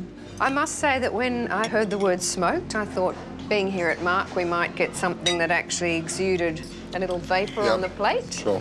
Obviously, the vapour happened out in the kitchen. I think some trickery has gone on with the lemon puree, don't you? Because it looks like mayo, but it tastes like lemon puree. Everything is beautifully done, beautifully executed. The individual elements are absolutely perfect. But you just feel that maybe there's a bit too much going on. That beautiful tuna flavour is not coming through as strongly as it should do. I find it very delicious and light and refreshing. Entrees can be a little too much like a mini main course, and this is very much an appetiser, and it's awakening the palate. Terry, does Alana's dish fit into the Mark menu? I think on appearances, I'd have to say yes. But in terms of that balance of flavour, I think Mark is one of the experts at making every flavour on the plate work for its living. And I think maybe we don't have that sort of ultra razor-sharp thing happening on the plate. But if I'd sat down to that dish not knowing anything about it, I would be totally convinced in my head that a chef of some standing and some experience had created this. Yeah. For an amateur to do that, it's a very impressive. Unbelievable. Very impressive. The first dish down on this progressive three-hat lunch. But now it's time to head to Est and to see how Michael's going with the main course. Okay. Let's go. And the venison, please. Thank you, sir. When the orders start piling up for my dish, I get a little bit lost. It's hard. You know, there's so much cooking involved. This is the middle course. This is main course cooked by Michael, and I'm excited to see how he's going to deal with Peter Doyle. Michael, maybe just give the venison another 30 seconds to a minute in the oven. Yeah. It was just a little bit resistant. Yes, Chef, thank you. So it's... This is my one chance to cook at Est, and I don't want to fluff it. Halfway through service, and I've gone from cooking really, really well to cooking crap. So I just called 3 on order. Yes. Yes? Yes. 100%, yeah? Yes, Chef. So you just called 3? Yeah, that was a new order of 3. I've had a lapse in concentration, and I've sliced my venison so unevenly. Just make that first slice a bit thicker, yeah, so they're all nice and even. It's just not right. Peter's got an eagle eye on me. He's making sure every dish I send out is good enough. Do both dishes, like everything on each dish, ready to go. Yep. Oh, yep. I know with what Peter's like that if it's not right, it ain't coming out. So we might be hungry. Might be here for a while. Get your meat down on each. Oh, yep. I've got no idea which of my dishes are going out to the judges. OK, so venison, I need it up in 2 minutes. Yes, Chef. It needs to be up 2 minutes. Finished in 2. Oui, Chef. The roast venison, beetroot, chestnut, pear and juniper. Does that sound like an Est dish? It completely sounds like an Est dish. If you look at the rest of the menu, it has the same kind of syntax. It's just single words describing the elements of a dish. Your plate's going cold right now. Yep. Are you dressing these? Get those dressed. They can sit there warm and dressed. It doesn't cost you anything. The last 3 dishes I've got, I've plated up, but just slack. When you put these down, try and keep them nice and evenly spaced as well. Yep. So I need it done, please. Venison? Yes. 1 minute, Chef. I need it faster than that, please. Yes, Chef. You got some more sauce there, Michael? This one looking dry, yes? Yes, Chef. Still looking all right? Yeah, make sure you're getting the spacing on your venison nice. Yep. Don't cramp it all up together. They weren't as good as the others.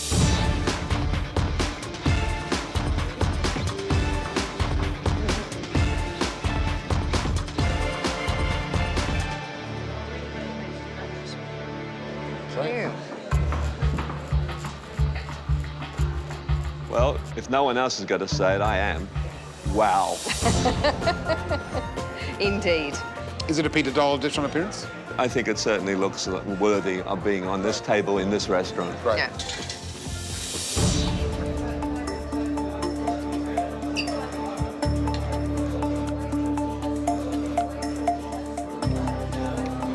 Really nice juniper flavour in that gravy. Yeah. Which kind of kicks against the pepperiness. How about those radishes? Are they too crunchy? The vegetables are half crunchy and half well cooked through, and I actually think that's probably intentional. Yeah, I think it's a good contrast. So you've got the earthy sweetness of the beetroot, you've got the little sharpness of the pear, and then you've got a bit of crunch. That's what you're looking for, really, isn't it? Little surprises all the time, so that you're not getting the same flavours, the same textures in your mouth all the way through the meal. And Joanna, what's the best thing on the dish for you? I think the meat is beautifully cooked. I slightly question the chestnut puree just because it's got a certain texture and sweet sourness to it that maybe doesn't quite act as a counterpoint the way perhaps a mash or something might have done. But no, I think it's a beautiful dish. This dish, you know, everything works, and it works in terms of season, it works in terms of flavours. The textures are all compatible. I feel like we're almost talking about a Peter Dole dish. That Michael has achieved that elusive thing of putting up a dish that tastes like it belongs in this While restaurant. I was eating this dish, I was having to remind myself actively that this is Michael's dish. And because, you know, as you said, I'm in Est, I'm eating an Est dish, and you just fall in line with the experience. Well, an absolutely beautiful main. Let's go and see how Kate's dessert at Key stacks up. Can't wait. New order, chef, please. Okay, thank you. We have free coffee and cardamom desserts. Yes, chef. Okay, let's go. Dessert time has kicked in, and I don't know how fast and crazy this is going to get. Table 41's dessert. Guys, pressure's on, okay? You got 2 more coffee and cardamom. Yes, you got a cherry, you got a snow egg. Let's go. Yes, chef. Well, this is the final chapter in our 3-hat odyssey around this beautiful city. We're here at Key, where Kate is making dessert for Peter Gilmore. It's a big ask, because I think Key's probably the home of the most famous dessert in all of Australia, the snow egg that basically decided who won between Adam and Callum in last year's MasterChef. To do a dessert in Key, if you can make it here, you'll make it anywhere. Table 21 away, please. Yeah. Okay, table 21 away. Snow egg and cake, please. There is one that sort of you think, I don't think I've seen that here before. Which is? It's the coffee and cardamom. Instantly you're saying, coffee and cardamom what? Okay, let's go. Service, please. Desserts away. Coffee and almond, position 3. Position 4. Well, it's intriguing, and that's the main thing. We all want to order it. Okay, Kate, you have 8 coffee and cardamom. Let's go. Okay, thank you. I've got to get 8 plates out all at the same time. And they've got mousse which can collapse.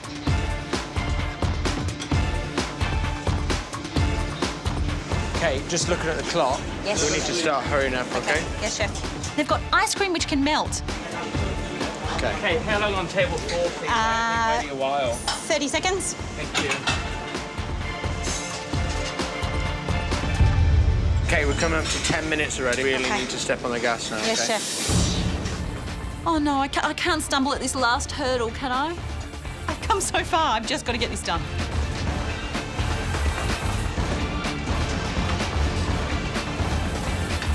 A little dot here. Good.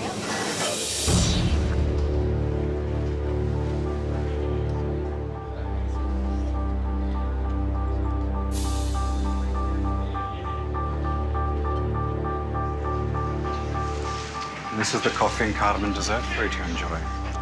Thank you very much. Thank you. Wow. Pretty. It is pretty. Yeah. So it's actually got the first step happening for me, you know. I want to try it. In fact, I'm dying to taste it. Yeah.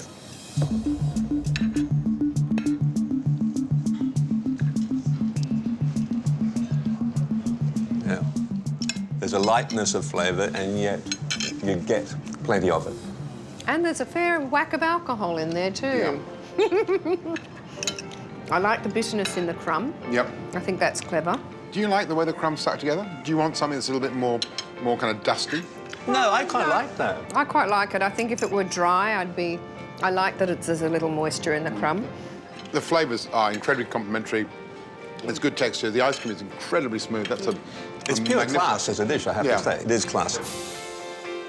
She's worked very hard with that crumb too. Yeah. I mean, in fact, she's worked very hard, full stop, with all these elements. I love the crunch, but the figs are just inspired. I mean, to put those figs in, you're putting nearly a savoury element into a sweet thing, and I think that's that's the crowning moment. I'm an ice cream fanatic, and I do think she's done a great job with the ice cream. For me, the hero of that dish, the thing that stands out is that ice cream. It's beautifully it's the made. smoothness of that. It's incredibly lovely, smooth, creamy texture. And the flavours are beautifully melded together.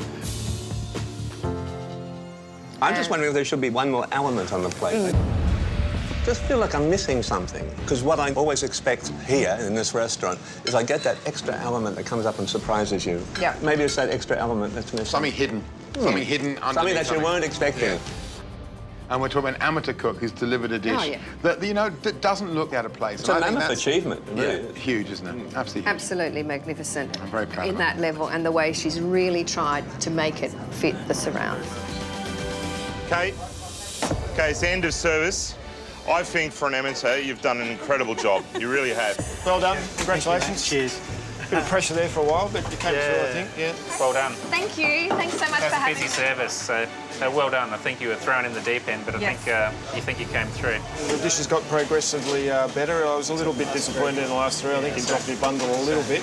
I hope you were happy with what I sent out. So. Well, you know, it wouldn't have gone out if it wasn't. That's very true. That's very true. Guys, I think Kate deserves a round of applause for today's effort.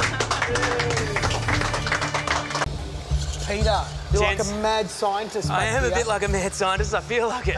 One of the things about the 4 people in this pressure test today are that none of us are big dessert pastry cooks. This is really gonna be tough.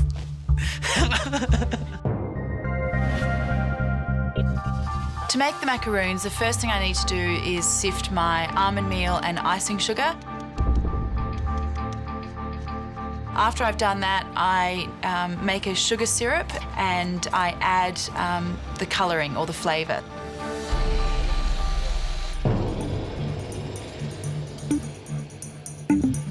I need to make 2 batches of the macaroon batter, one for the raspberry and beetroot macaroon and one for the olive.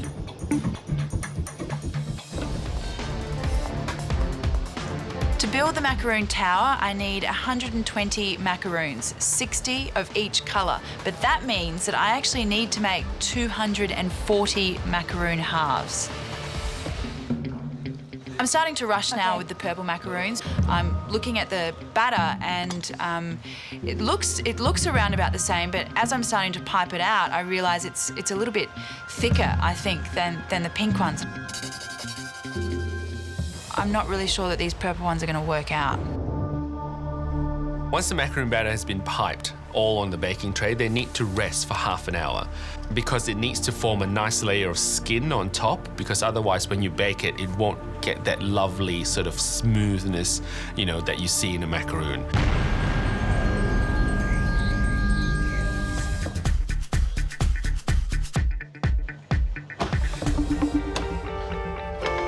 Marion's pink macaroons come out of the oven and they are absolutely perfect. You cannot get a better macaroon than what Marion's just made.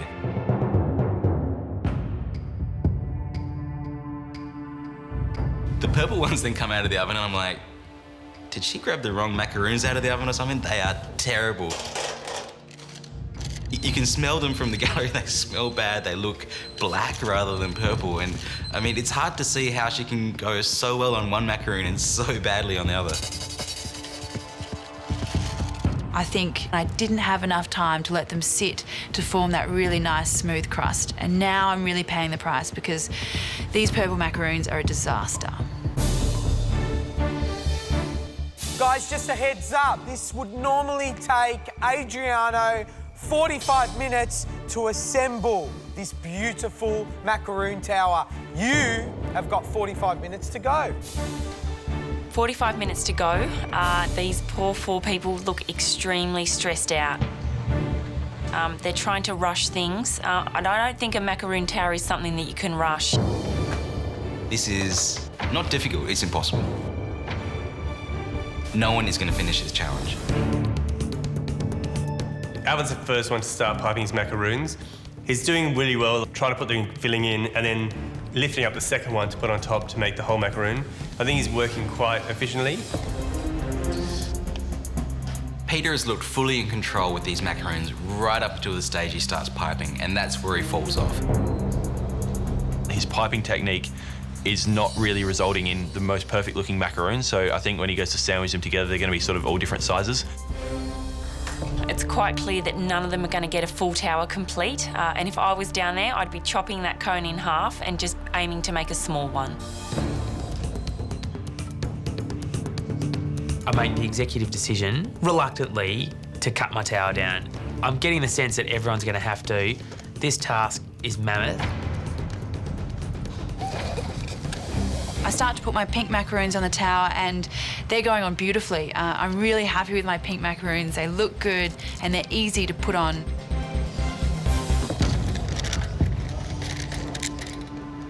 Purple macaroons, on the other hand, are like rocks. You can imagine trying to put a rock onto a toothpick. It just doesn't work.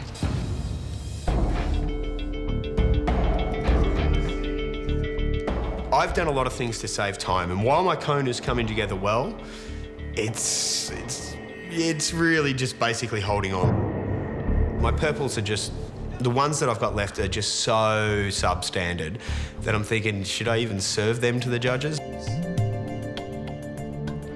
Watching Pete put together the macaroon tower, it's quite obvious he never had a Lego set. He's struggled so much with this. He's just putting bits and pieces all over the place. It's actually painful to watch. He's my best friend in the competition. I just want to run down there and help him.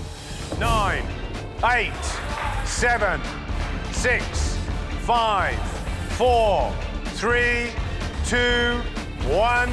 That's it. Your time's up. Adriano, what do you like and what do you dislike? I mean, the macaroons are all cracked. They're very random. They're not very consistent.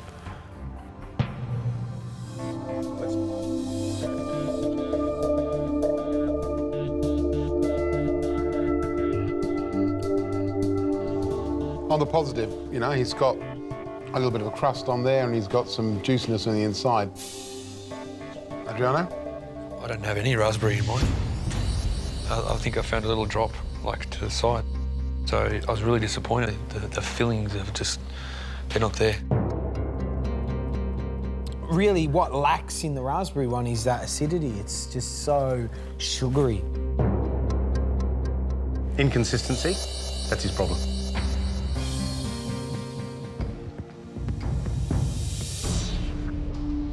Adriano, Alvin said that presentation was probably the weakest thing about his effort in the pressure test. How do you feel about the macaroon tower? The look doesn't cut it. Maybe the flavour might save him, I don't know.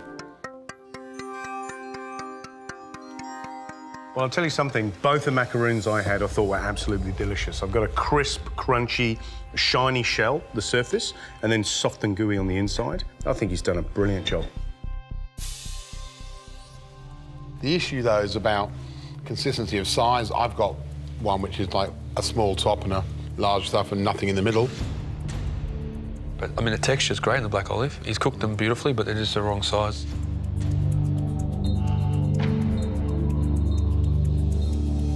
Thank you. Thanks. Well, well, well, presentation. The olive macaroons look like they've been squashed into the cone.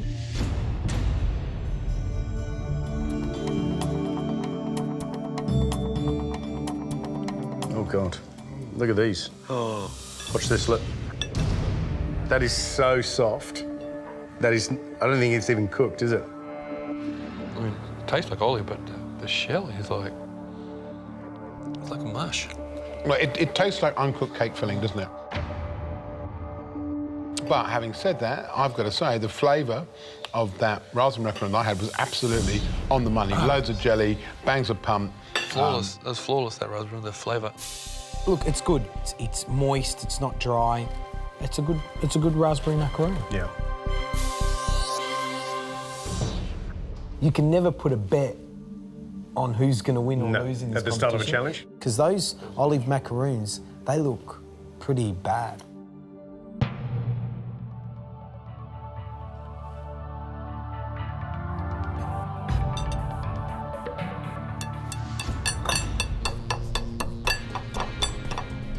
It's like charcoal. It's just dry. It's dry, it's dry, it's dry. I don't even want to taste it because I might take a tooth out. But those raspberry and beetroot macaroons are sensational. She worked like a machine today, like she was superb. The inexperience probably, that's the only thing that let her down here. Trouble is though, Adriano, she's not your apprentice. No. You know, this is a competition and Exactly. she's produced some really bad And she hasn't, black olive macaroons, Yeah. but some absolutely sensational raspberry and beetroot. The question is whether or not it's going to keep her from going home. Exactly.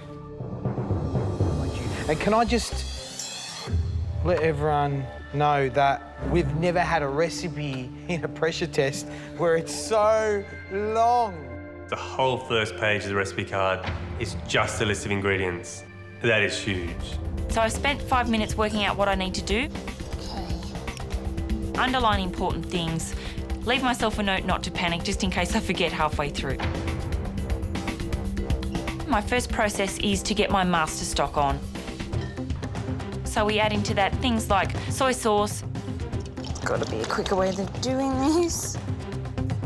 Xiaoxing wine, Sichuan peppercorns, chilies. Heap of aromatics go into the master stock.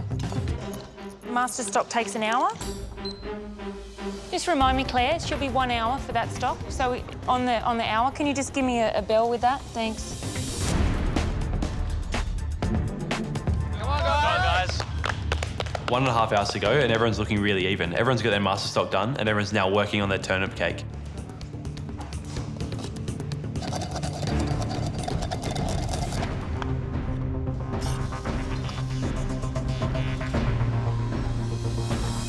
I'm really conscious that Courtney's not measuring any of her ingredients, and I think that's going to be a problem for her because today is about accuracy and achieving balance in those flavours. How much is 25 mils? How much? It's not about making it up as you go along. Courtney, how you going? The recipe's starting to catch up to me, George, but... Are you being quite precise with your measurements? George, things like 1 teaspoon. I mean, I've been cooking for long enough to know what a teaspoon looks like. That's how I've always cooked. Okay. And I'm not going to start, you know, I'll end up spilling stuff if I start cooking how I If there's don't any cook, advice I can give you, the most important thing about succeeding in cooking, I am tasting along the way to compensate for doing that. Christine had told us we needed to be quite precise with things today, but I'm not really a cook who cooks by measurement. I cook by feel and by taste. Got to trust your judgment sometimes. Stock's been on for an hour and the pickle has got 3 more minutes. As soon as the turnip cake's in, the anise broth has to go on. The pressure point I'm most worried about today is cooking of the squab. On to stage 10 now, which is the squab. Whole squab goes in, the whole pigeon. Yep. If you overcook that squab, you've only got one of them, there's no turning back. I think that's one of the hardest things to get right. After 5 minutes, I take the squab out of the stock and I can see that it's really undercooked. But I'm happy with that because it'll finish cooking in the second frying in the deep fryer. To make the cabbage dumpling, I get the squab legs, get the meat off them. Do I need the skin? Finely dice it. Finely dice up some pork. Mix it all together and then gently wrap it in a cabbage leaf that's been soaking in some boiling water. Jonathan, you're going really well.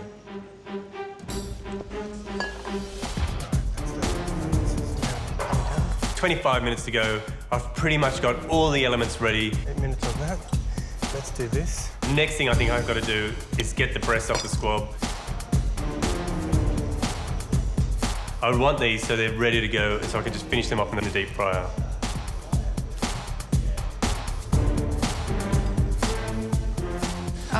Okay, Jonathan, just go back to the squab. Yes. And the recipe. Yes. And after you take the leg and thigh meat off. Yep. Have I read the recipe? I'm thinking, I think so. What have I done? I want you to refer back to what was said. Cut this here, cut the leg. Yeah, cut the leg. Set aside. Oh, I was meant to leave the breast on the crown. And I've read the carving in the wrong section. You're supposed to deep fry the squab whole as he's taking the breast off. If you think about it, you've got the breasts and the bone would protect it on the underside. So if I chucked it in a deep fryer, it'll just cook through. Anxiety just sets in, and I feel like I've just got to walk out. Am I worried? Worried is an understatement. That's a real shame. I have to deep fry the whole squab with the breast on. The recipe calls for 5 minutes, but I only keep it in for 4.5 minutes, just to make sure I don't overcook it. It's time to cut the turnip cake, and I know it's supposed to be 5 centimetres by 5 centimetres, but I don't need a ruler, I'm just going to cut it freeform.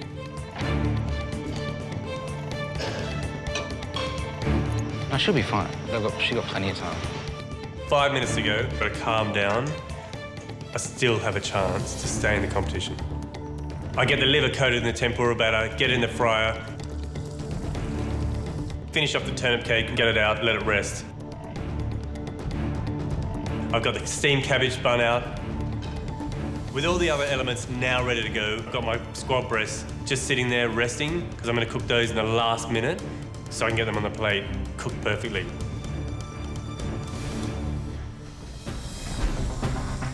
So to fix my error, I heat a pan up really hot, add a little oil, put the squab breasts in skin side down, and then just spoon the oil over the top so it cooks the meat on the underside. If he can get the same result as the deep frying that Jimmy and Courtney have done, he may be okay. 5, 4, 3, 2, 1.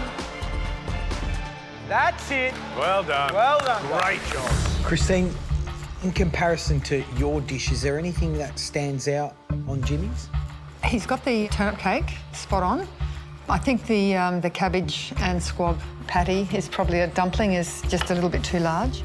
My memory was that there was that lovely kind of plume of tempura on top of the squab breast, and that is that acceptable to you? It's falling, yeah, it's falling away a bit. I mean, you wouldn't serve that. You would really, have a go, do it again.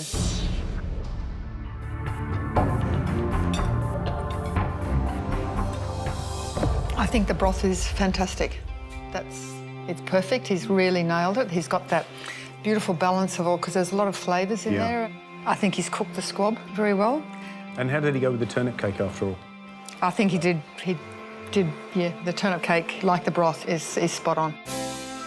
Look, I agree. I think first up, the broth is the thing that hits you. It's just a big smack in the mouth. The only disappointing bit for me was the tempura of the liver. I mean, he got it wrong. There's no batter on the top. Yeah, the liver's not good at all. It's all grainy and overcooked. I think it's going to be very interesting with this tasting, because just walking around, there are 3 really good examples of this dish, and it's going to come down to little things, like that little crispy crunch that you get from, well, in this case, tempura. When you don't have it, you really miss it. It's a tiny element, but it's such an important element that we don't have on Jimmy's dish. Now I've tasted Jimmy's dish. I can't wait to taste the next one. So let's get it in. So, Christine, you're the expert. Tell us what you think of Courtney's presentation on this dish. The turnip cake looks great. I can tell she's done some really nifty, fine knife work there. It's very pleasing to the eye. I would be very happy to be served that. If that came from the Parsi Universal, would that be good enough to go into your restaurant? What I would just lose that's 1 slice of squab, that's all. So other than she's that, got the 3, yeah, absolutely. That's fantastic, isn't it?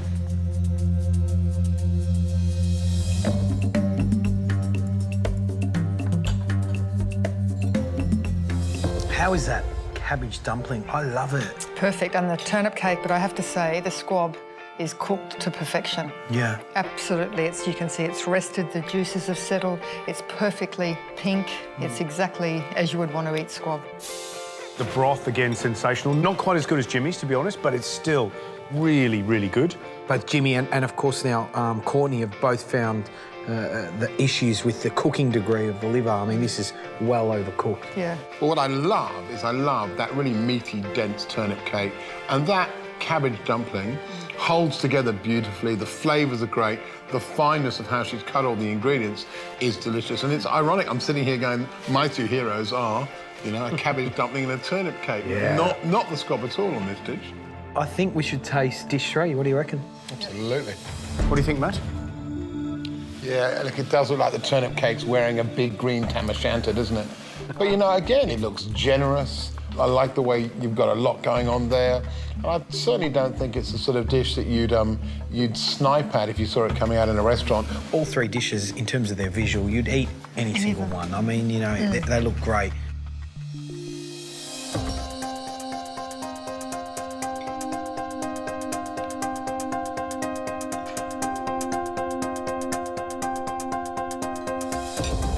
Turnip cake gets the tick. Yep. The dumpling sort of gets 3/4 of a tick because I think there was just a bit too much leaf there. The tempura, the liver was spot on. Oh, that tempura is brilliant. I think the tempura is crunchy, it's salty, it's sort of, it holds that liver together and it's a surprise when you get inside. And the filling of that cabbage dumpling is beautifully balanced. Yeah, it is. And very tasty. I have a real problem with that stock. It has a medicinal flavour. It's astringent. It's astringent, yeah. It has an astringency that the other two didn't have. I find it a little bit over-salted. You know, maybe that's what I pick out in the stock. It just lacks that vibrancy, and I can't forgive him for the squab. It's just too rare. It really is. That squab for me is unacceptable. The fat hasn't rendered. It's undercooked. It's the old question, isn't it? As we so often see in pressure tests, can a good cabbage dumpling, a dense turnip cake, and the best tempura liver of the day overcome undercooked squab breast? Really think about how each part of this recipe relates to what you saw and what you tasted. Yes, yeah. It'll make it much easier. Then you can formulate your mise en place. Okay, excellent. Thank you very much, Heston. Good luck. Thank you. Today, Aaron and I are making meat fruit. I think the most efficient way to divvy this up is to just do one fruit each. So I'm going to do the mandarin and Aaron's going to do the grape. At the moment, I'm just making the mandarin meat. So the parfait has been pre-made for us, a chicken liver parfait. I need to spoon it into these moulds quite generously and get them into the freezer as soon as I can. Because once they're frozen, these spherical halves are going to make one mandarin each, and then they're going to be dipped in jelly. So we've got a lot to do in the next 2 hours. So you only need the one fillet. Yeah, and so that side would be better. Just take this side off. I get a knife and I make a cut all the way down the backbone of the fish. And then what I do is just sort of use my knife to just scrape along the bones of the fish so that I'm pulling the fish fillet off the bones without sort of mushing it all up. Once I've got the fillet towards the fins of the fish, then I can just cut through and I've got my whole fillet. Is that all right? I'm very impressed with your fish skills, fishmongery. Thank you. Do you cook any of these dishes at home? No, it's too complicated to cook at home. How long have you been, you know, working on these types of dishes for? Well, for example, the Sound of the Sea took 3 years to get that dish on the menu. Wow. Taffety tart took about a year. I mean, some of these dishes are years' worth of developing. There's no doubt about it. These dishes are something we've never done before on this show and are absolutely going to test our guys and girls to the limit. There are a couple of things which are really challenging about this dish. The pastry, which is just impossibly thin.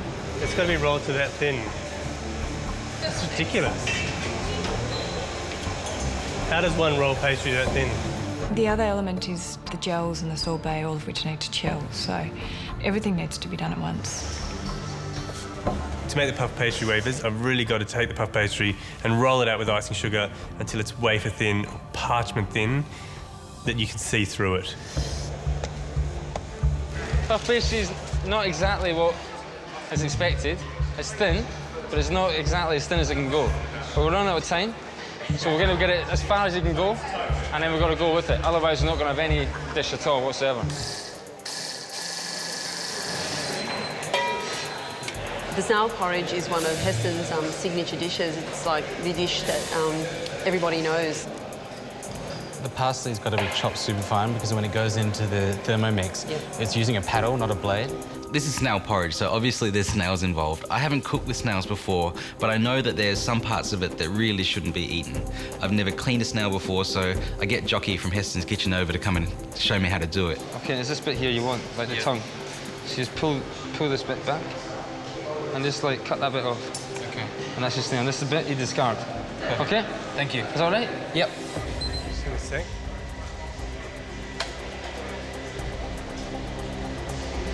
Oh, I think this might have burned. With 40 minutes to go, Jono pulls the pastry out of the oven. Behind, hot, hot, hot, hot. Like it's completely unusable.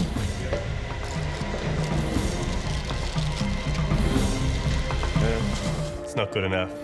It's very thick. You've burnt the outside and the inside's not done enough. Yeah. You've kind of got to see this bit here. That looks OK. You've got a little square you can use, but that's not good enough for the dessert. Have you got another one in? No, I don't. We're going to roll it out now. I would say I would get cracking if I were you. I think mentally I don't have time to do it again, but I don't really have another choice. Adam, what's going on there? Is that the parsley butter? Parsley butter. You know, I've eaten this dish, so I know, and recently, so I know how good it is, and I know how delicate and beautiful that snail porridge is. Yeah. And if that parsley butter's not right, disaster. Yeah. The parsley butter's been in the Thermomix for approximately 5 minutes. Adam decides to do a test run with the porridge. It's looking good. Yeah. I'm happy with it. How are you guys doing? Heston comes over and I say, Heston, is this right? And he's like, no. You've got fat spitting out of there. You see, if you look at this, So we have to add water to that? it's starting to spill out. Can you see? It's not fully emulsified. Right. you can just see this glisten of oil, which wasn't there in Heston's dish. This is porridge, it's not oily porridge. Just remember the consistency of the porridge when you tasted it. This is not a simple dish in any way. At this point, it becomes really clear that I've underestimated this dish. It's almost time to dip my spheres. I get my jelly out, and I've left it in the fridge a little bit too long. It's quite viscous, it's rather thick. You definitely need to give it a beat. You might need to pass it. Okay. Because you can't dip like that. That's not ready to dip yet. I'm a little bit embarrassed getting something that I think is normally quite simple wrong and having Heston come over and tell me. But at the same time, you know, you don't get advice from one of the greatest chefs in the world every day, so I'm really listening carefully to everything he says. We're in all sorts of trouble here. Yep.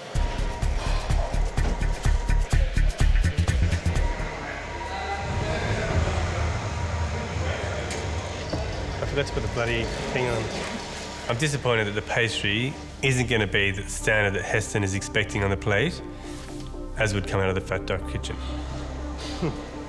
Oh my goodness. Gary. Is this the second attempt, this one, right? Yes. Yep. What happened? It's supposed to be really, really thin. I know. So thin, in fact, it dissolves on the tongue. Is it right? It's certainly not Heston thin. It's disappointing when something like this comes out of the oven and you want to impress someone. Right. Yeah. Okay, hang on, let me just get this scrape on. 5, 4, 3, 2, 1. That's it. Time's up. Well done, guys.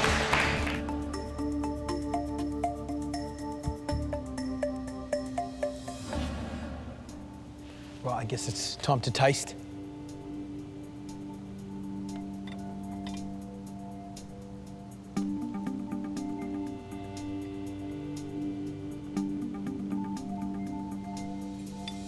So looking at the mandarin first, I think the appearance is pretty good. For the first attempt, I think it's a damn fine job, I would say.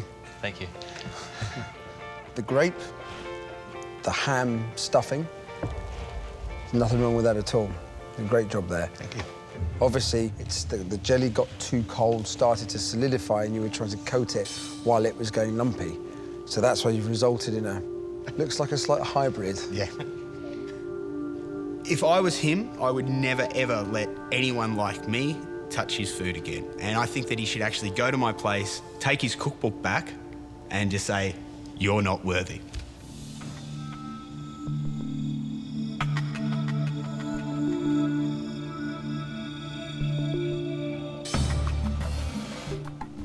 Gary and I were fortunate enough to taste this dish at the Fat Duck only days ago. So it's going to be interesting to see where it fits.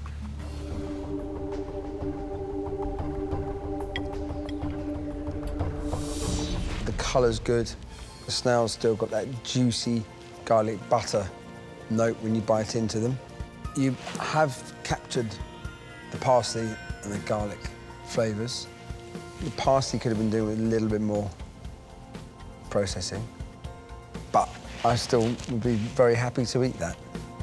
In terms of the parsley not being, you know, pureed or blended enough, that's pretty damn good for the dish. So I think you've done a good job.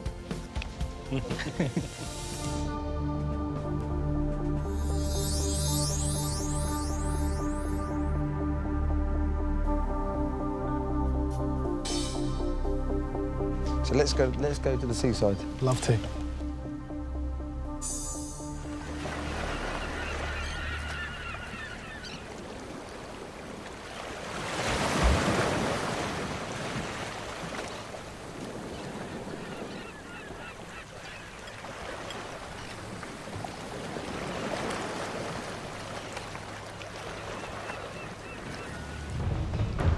Curing that fish has to be bang on. And for me, that piece of fish was beautiful. You guys nailed it. Congratulations. The big challenge with this dish is bringing everything together, as I said to you, and creating a balance. And I think you managed to do it. Well done. How does it feel to hear those comments from Heston? So amazing. I felt so sick before I came in here. Seasick? Yeah, seasick.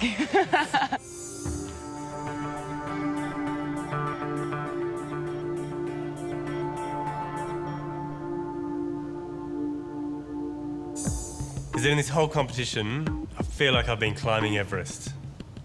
And meeting Heston today and working with Heston, I've just hit the peak. Claire, Jonathan, Heston's one of your idols. What's your biggest fear, having put that dessert up now you're looking at it? Really, I just hope that Heston thinks that we've done the dish justice.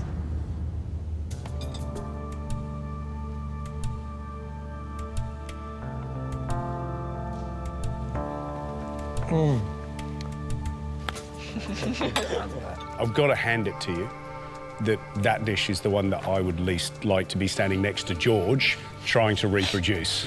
OK? So that's just from me. I reckon you were up against it from the beginning. That pastry, it wasn't as thin as it should have been. It really is the key to the dish. And we spent months getting that right. Months.